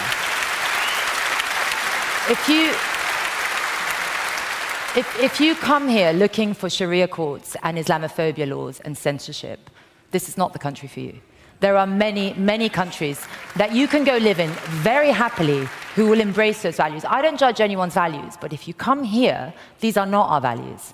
And you don't come here with that. And so for me, when I see communities that don't embrace British values, and some even say that they hate Britain or, it's the wrong country for them, it makes me really, really angry, because not only have they come, they're living off the taxpayer money. They've been welcomed by this country with all its beautiful benefits and values, and they don't appreciate it. And I think we've allowed that. The fact that we have Islamophobia law discussion in Parliament is bewildering. You are not free if you cannot speak. You are not free if you cannot be offended and have the right to offend. Well said.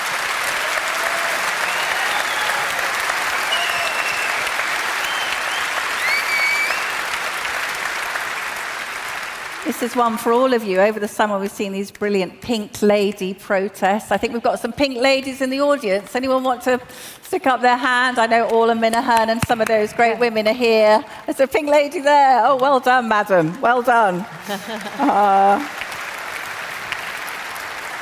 So we've seen mums, grandmas, aunties, children gathering outside illegal migrant hotels across the country. Now, how big a movement do you think that is? We've got a big protest coming up on the 1st of October. Laura, what do you think about them? I think it's only going to grow. People, those poor ladies are being called far-right fascists. I mean, it's just insane, isn't it? These are mums, these are sisters, these are daughters, these are everyone. They care about their families. It's absolutely crazy. And I think that people are seeing through the nonsense, through the noise on the TV, and are only going to, that movement is only going to get stronger. Yeah, I agree.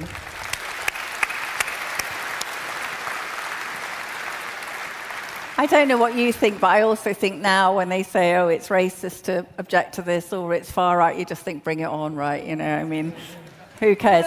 Sorry, no, you say. Call us what you want. Call us what you want. Really, I say bring it on, and I welcome it, because we know we're on the right side of history.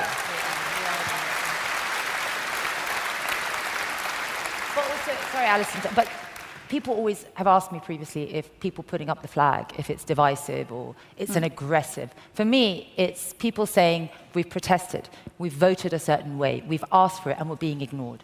How else can we show you what we want? We are British, we are here, listen to us. Absolutely. And the flags show that.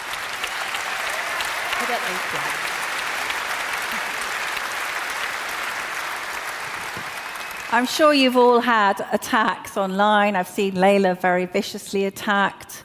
Middle Eastern men saying, Nigel Farage elevates minority voices like hers to front racist agendas under the guise of diversity. Bring it on. Yeah, nobody cares. Sienna, have you felt, you're very young still, have you felt intimidated? Yeah, some of the comments have been disgusting. I'm in between being told I'm going to be killed and murdered, or I'm going to be raped. Oh, honey. But thank you.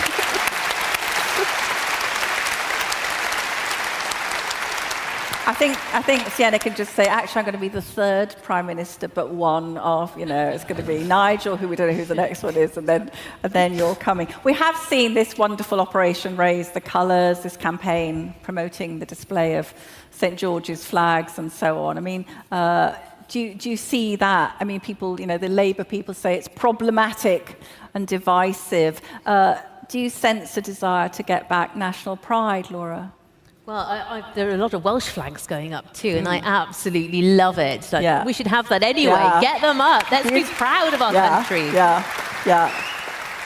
But no, I mean, what we deal with in the Welsh Parliament, in the Senedd, is they're more likely, unfortunately, to put up a Palestinian flag than they are Union Jack. Yeah. Last time I was in Swansea at the train station, I looked up, there was an NHS headquarters and it had the Palestinian flag. And I thought, that's not my Wales, right?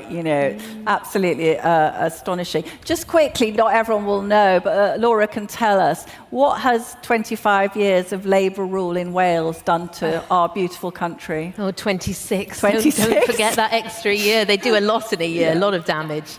It's meant, the Wales bit by bit, and it's painstaking to see as a Welsh person. It's just been destroyed. People have been left behind. Communities have just not getting anywhere. There's not that investment. It's like almost the Labour Party have wanted to keep them down, so they keep voting for them.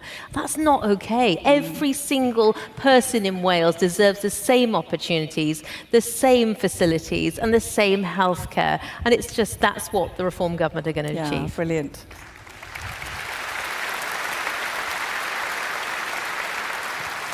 I should say that my source in Cardiff has told me that all the Labour ministers in the Senedd will not be running again next time. They're scared, aren't they? Listen, we're running out of time. We could talk forever. I just wanted to say a quick bit of advice to any women in the audience who'd like to come forward and do more. Sienna?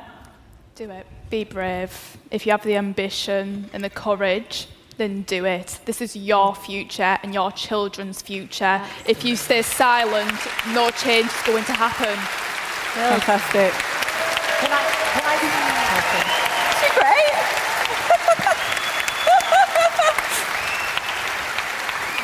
I think we're going to end it there, for goodness sake. I mean, look at this kid, honestly, amazing. Final word, ladies. Layla. It's the basic government duty is to protect us, and they failed, and that makes them an illegitimate government. And if you feel that way, then you have to stand up and represent your ward, represent your constituency, or help, because we are the last hope for the country, and everyone knows it, and that's why we're polling so high, because the country doesn't belong to the illegal migrants, the sexual offenders, the criminals. It belongs to us, and it's time we took it back. Very good.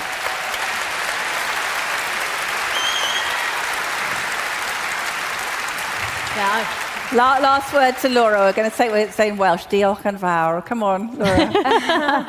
I want to just say that we've talked today about safety on our streets, and that's obviously drawn a lot of women to care about, and we all care about their women and girls' safety.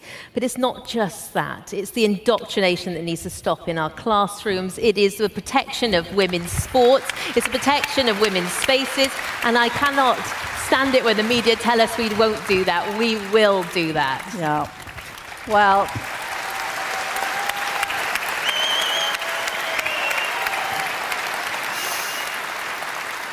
I think we've laid the bloke in a Smith, haven't we, today? Anyway, thank you to these three brilliant women, Sienna, Laura, and Layla. Thank you so much. Thank you. Thank you.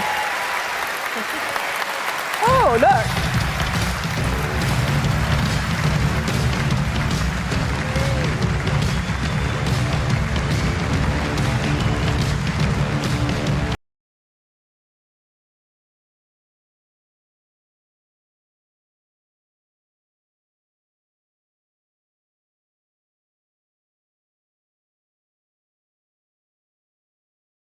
Big thank you to Alison there for hosting our very powerful Women for Reform. What an amazing session. Now, this party is underpinned by strong values which are represented, as you know, by family, community, and country. And with that in mind, I am so thrilled that joining us at conference is my very own mother. My mother is here with us at conference. Can you just give her a round of applause, please?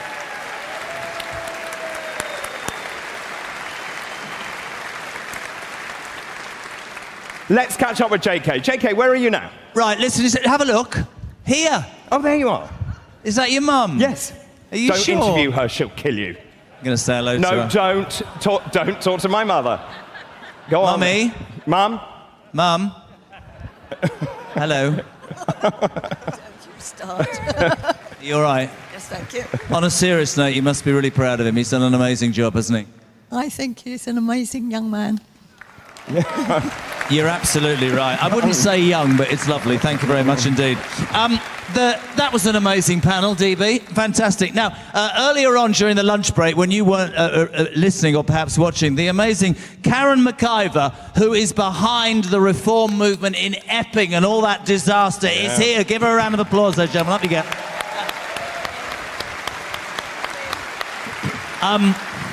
We haven't got long. The problems in Epping for many people sort of centralise the feeling that this country needs to change. It's important to the people of Epping and the people of the United Kingdom, right? Absolutely. We have been overwhelmed with the support. I always really point the fact that there's a very sad story to why we're doing this.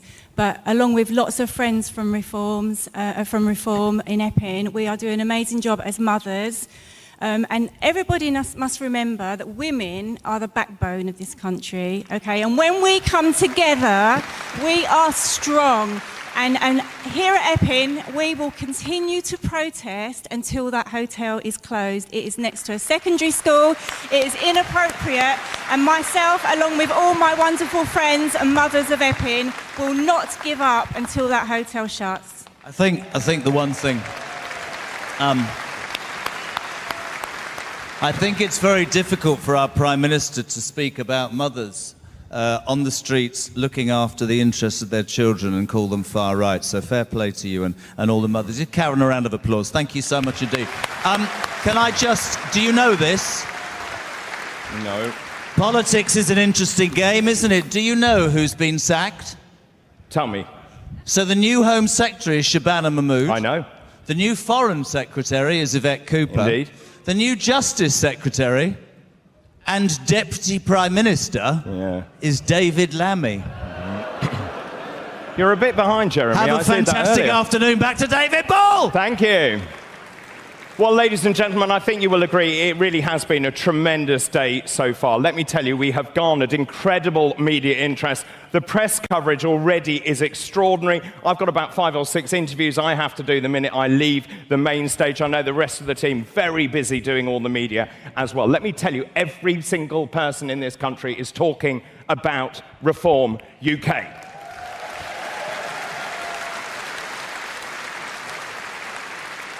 And that brings me rather nicely to our special guest this afternoon. Now, he was implicit in the creation of this party, even though he was a politician in another Commonwealth country.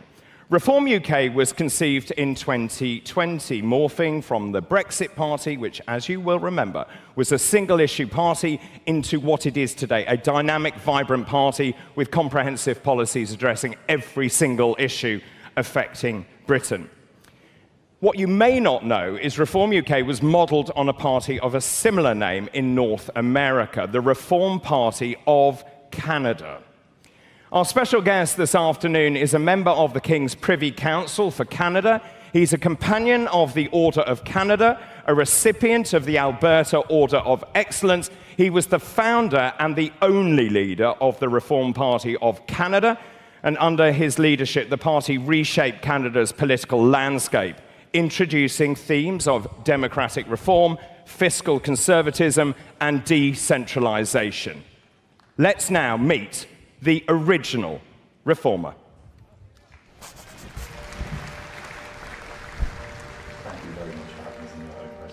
Well, I'm glad to have you.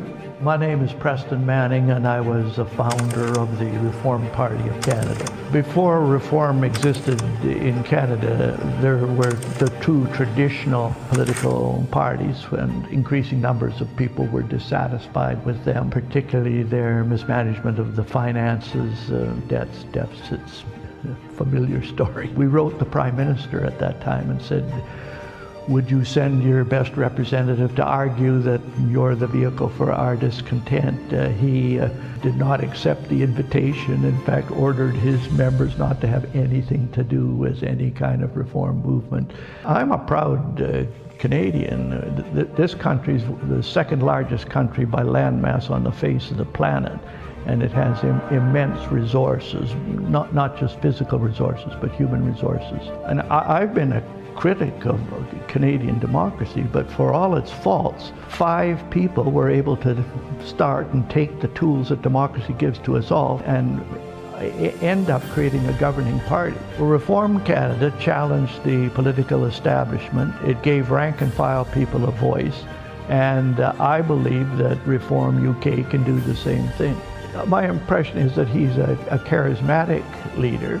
I have what the media call reverse charisma, so I'm not in the same league, but I think there's a necessity of having a leader that can inspire other people, not simply inform them on on particular positions, and I think Nigel is very, very good at that. To the British voters, you have an opportunity to demonstrate what a bottom-up democratic movement can achieve, not simply in opposition, but in government. And in doing so, you'll be in the forefront of political transformation, not in the vanguard.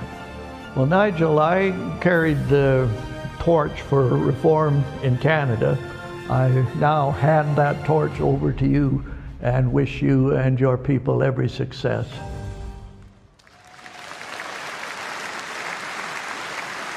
Ladies and gentlemen, please welcome to the stage the founder of the Reform Party of Canada, Preston Manning.